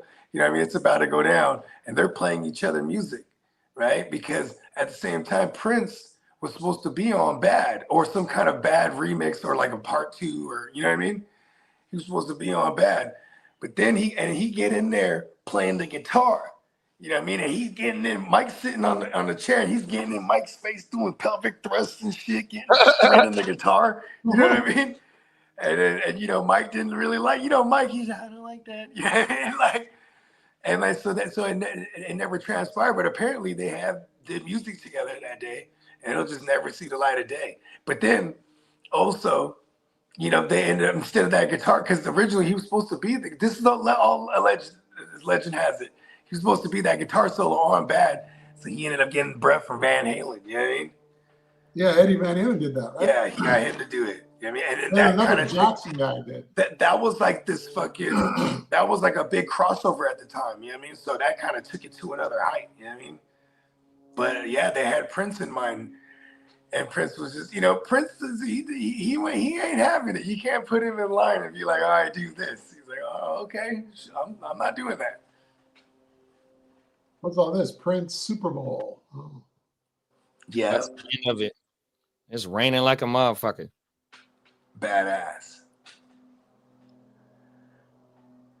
Purple rain, purple rain.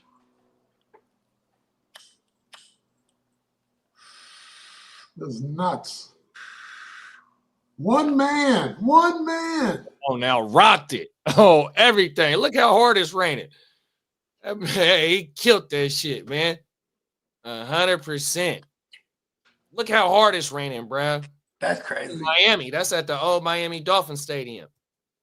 Oh, my mama. Shout out to Prince, man. Oh, damn it. I still got the YouTube, but damn it. He was shredding.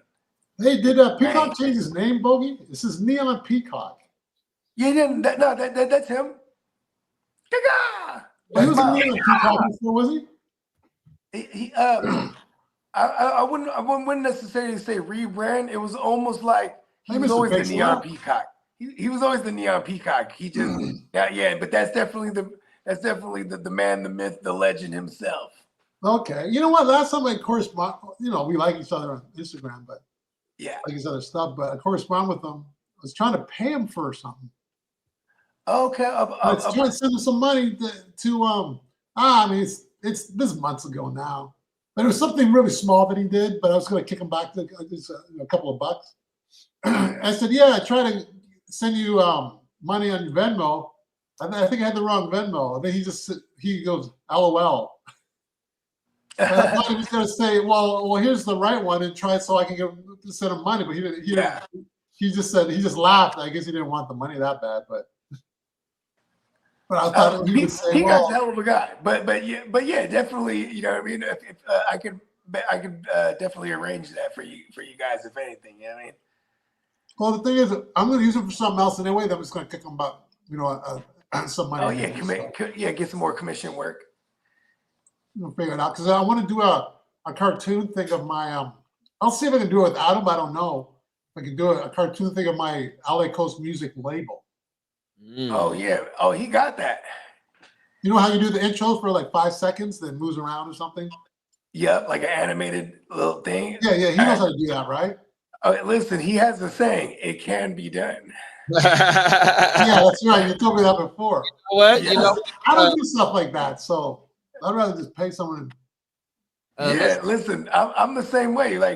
I'm very fortunate that Peacock is he's very good at what he does, because then I don't have to go anywhere. I can just, you know what I mean, hit up Peacock when I need things of that nature. You know what I mean? Speaking of big bro, let's go ahead and play a message from our sponsor, man. 100%.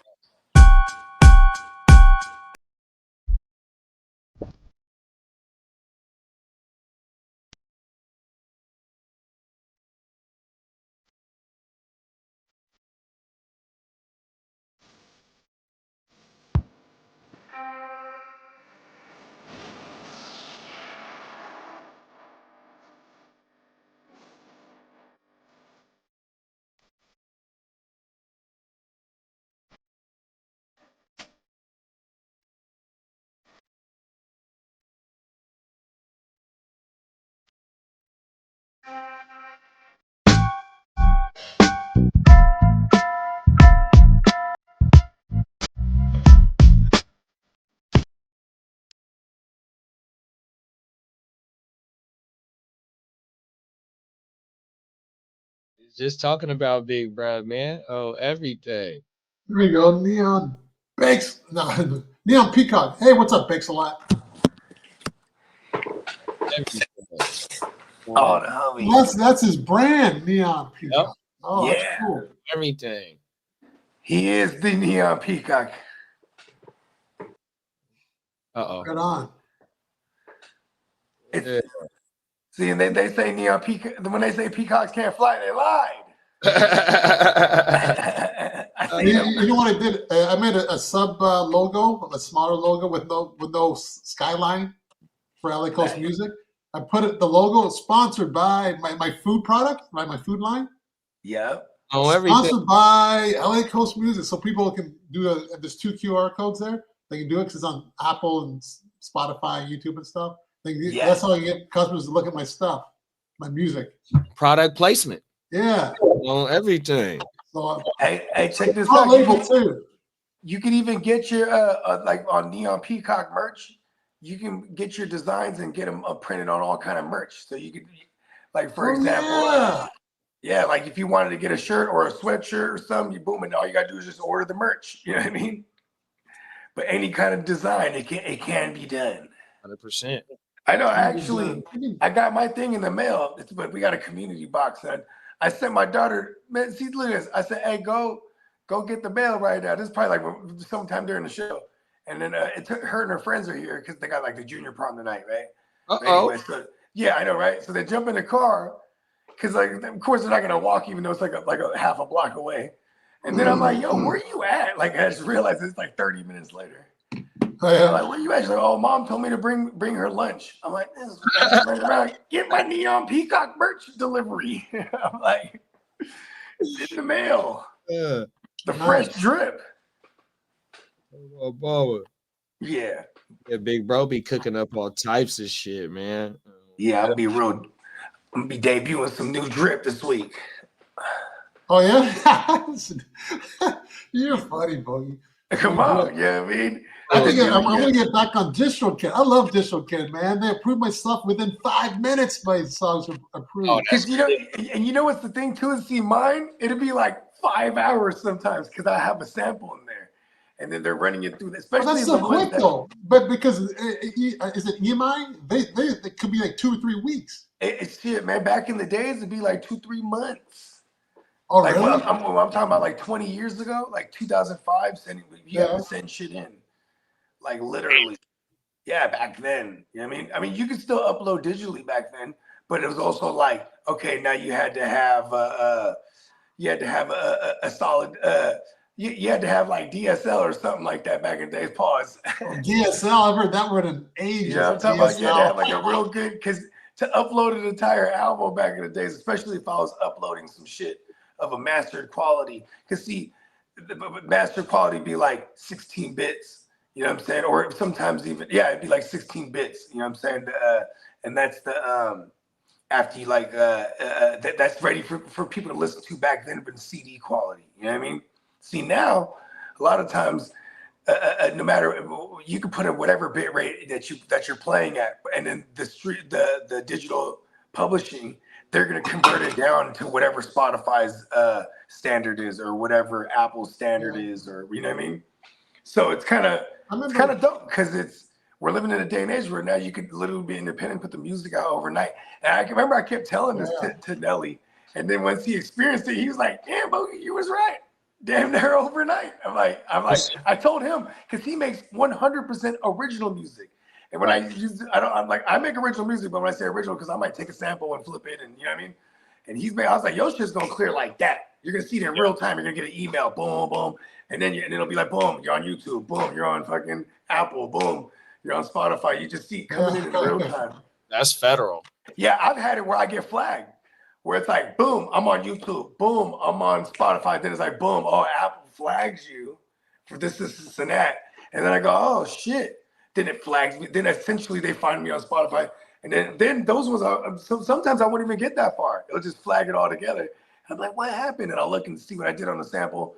It might even been something like I just sampled an entire 8 bars or something. But then I started realizing, okay, let's submit it again and just see if they're fucking with me. You know what I mean? And then I got it. Yeah, and then I got it right.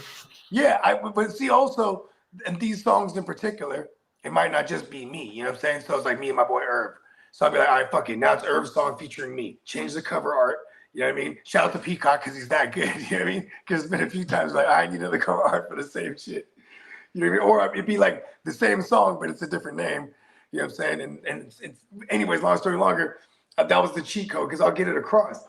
But then I also found out because when it's a sample owned by somebody, they're eventually gonna be like, all right, let it, we'll let it clear, but we're gonna take XYZ out of it. You know what I mean? So, and a lot of times they take a lot of it. I'm not tripping though, because I just like getting the music out. If it's something that I love, and if they're gonna take 50% of it, 60% of it, whatever the fuck, sometimes even more than that, like fuck it, because what's, you know, and when the song blows up, because there's been instances like this, because they'll let that shit ride, like whatever, until the song blows up, like what's the brother's name? Rest in peace, Juice WRLD. That Sting song. You know what I mean? He I think it was a Police song. You know, one of Sting's joints back in the day. Oh wow. Yeah, you know the doom doom doom doom doom doom, that guitar riff. So they sampled that shit, but then you know you know, like in true hip hop fashion. Oh wow, Roxanne? No, not Roxanne. So Roxanne, you know, What Mean the World to You? Cameron back in the 90s, he flipped Roxanne. Oh, yeah, Police. That is Police. That is yeah, Police. that is Police. Yep, that's Sting. So Sting's the lead singer of Police. But yeah, so Roxanne. But even back then, if it got radio play and all the revenue that it made from the radio plays, they're taking that shit. You know what I mean? So this song, the song's called Elusive Dreams, the Juice WRLD kid. This song was like a mega smash. And then Sting, he said, yeah, you can make all the money touring and all that shit, but all that money from the radio plays and the streams. I got one called Lucid Night Dreams. I was listening to it last night. Lucid Night Dreams. Oh, wow. Whoa. Yeah. I dream of lucid dreams. If I played something, would it come out, would the audio come out through? Yeah, hell yeah. Yeah. I can play a part of this 18-minute song I wrote. I played all the way through. Oh, wow.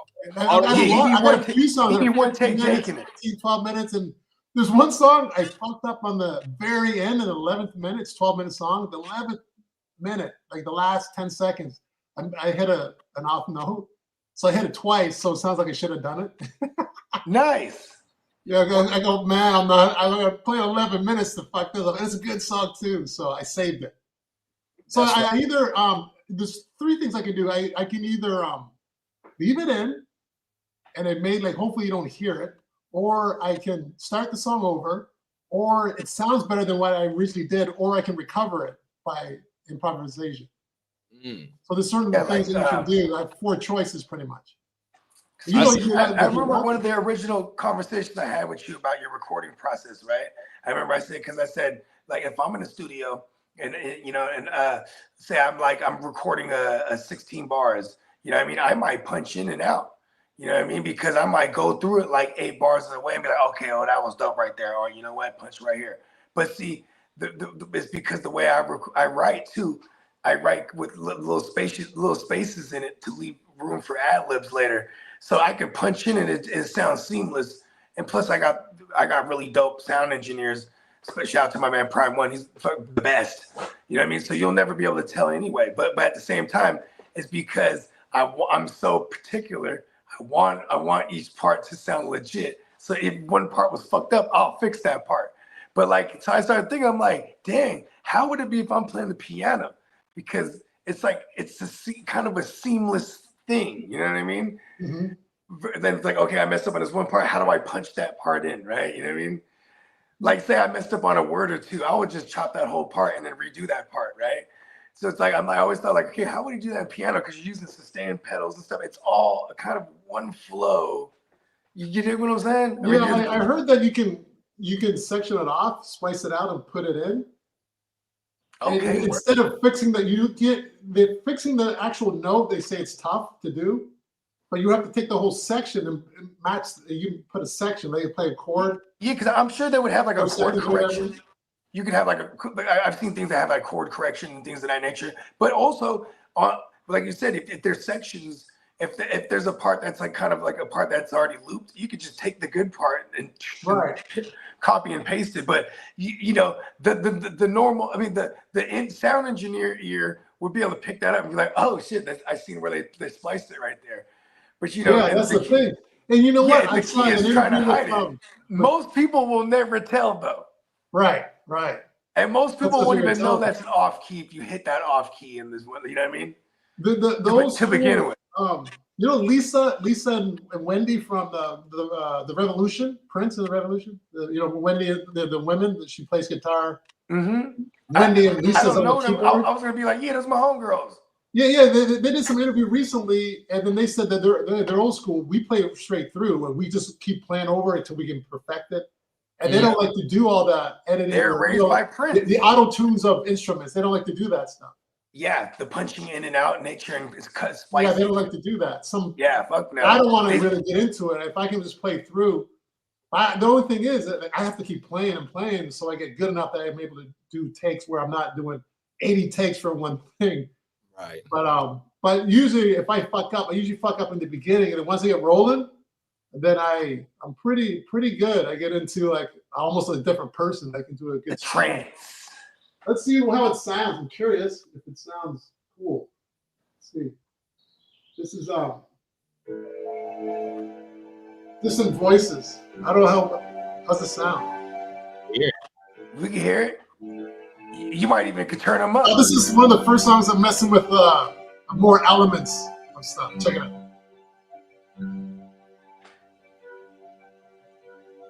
You might want to turn them up a little louder even. Here.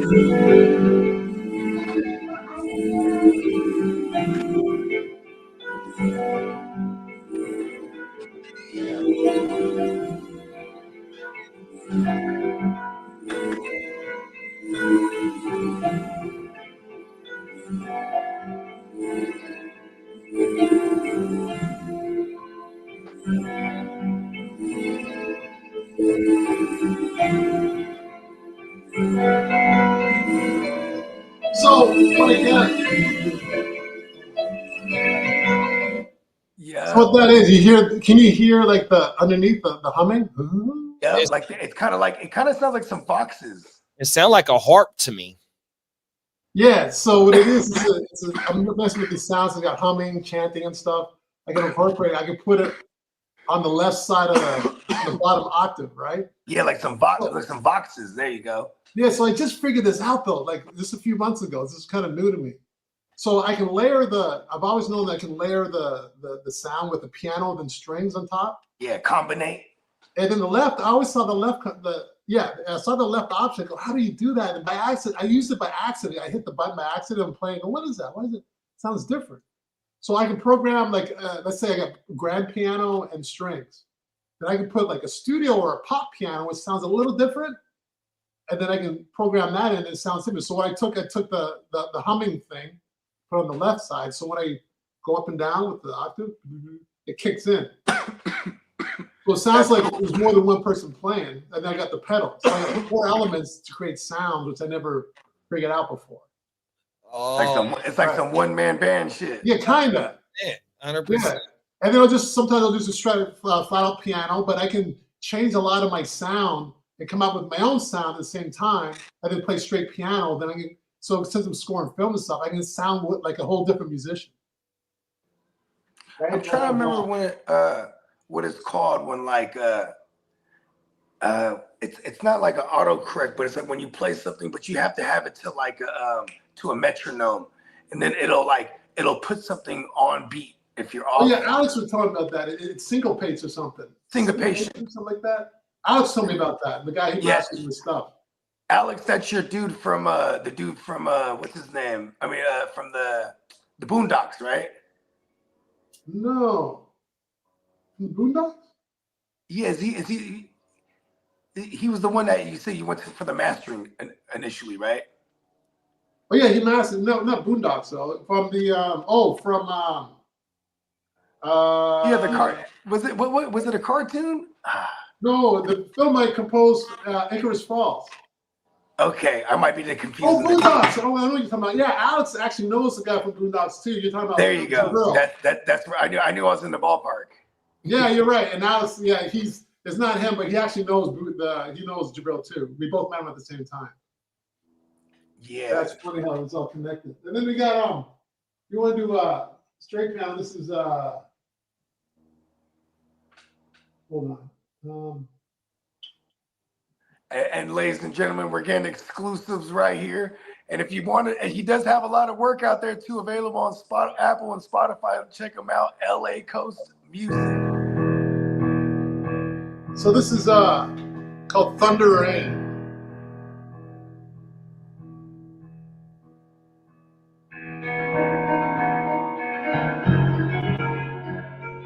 Okay.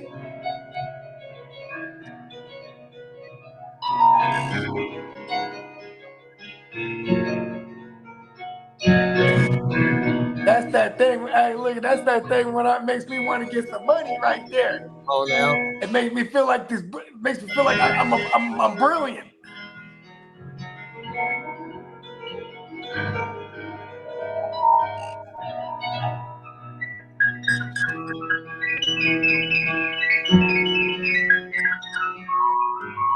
You know what's crazy, JD? Because he's doing all of this one shot too. Yeah, this one's kind of crazy to play. A lot of one shot. A lot of runs.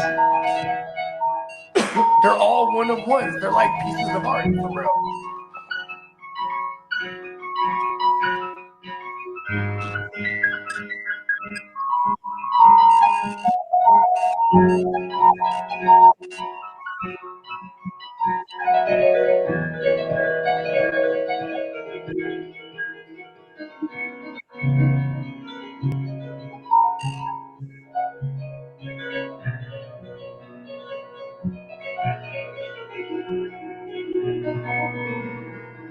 He was killing that part right there. 5, 6 minutes. Where it was kind of like some rolling thunder, even right there. He was rolling down the scales right there. Yeah, this one goes all the way up and down. And, okay. The other one's just C major. But that one, you know the song "November Rain" by Guns N' Roses? Yeah, hell yeah. That piano, the piano I learned how to breakdown. play that one, right? And then after I come up with this, I started doing this solo work. I made an intro that sounds different. You would never know it's connected to November Rain, and then I just flow into November Rain, right? And that was that. That was from, I just made it up from a solo for that. So I call it Thunder Rain, so I remember where I got the song from. I name it similar to the song. Yeah, what it kind of inspired it. That's what inspired it, yeah. Because the melody's not even close. You know what's funny too? Here's one thing of advice from one madman genius to the next when it comes to making music. The titles would always I would always do the same. I make titles to help me remind me of what it was. But then I realized part of the key is putting the date next to it too. So I'll be able to that was right, that was that Tuesday. You know what I mean? Because I'll pile up hella shit, but if I put the whatever title then the date, I'll be able to remember. All right, that was that day. You know what I mean? Yeah, you know, when you do a lot of work with the dates. It's good that you said that. Yeah, because you're gonna do a lot of work and it'll pile up, and you'll be like, "Oh, where's that one session from? What was it, a couple months ago?" Yeah, right. That's what happens. And exactly. So you'll be able to pinpoint it. Oh, that was fucking 9/11 or 9/17 or whatever. You know what I mean? I always and I learned this because I used to go different. I had like 3 main studios initially before like like where our main hub now. You know what I'm saying? I'm fortunate to have met them maybe like 15 to 16 years ago at this point. But like, yeah, being hubbed up with them, for maybe about the better part of the last 10 years now, or over 10 years now. Yeah, and like, so to have all my stuff stationary now versus like, I'm going from different studio to studio, then my main home studio, the homie studio, the studio that we all had together, and I have all my stuff everywhere, but I would have my hard drives, and I just take everything and I know, oh, what's that date? When was I here? Last Sunday? Oh, what was the date? Boom. You know what I mean? Oh, there it is right here. Boom. You know what I mean? Made it easy so I never lose. I hated losing shit, man. Especially when you're sharing computers with other people and like where I learned real quick. And then we made it organized. Everybody got their own hard drive. I come to the studio, I got my shit. Now at the studio, I just got a whole little thing. No one opens my folders. Hey, are you playing Over the Edge? Over the Edge? Over the Edge. I got it. Check it out. The movie? No. This is a soundtrack that I scored. Oh yeah, that's right. You were telling me that's why. It was a movie. Yeah. The Over the Edge. The theme song. So I had like 8 versions. I put 4 versions on the album. Yeah, is this the, on this album? There's a joint called "Kiss Me." Yeah, a lot of people like that one. That's my one right there. Yeah, that's a lot of. Yeah, because that one. Hey, listen, no, on God, last fantasy football season, and on the Wednesdays is when I set all my lineups. I'm in hella leagues, and that was the joint I'd have on. We can only felt play like 30 seconds at a time. Yeah. What's that? I think we can only play 30 seconds at a time. Try "Kiss Me," the one that Bogey just brought up. My favorite one is number 9 called it would be a yellow flag. Okay. Yeah, it wouldn't be a red or because I learned that like the same thing with my stuff. You know what I mean? But 30 seconds should be good. Yeah, you guys hear it? Yeah, that's the one. Bogey's favorite. Yeah, and I set all my lineups on a path to warfare.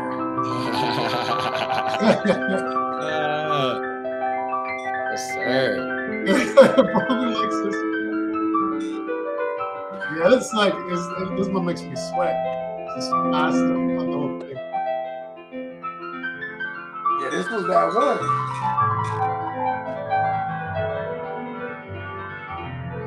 Down on this one.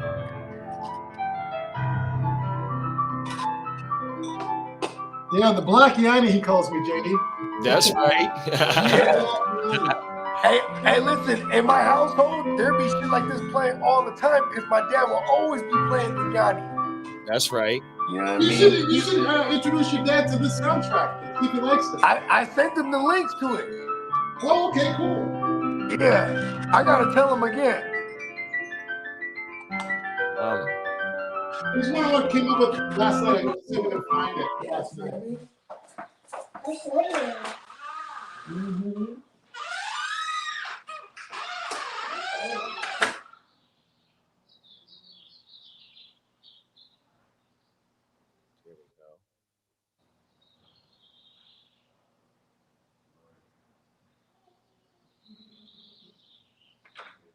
Oh, this one. I think this is yeah. Here you go, JD. Yes, sir. I wish I knew you was called. It's about a. I do gotta send these to the Pop-Bells again. So this is some score stuff, like or like strings for the movies.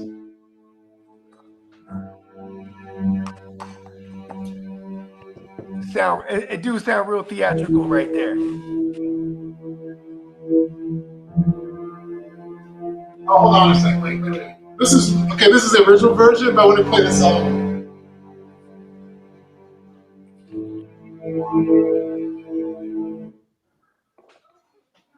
Yeah.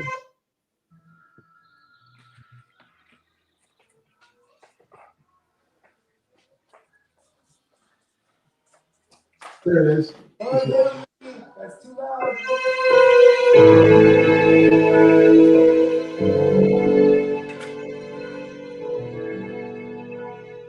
It's hard. I like this one.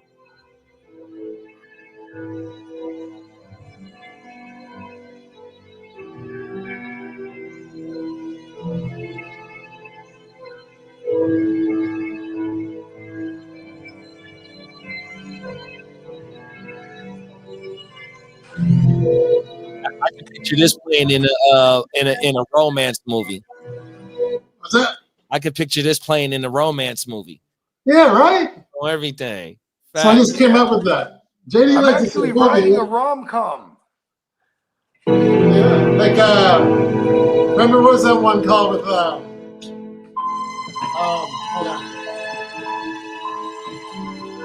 Notebook. Hey, that is mad notebookish. Notebook's a good movie. That's like every man knows Notebook because their female's gonna make him watch Notebook at one time or another. I like this one.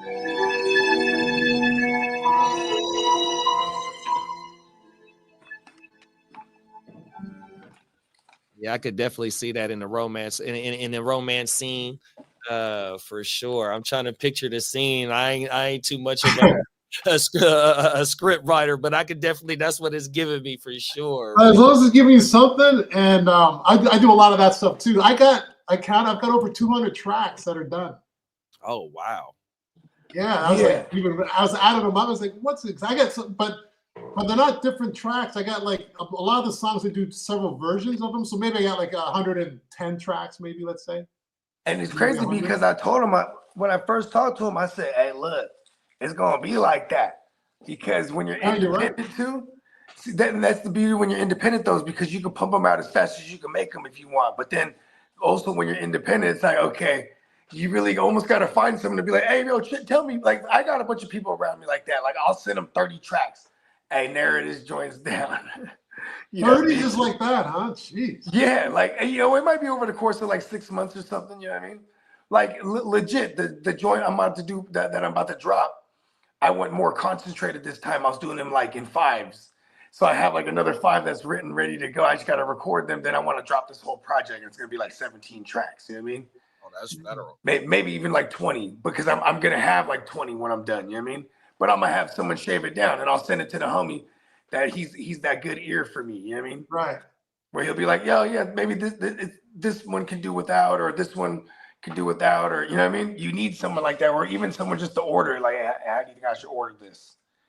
Because also, I've been hearing it for so long, I become like deaf to it, so to speak. You know what I mean? Yeah, you know what? I get the same thing. I'm thinking, like, is this a song just like the next one? I don't know. Sometimes I get a weird. This is rare, but I mean, once in a while, I get discouraged, or I get in my head too much. And that's the thing, though. It's like it's new. It's new to everyone when they hear it. We've heard it so many times before, like a motherfucker does hear it. See, that's why I love doing shit on the spot, because the stuff on the spot is so natural. And 9 times out of 10, those are the ones that I want to get out right away. Like, all right, let's just drop this. You know what I mean? And it be the ones that sometimes you don't even think that's gonna hit hard. Pause, and that be the one. You know what I'm saying? Well, that's what happened with "Kiss Me." He like "Kiss Me." I almost wasn't gonna put it because I don't think this song people are gonna like it. I came up with it real quick because what happened? The editor used a piece of music. He used a trill for 5 seconds when these people, the 2 actors, kissed, right? Yeah. I go, now I gotta compose a song, man, because you just used a part of a random thing that I sent you. That's not even like a finished song. You put it in there. So then I came up with "Kiss." I wrote it like on that day. I just wrote it real quick. Okay, with that little riff in there. Soundtrack. But it's federal. I'm sending my stuff out. I won't say who. I might have told Bogard already who it is. I think I have, but I won't say it on here. I won't say it. I like being privy to information. This Hollywood producer guy who I met his wife and stuff. But I'm gonna finally send it next month. I'll send a bunch of music to him. That's federal. Because what happened, I met his wife a couple of years ago. She told me about it, and then I was gonna send my stuff. I sent my stuff to him. He didn't get it, but it wasn't that professional quality, right? Although she vouched for me, but I was like, man, if he doesn't open this thing up, because it only goes for 6 days, then it closes, right? The WeTransfer stuff.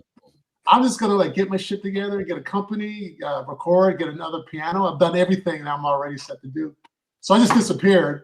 I'll just reappear, and it's like that. So we get one chance to have a first impression, even though she liked what she heard, but it wasn't. It was like recorded off my iPhone. It wasn't recorded on like my thumbnail, a thumb drive setup. Every day. You hear my fingers hitting the keys, so, off the iPhone. It's just like, that's for fun, but it's not professional. But this is but this is cool. And I remember that kind of was one of the earlier conversations about music that I had with you. Was like, look, because then when you get in them situations in the future, now you'd be like, oh, here's a link. It's like a resume that keeps on giving. You know what I mean? Yeah, exactly. It's like, oh, I got some shit out there. Here, check this out. Bomb. You know what I mean? Most people got what you got? Spotify, Apple, YouTube. I mean, I'm everywhere. Here it is. You know what I mean? Yeah, and you see where I'm at now compared to what it was like a year ago. Yeah, come on. Different, right? Yeah. A year ago, I'm looking forward to all the releases. 20 songs, maybe.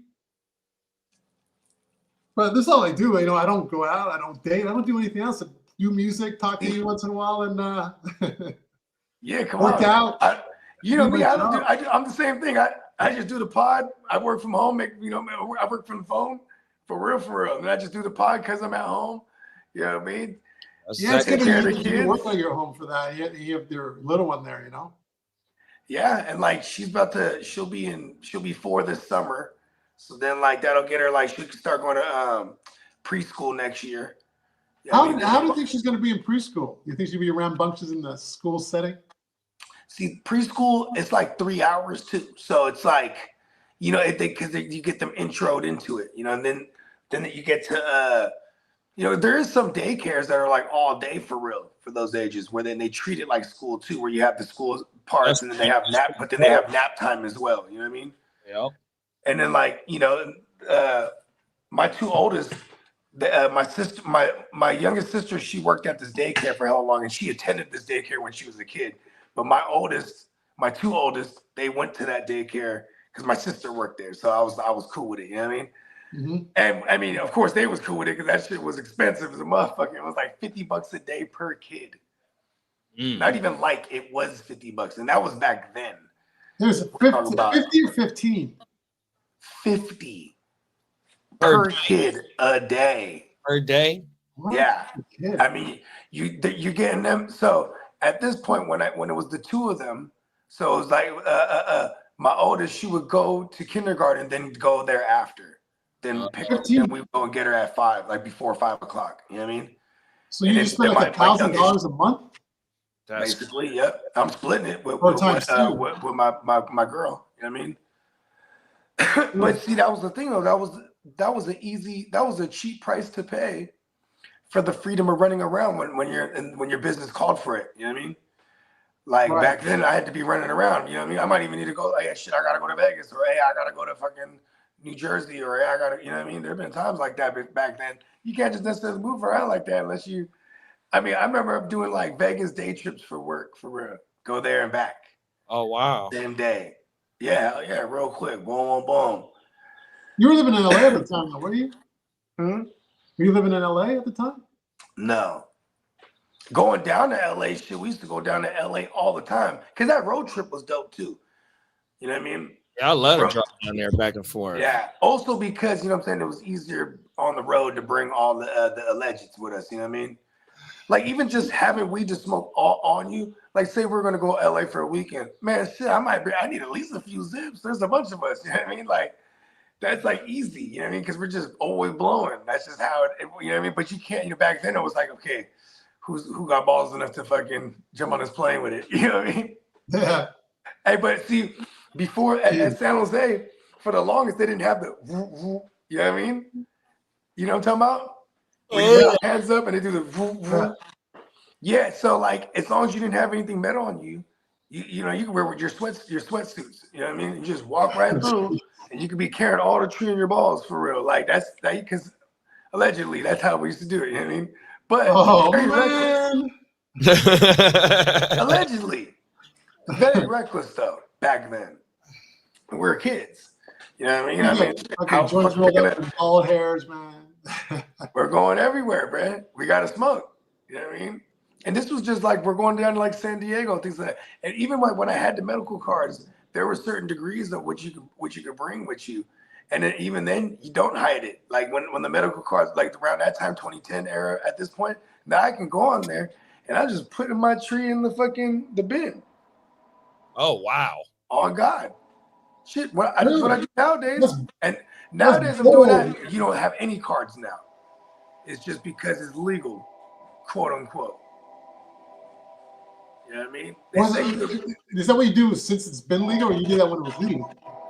Back then, before it was like recreational legal and there's the medical card, yeah, I'd fly into LA or fly home from LA with weed. Like, yeah, hell yeah. But I wasn't doing nothing crazy, like, you know. And the legal, okay, I'll tell you this much. Legally, this is back then, so I assume now a QP. So that's 4 ounces. The last 2 years in a row when I go to Vegas, that's what I'm bringing on me. At least I usually got a QP on me. And you taking that on your carry-on? Mm-hmm. Oh wow. Yeah. Jars, all that shit. Not hiding nothing. I had all the woo-wop pre-rolls. You know what I mean? Yeah. Yeah, I think they blessed me with like 75 or something like that pre-rolls to bring to that first event we did. Yeah, shout out to Cuzzo Kevin them. You know Shout what I out mean? to Cuzzo Kevin, Cuzzo Els. Yeah, and you know what I mean? At first I thought about like, oh, we'll be straight. You know what I mean? Yeah, they're not tripping. They're looking for fools that are carrying like, you know, firearms and explosives and shit. And then even when you have the dogs there, they're looking for, but 90% of the time that's what they're looking for. But here's another thing I've always been told, because this is the scary shit. Because back in the days when I just had to be like, oh shit, there's dogs in here. They got to be commanded. You know what I mean? They still got to be commanded. You know what I mean? But also they on alert. When you see them too, they're on alert. They're already been commanded. They're looking for other shit. You know what I mean? Yeah, because I like how I just told the story about last draft when we was in Cabo. You know what I mean? We because Kev was talking to somebody on the flight, right? Trying to get us to, you know, because we landed in I think we landed in Guadalajara this time. Yeah, we landed in Guadalajara and we had to transfer over to Guadalajara. Oh my mama, we had to transfer over to get to Cabo. So long story short, you know how when you going through the TSA, right, when you get into the new country, or you know, you going country to country, you know, you're supposed to still get all your bags checked and all that, you know what I mean? But once you get through TSA to you know, to get once you get through the other side, it's like flying state to state here with us, you know what I mean? So yeah, you're okay. So long story short, the brother Kev connected with, it's three of us, we walking, so we get kind of lost. So it's a lady that's working in the airport. She takes us out of the airport, and long story short, we didn't even have to go through the TSA check where everybody get checked at once you get off the international flight. All we have to do is just go through a little like a metal detector, and boom, we're in. So you know, I'm spooked because I got the pack on me. You know what I mean? Well, I got my pack on me. Allegedly, oh my Baba, but what you said, bro, you ain't got nothing to worry about because we didn't have to go through all that other checkpoint shit. I'm like, oh, okay. Yeah, facts. Oh my mama. Yeah, like I mean, in this day and age, I haven't flown from like Cali to like, you know, Florida or anything like that. You know what I mean? I haven't done stuff like that because I feel like, you know, I wouldn't bring anything. I would be scared to carry something going on a flight to that place. But I guess it's just, you know, I've only been flying in and out of Nevada or to SoCal back and forth. They brought Tree when we did Miami. I don't think I was. When I did Hawaii, when we did Candlestick's wedding, that trip, I easily brought a QP on me. Oh my mama. Yeah, I just had my big ass jar, just whatever I had, just throwing in my luggage. I mean, that shit's different too, because I feel even more comfortable because you're just checking it in. I worry more about the motherfuckers trying to take my shit. You know what I mean? Wow, 100%. You know what I'm saying? So we always put our locks on our shit, you know what I mean? The little combo locks. And I'll be stuffing mine. So when I take it, I'll hide it because I put mine under the plane. And so even if it's a domestic flight, I put it under the plane, but I'll tuck it somewhere, you know what I mean? I'll hide it. Sure. You know what I mean?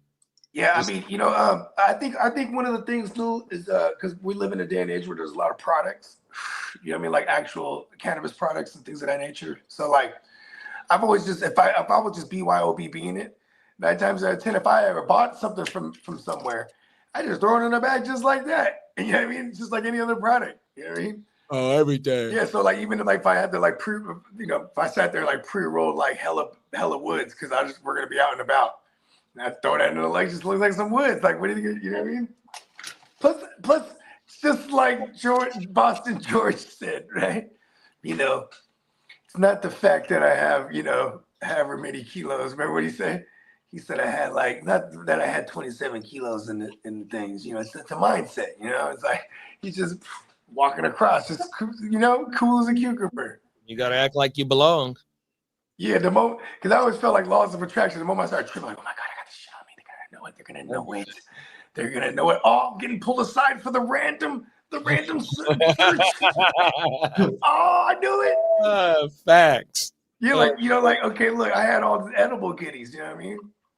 So I'm like, I make all these sandwiches too. So I'm like, fuck it, make sandwiches, edible goodies, got some chips. Walk up in that thing, just holding it. You know what I mean? Like, listen, I'm about to eat. You know what I mean? When I get on the plane, you feel me? Come on now. And it's like, boom, hella just party favors, edible style. The edibles. Yeah. You took some home from Vegas that time? Yeah, come on. And you're doing the Vegas thing again this year, right? Sure am. Yeah, we're already all booked up, everything. So it's going down. There's gonna be like 25 of us for Oh wow. this time. So yeah, we got two major drafts going. You know what I'm saying? We got my home league draft going. Shout out to the East Side League. You know what I mean? That's my man Diamond Joe. Yes, sir. You know what I mean? And the whole crew Tino's in that thing. You know what I'm saying? But those are no Tino. He was always a fan favorite. The fella. Yeah, the shout out to the fella. Yeah, he popped up. He popped his head up out of nowhere last week. Facts. Shout out to Tino. Shout out to Tino. You know what I mean? But yeah, and then yeah, we got the whole Gen Wealth net. Everyone's gonna be out there. You know what I mean? Shout out to the fellas. Yes, sir. Yeah, we already got all the spots booked up, and then just now everyone's just one by one booking their flights here and there. I think Steamboat actually just hit me yesterday, or he hit up the East Side League thread. He was like, "Yo." He found the flights little like 125 round trip. He's like, you can't beat this right here. You know what I mean? With the check-in and everything. So, because for Steamboat, he was like, man, he might have to fuck around and have a check-in just for props. And several outfit changes. Several props and outfit changes for our man Diamond Joe. The #1 stunner. He's starring in a role of his own. Diamond Joe. Who's Diamond Joe? It's my man. It's my man Joe that I grew up with. You know what I mean? He's actually the original one that I went and sought out when I was gonna do the podcast. I was like, you know who would do this fantasy football shit legit? My man Joe. And I hadn't seen him for like 5 years at that time. But as the universe has it, you know what I'm saying? One of the homies that worked with him, and one day he goes, because first of all, I always knew him as Joey. And then now he's working and all this shit at this hospital. And my man goes, hey, this is guy Joe. He went to high school with us. You remember him? I was like, I don't know nobody named Joe. You know what I mean? He was like, man, fucking Joey, bro. Remember Joey? You know, because he told him, tell him Joey. And then he told Joey, like, oh shit, man, I've been looking for you, bro. You know what I mean? Because I had just been looking for this fool. Like, yo, I couldn't find him on Instagram or nothing. But he went on none of that shit at the time. So I was like, he's very elusive. But, you know, I was like, okay, he's the one to do the podcast with. And now it's funny because, you know, we doing the Vegas trips and all the shit. Come on Keeping now. that shit lit. You know what I mean? Lit, boy. Yeah, it's cool to see. We got a cool little community. You know what I mean? And all the good brothers that we work with. You know what I mean? So, of course, we had to bring Nelly back in the fold, too, because Nelly's one of those ones, too. Come on now. You know what I mean? We meet good people along this journey. You know what I'm saying? I was always tied to Good to be back, brothers. Hey, Come on now, talk about it. Yes, you sir. know, but yeah, you know, we could put a bow on this one. We did the extendo version. I know we didn't get to we had a couple more topics. Oh man, this turned out to be a hell of a show right here. Yeah, you know what I mean? Sometimes like that. That's the universe for you. You know what I mean? Like you said, that unscripted shit be the best shit, man. 100%. Sometimes, you know what I mean? Yeah. If you can pull it off, which we can. It's the improv. That's that. Going back to the improv lesson, like, you know what I mean? With this, we kind of come on here and do that shit for the most part every time. You miss facts. Improvisational. You know what I mean? Hey, do you guys want to have Jen on? Jenna, the actress? Yeah. Producer? Yeah, definitely. I mean, so we do the reason I wanted to bring you on is because for this one, you know what I mean? Just to bring you back and, you know what I mean? Have you dust off the mic, you feel me? And then, yeah, sooner than later, we're gonna whatever pod you want to do, me, you, we'll bring you. Yeah, I know she just got back from Europe this past week. I know Peacock. And we're getting into more festivals. We got a whole cast, so we'll never be a shortage of bringing on a third or a fourth party if we ever needed one. You know what I mean? And we've got, you know what? Okay, the film I just scored is supposed to be in the film festival in Vegas. I might be going to Vegas next month. Cool. We already won best script with these same guys back in September, but they have like 4 different film festivals 3 in LA and 1's in Vegas.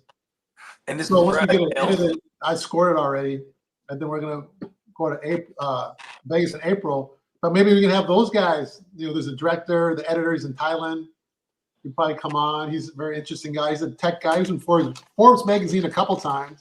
Oh, But he's a big wow. tech guy getting into film now. He's really good at editing. Cool. That's badass. So maybe we can have him on. I'm sure he'd come on. He's a cool dude. Yeah, it goes back to one of our original conversations like years ago. You know what I mean? Because remember I would always notoriously come on the podcast shroomed out like a motherfucker. You know what I mean? And I was like, we're gonna do something. I know there's a podcast that we're gonna do, and whatever you want to do, you're gonna steer the ship, and I'm about it. You know what I mean? So I still stand firm on that. You know what I mean? So. Yeah, so we'll definitely kick some more ideas around because whatever it is that you want to do, even like, you can always text me if you have an idea for the name of the show or yeah, you know what? And I've mentioned it too. Like, I'm wondering if we should flank, since you're interested in film and stuff. I like the fact that I can be on a podcast and talk about the films. And I like talking about I'm not big on current events much, but the thing is, these certain stories are interesting to comment on too. Yeah, like I don't know if I've been, and that's why I wanted to bring another perspective on because, like, we got me, Slim, and Guccini, and then I was like, you know what, we do the show enough now. We could rotate reoccurring guests. You know what I mean? So, like, like I said, Mondays. On certain days that you're free, that and it happens to be one of the days we rocking, you're always more than welcome. You know what I mean? Because these reaction shows, this is my favorite shit right now in the off season. I love doing all the content, but like when we're not doing fantasy content, these reaction shows are fun. 100% on everything, and I really ain't too caught up in the current events, but when shit just happened to come up through your YouTube and you find it interesting, I think I should just bring it to the people. You know what I mean? Because you never know. Right. Might find out what you like or what you find interesting. They might find that shit interesting on everything. Mm-hmm. There's one thing floating around. So I'm on YouTube. I watch these male-female dynamics of dating and stuff like that. I'm a single dude, and like the narrative and guys. So many pussies out there, but the women, these modern women, want guys that's 6 feet tall, 6 figures, and all this craziness. And then guys are like going to foreign countries to date women that are feminine because the ones here. Bros. I don't know how much you guys are caught up in that. But we've been following some things. JD, are you single? No, I've been in my relationship for 13 years. Yeah, so I'm single, and he's got the same thing. I'm divorced, actually. So we got different different perspectives would be great. Yeah. And right now, there's the show right now. I don't know if you guys saw it, but it's in my sphere. Is these women are asked, would you rather run into the forest, run into a man or a bear? And the thing is, and I know how these things are getting fueled. They're getting fueled by it goes back to what we were saying though. If there's a motherfucker that's wandering around in the forest, bro, what are you doing over there? Right? Yeah, that's true. but these things are coming up because because of feminism, right? Right. And then they're and the male toxicity and all this catchphrases and stuff that denigrate men. The He Too movement, all this stuff, right? So, but not one person, like, to me, that's it's funny that you said that, Bogey, but it's just awesome. Would you rather? I'd rather run into a man, of course, than a bear. Think about it. Like, a bear can just rip you apart. No question. Yeah, and a bear can clear 30 yards real quick, too. So if you think you can run fast, that motherfucker is on you. Don't even. Yeah, and he's not on you to say hello. He's on you to rip you apart. Yeah. That's it. You got to hope that bear just ate so it'll leave you alone. Or like, because what I always found funny is they go, you got to try to get big. I'm like, for real? Yeah, right? I'm like, so if I see the bear, I got to try to get big. Like, listen, if I'm going in bear territory, I have a gun with me. So at minimum, I'm gonna go out shooting. Fuck it. Yeah, none of this big big stuff. Dangerous. So here's what cracks me up about this. So these women a lot of these women, like 50% of women are saying, I'd rather run into a bear. And the feminists saying this stuff, right? Because of men do this, there's so many men rapists and stuff. And the whole question is to make men look bad again. So they're always attacking men, I notice, in this country. always attacking masculinity. So you got all these guys that are soft and they can't do anything, and then they complain about women complain about the guys are soft. Because you make the guys soft because it makes the masculinity. And not one person, one woman, let's say, has ever sat back and go, you know what? That's a stupid fucking question. Of course, I'd rather run into a man. But no one's even challenged the question. They sit there and answer the question like it's actually a valid question. It's a stupid question because it's just propaganda. And that's my. So I like to talk about stuff like that. Yeah, because they're like, because if I run into a man, it's not a debate. R-word me. One of my takes on the modern age men and women, or men and women, is that a lot of them come from single homes. Now, whether it be a single mother raising a boy or raising a son, or whether it be a single mom raising a daughter, the mom can't give the dad or give the daughter the dad love, because every little girl needs their dad love, but also the woman can't give the son the father figure as well, and so a lot of these modern kids, they come from single parents, so as they get older and whatnot, they don't know how to be in a relationship or give that affection that it takes to in a relationship. And when shit getting strong, that's when you push people away and shit like that, because you don't know how to work through the relationship and work through your feelings and shit like that. 100%. That's one part of one of the things that I think about. Oh no, you ain't lying. Yeah, you're totally on point. And you have, and then it comes down to like, whose fault is it? Who's blaming who and stuff like that, right? Right. And then they talk about deadbeat dads, but I never heard the term coined deadbeat moms. I have lately actually, but so here's the definition of that, is because there's a new age version of that too. It's the ones that they take the kids, they hit the baby dads with the child support, then they live off the child support, don't even work. You know what I mean? And so the high end version of that is lambing the kid with somebody who got money, whether that's a celebrity or or a person in power. Yes, baby. Right. Yeah, you know what I mean? It's hard to find. You gotta you gotta hope you're in a good relationship before you become somebody. Because then it's almost hard to trust people if you're out there in the field and you are somebody and you're trying to find some love, but then everybody might be looking at you as food or a meal ticket. You know what I mean? Mm-hmm. Yeah, it's, I'm very fortunate that I've been with my lady for over 20 years now. On and off in the beginning, but for all in all, over 20 years. And I always would see the homies. We went through different phases where we go out with the couples, and then and then you'd see some of those couples that didn't last, and then you see them there, or even the homie, like every 2 years he got a new one, you know what I mean? And he bring them around, introduce them, you know what I mean? Like, and then then that same homie, he's still out there in the field, you know what I mean? Because he just he didn't want to pull the trigger on one of them and see what it do for the long haul or whatever the case may be. You know what I mean? Because sometimes people, they have kids young. Like I've seen relationships like that too. They have kids young and they decide, okay, well, they stay in that relationship even if it's toxic, because they think, oh, I'm doing this for the kids, but not knowing like, yo, that's just as toxic for the kids. Or let alone, one thing I don't condone to be around is people that I know personally that just aren't there for their kids. You know what I mean? And then don't even fight for them to be in their lives. I got some homies like that too, and I can't be around them. Because that shit is just, I'm a reflection of who I surround myself with, you know what I mean? And that's supposed to go both ways. So it's like, I just can't, you know what I mean? Motherfuckers got to handle their shit. Because then, think about some of these athletes, right? They, their moms, they're single moms, but those athletes, they might have found father figures in some of those coaches and some of those, and then found, that structure through sports or whatnot. So they might have got some of that they were missing from having that dynamic in the household, you know what I mean? But it definitely goes. Yeah, go ahead. Oh no, I was just saying to further your point, just like having structure in the household, when like the coaches and whatnot, you know what I mean, the discipline, you know what I mean, 100%. Yeah. Yeah, like who was it, man? I hate to bring this brother up because I feel bad for what he's going through, but what was his name?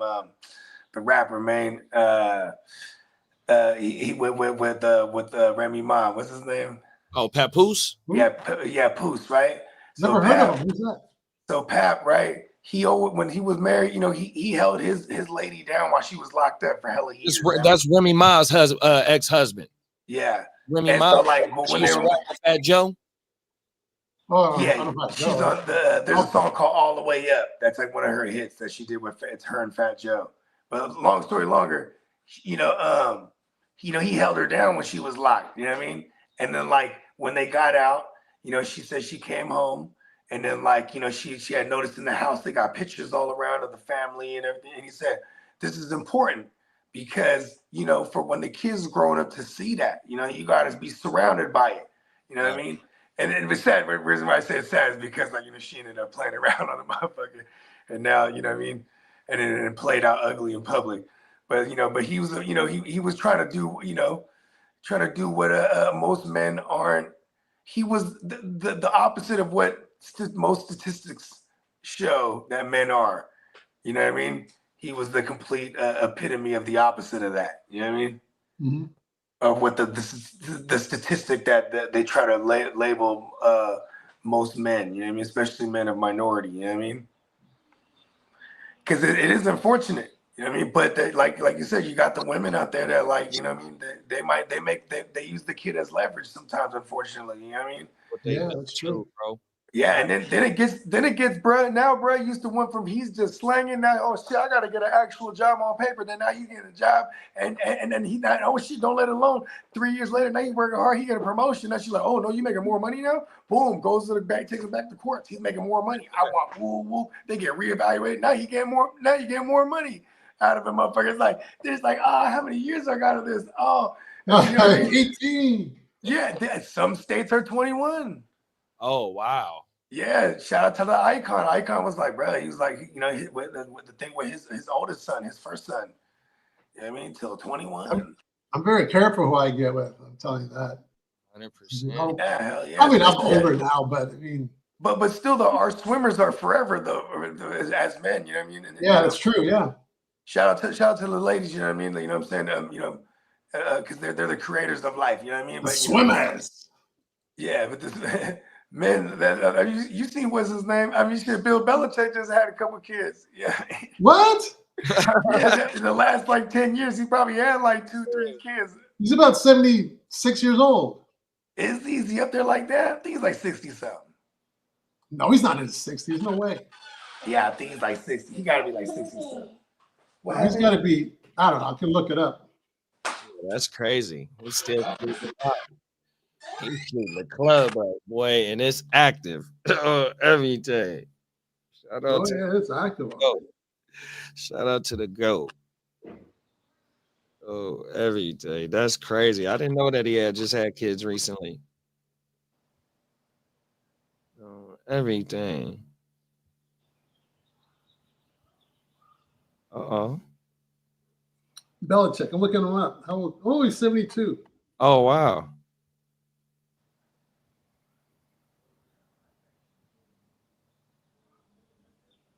That's crazy. And I think he only needs like 20 wins or 30 wins to get to Don Shula's record, I think it is. That's like 3 seasons though. That's 2 seasons.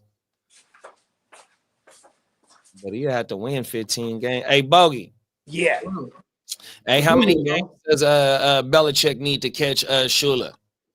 Or how many wins? I think if he was like an entire like season's worth, I think still left. Okay. Like I remember looking at this like a couple years ago. He was like less than 32 away, but that was a couple years ago. Because then it became before he retired, quote unquote, from the NFL. Because you never know if he would come back. But before that, they were saying he wasn't that too far off from the all-time record. Right, I remember that. Yeah. Yeah, because remember those last couple years without Brady, they were bad. So that always became the conversation. Oh, does he keep going to get the record? You know what I mean? Like, or every time they finally would win a game, because he was going what 8-8. So you know what I mean? It was just like, all right, he was slowly adding to the count, because normally you'd be adding them by the double digits every year. And then he started to swell up. He's 72. He's 72 now. Dang. Yeah, because I remember when Pete Carroll won the Super Bowl for the first time, but the only time, he was the oldest to win it at the time. And then Belichick was on the other side the following year when he won it. I think he was still not the oldest to win it. So yeah, Belichick left. Okay, 72. Is Carroll still coaching the Seahawks? No, he took the year off basically, and now he's back, and he's in Vegas now. He's with the Raiders.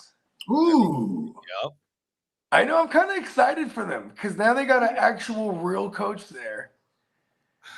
He's the head coach, right? Yeah. Yep. Yeah, because John Gruden, I guess. Yeah, he's the head Have coach. you been to that stadium? Yep, they got a new stadium. Have you been there? Oh no, I haven't been there yet. Okay, I'd like to check it out myself. Yeah, they had like little tours there and stuff. And then, but yeah, now that thing's in action. I remember last year we were all kind of toying with the idea last year when we were in Vegas because it was the Niners Raiders game. And then, but yeah, it wasn't cheap. You know what I mean? Even though it was a preseason game, and there was there was availability. You spoke of John Gruden. What's he doing now? He's doing these cool YouTube videos where he spazzes out and talks football. But I think he's getting in the booth now again. Is that what it is, JD? I haven't heard that yet. But he could coach if he wants to, couldn't he? He was, because here's the thing: is his NFL little lawsuit or whatever. He was trying to sue the NFL. I think he dropped the suit now or something like that. Oh. So now, because he was thinking, but this is my opinion. I think because now this opens the doors to him potentially like coaching again. You know what I mean? Like, so he may come back and coach in that. Hey, you never know. I'm just saying it opens the doors again, because when you're suing the NFL, I think they're going to blackball the hell out of you. You know what I mean? Like, because why was he suing them? It was something about like his email leak, like a lot of his emails leaked where he was talking about with his coworkers, and they were saying like racial slurs and like and kind of like sexual derogatory things towards gays and things of that nature. But who in this day and age puts that on paper? That's ridiculous. I mean, it's that's almost the like thing. they just made it up. That's why he was suing them, because it was like, this is like an invasion of privacy, things that, you know what I mean, like. And then, even also, even if I had thought that, why would I even like type it anywhere? You know what I mean? Yeah, I don't know. People are crazy. No, I mean, I don't even know. I guess because it's the actual reflection of how they really feel. At the end of the day, I mean, why type it? Are you joking? Like, are you a comedian? Or everything has to be in context now. It's like, hey, this is a joke, what I'm about to say. Like, you know what I mean? I don't know, but even then, it's like like those jokes don't read well on paper, and you better be a comedian, or it's like it just sounds like in poor taste. You know what I mean? Like, yeah, it's almost like sometimes you know how you have. I'm looking at the the bigger picture. You know. Yeah. You know how you'll have like a racial. I don't see it as much anymore, but they'll have racial stories, right? Or stuff like that. It's almost like they make it up. Like the whole engine, it's out there. It's just it's in pockets. You know what I mean? And then at the same time too, it could be out there and just be a mentality. Like, for example, like okay, with Trump in there, bro, Kanye is going crazy. Like, I was just looking at Trump's name and he said Trump. No, I'm just saying. Trump, I was looking at his name because Trump's in office. Trump. See, a lot of the other there's a lot of people that come out in these pockets, and they get to wilding out on some like white people are better things of that nature. You know what I mean?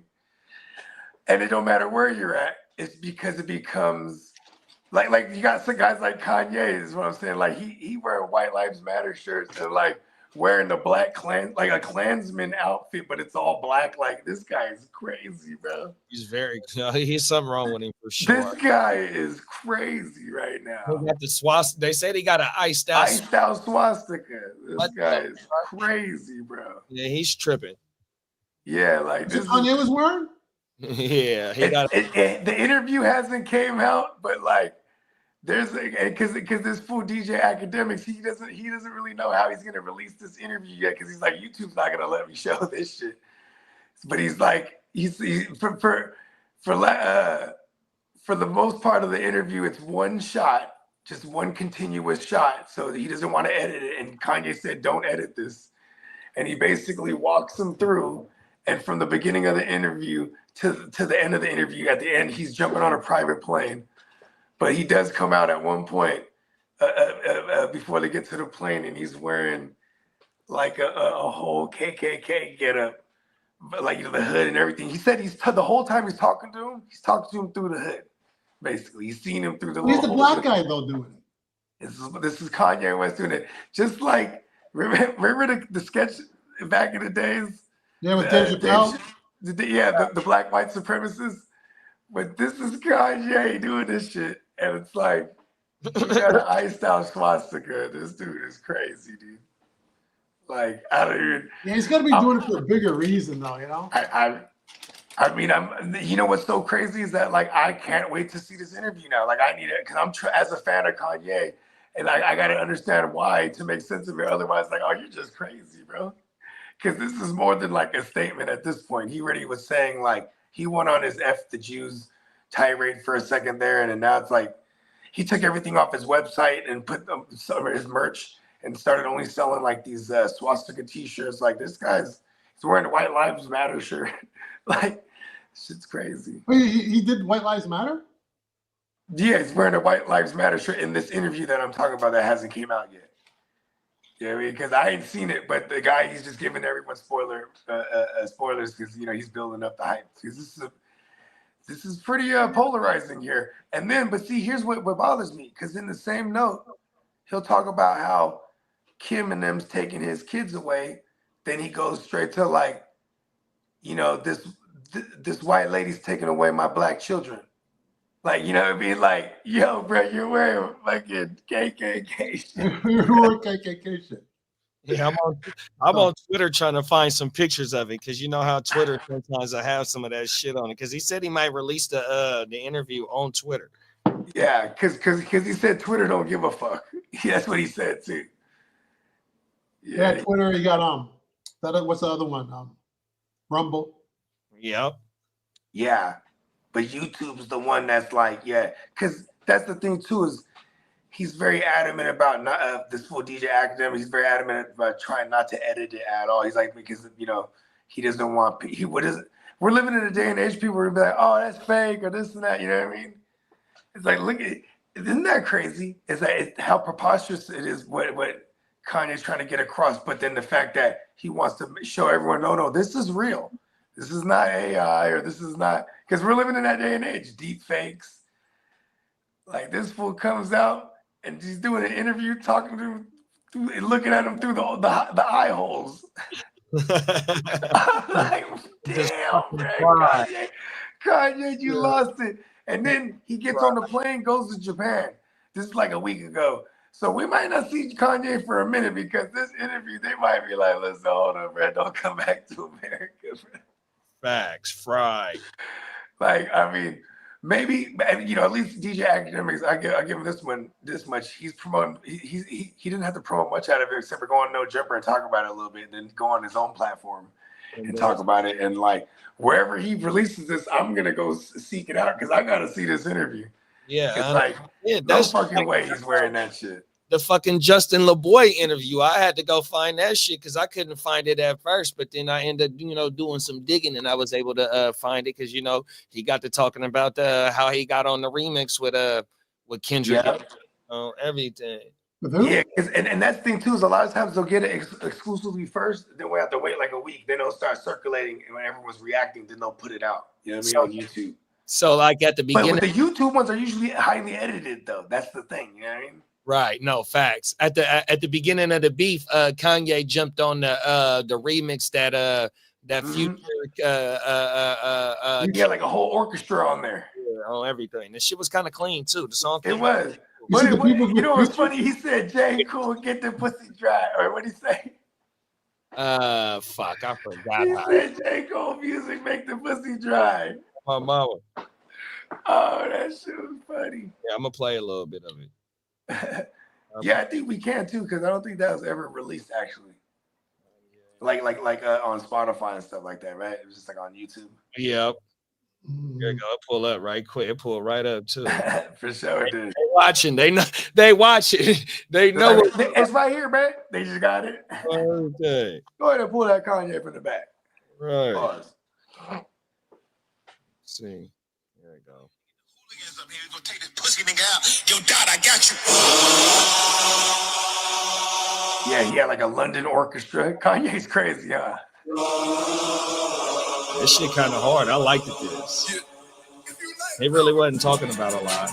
Can't stop, won't stop. I just fucked your bitch in the Sean John tank top. Oh, and he got Sean John shit now. Average. I treat a bad bitch like a fat bitch and then never let me. Oh yeah, that's another thing too. He did the what was that? Was it an interview with Puff or something, or a phone call or something? It was a phone call, and he got it on the mixtape, and he got his daughter on there, and his Kim don't want the daughter on there with Puffy. Oh word. Oh, everything. And he got Sean John t-shirts on his website. Yeah. Yeah, he's a fool. Kanye is a. And we used to rock in my home city, San Jose, SJ. We used to rock the Sean John because it had the SJ shit on it. You know? It was representing for the turf. Yeah. Damn, did he? Did he do it? Hey, Kanye is. Did he did it to him? But Kanye was on there like, and see, this is kind of crazy too, because he was like, "You like my dad," you know what I mean? You raised me before I even knew you. You know what I mean? Like, no, Kanye said. This is Kanye saying it to Diddy behind the walls now. That's crazy. I didn't hear that. I didn't listen to the phone call. Yeah, no, I saw somebody reaction shit to it. Oh, my mama. You know, that's the day and age we live in. Like, hey, let's go find it. Yeah, no, I gotta check it out on everything because I didn't know what Kim was tripping off of because it's on the I think it's on the TV show. I think she was they was talking about that shit. Yeah, so they didn't want to because Kanye's daughter's on it, and then she's a minor, right. So it's a consent, right? But she has the consent, so Kim won't clear that, won't. So you can't put her on that record or release that record with her on it. So if you're gonna put the record out, you can't have her on it. So Kanye's livid because Kanye, he's the type like back in the days when he first got with J and them got money. So he could sample whatever the fuck, because J&M would be like, fuck it, if we can't clear, we'll buy the sample. You know what I mean? We'll buy the rights to the song. Because most of the time you could do that. You know what I mean? You say you sample something from the 70s, yo, that person might, the owner of that sample, they might sell it for like 5 bands. You know what I mean? You're like, fuck it, got it. Now as long as the price, right? Yeah, exactly. Because most of those times, those artists too, they weren't getting shit out of their deals, and then it's just a record company now. Like, oh, you want to buy rights to that song, that one song? Yeah, cool. Sometimes it might be like, oh, how much for the whole album? I mean, shit. What's his name, man? Michael Jackson. Remember when the Beatles rights came up in the '80s? Michael Jackson's like, fuck it, I'll buy it. You know what I mean? Facts. He was the only one that could afford that shit. The Beatles couldn't even buy it. Or the remaining Beatles at the time. You know what I mean? Paul McCartney? Yeah, Paul McCartney. That was his whole thing because he wanted, you know what I mean? So he had less money than Michael? Yeah, I think he confided in Mike about the whole thing. And Mike was like, yeah, I'll help you guys. And Mike ended up just buying that shit. This is that legend has it. Oh, shit. Yeah. Yeah. Well, the Beatles got some, they got a lot of money too, but But that was like, because the Beatles were just artists on a record label too at one point. But then now that they're publishing and the rights come up and it's available for the people to buy it. See, this just came up with the Reasonable Doubt recently. Right. Because you know what I'm saying? Because that's Jay-Z shit. And over time, he bought 2 out of the 3 shares, but one of the guys don't ever want to sell. You know what I mean? And then now he did. That's big. Oh yeah, because Jay has his third. Yeah, Big Jay has his third, I think Jay had to give up his. I think Jay bought Biggs. Okay, so Jay bought Biggs. So Dame is the only one that held. He doesn't, Yeah, but now he had to give it up because he needed some fatty way. You know what I mean? Yeah, because then that shit accumulated some value there. You know what I mean? Like, and that's the day and age we're living too. Like these artists, like I think who was it? Britney Spears. They got her in a conservatorship.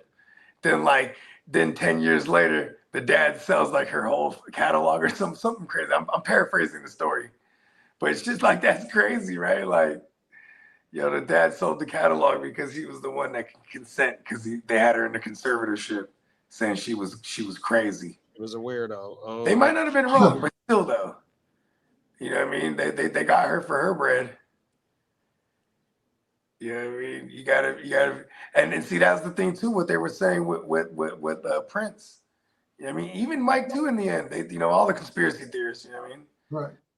Because they all went down the same way, and those the ones that own their stuff, they stand to make the most after the fact. You know what I mean? When Prince died, now you don't. Now it's a different story of how people can get up now. Yeah, I mean, it also will go to whoever, like for instance, Diddy. A lot of his artists, they fought him for years to get their rights. You know what I mean? And their publishing and things of that nature. You know what I mean?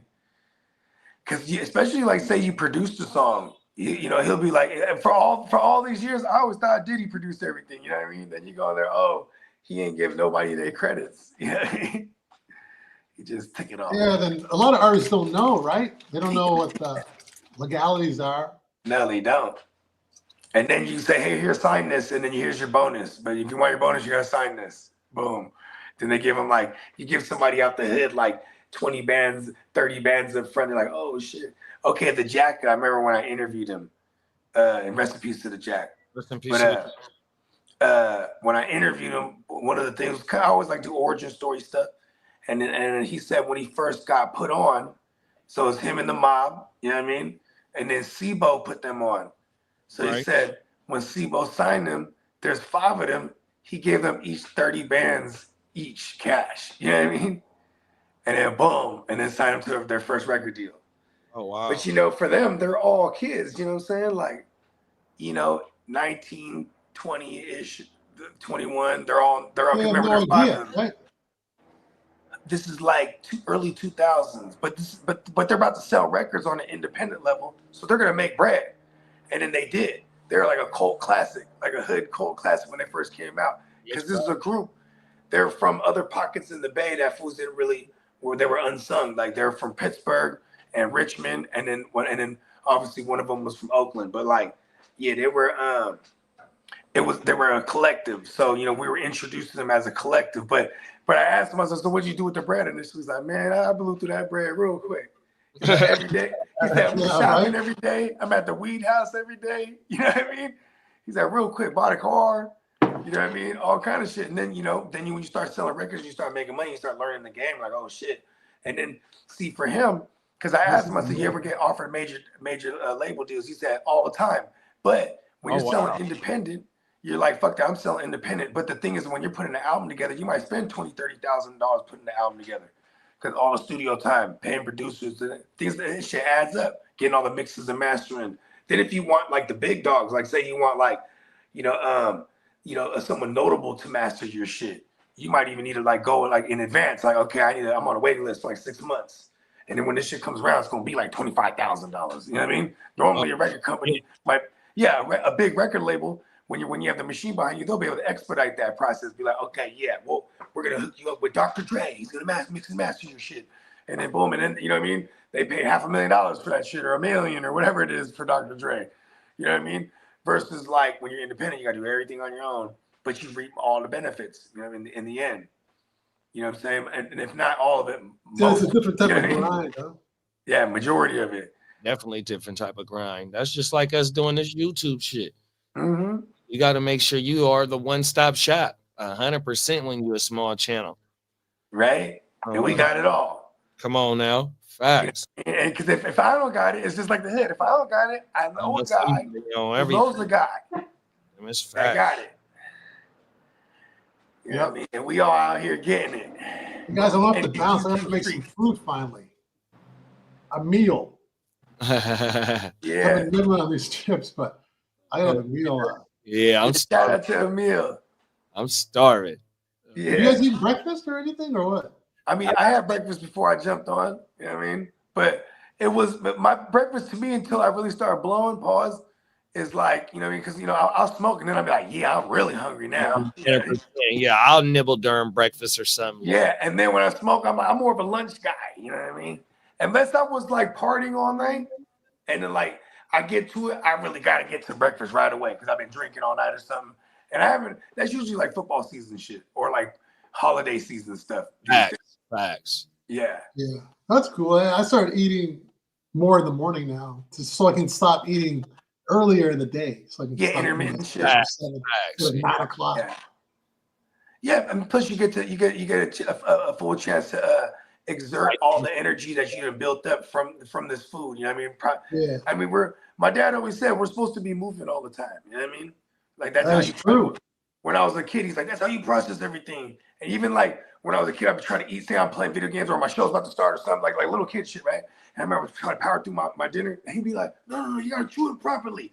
You have to process it. You know what I mean? Then even like say I would hella eating and I lay down. No, you gotta sit up. You gotta, you know what I mean?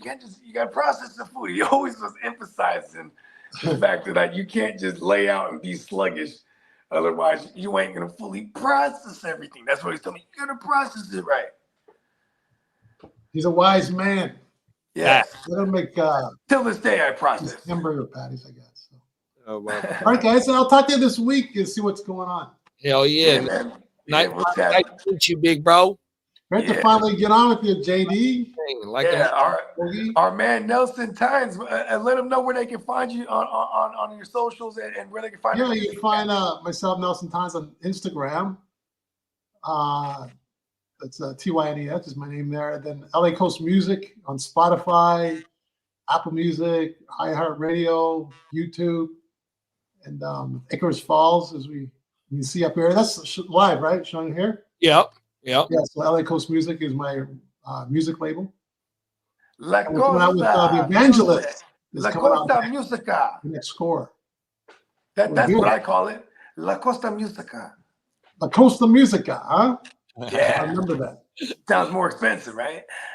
Sounds more stylish. Yeah, exactly. Designer. All right, guys. So yeah, see if we can meet up with you this week.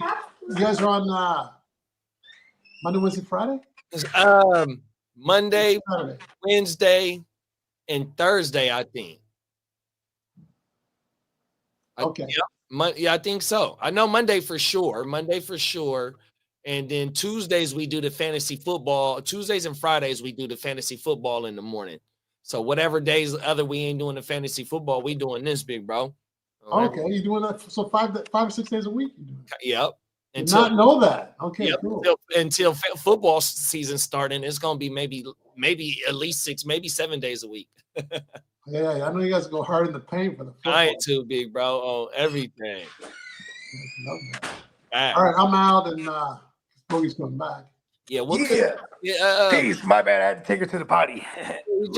we'll get in the chat, and you know what I mean, we'll just cook it up however it go on everything. All right, sounds good, brothers. Yep, for sure, my good brother. All right, have a good rest of your weekend. Yeah. Everybody have a safe weekend. Be back at you on Monday morning with the OJ again. You know what I mean? And you'll definitely be seeing our man Nelly be a reoccurring guest here and there. Yes, sir. On said show. You know what I mean? This was kind of like a cool little intro show. We got. Oh, it was good to break the ice finally, because I know it's like my schedule, this and that, and it was a good window. Definitely. Yeah, there it was. Right there. Well, I'm glad you hit me up last night. Yeah, come on, the universe. It was Marty. He reminded me. I was like, oh, that's right. I was supposed to hit you up like weeks ago. Then he brought you up too, though, so that's cool. All right, guys. For sure, big Peace. bro. Everybody, we see y'all later. All right, peace. Peace.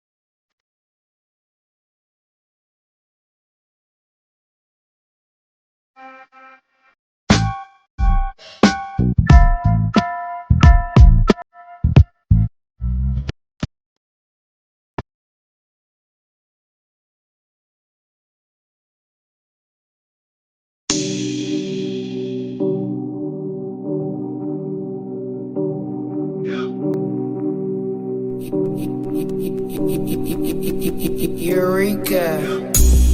We make plays every day, yeah.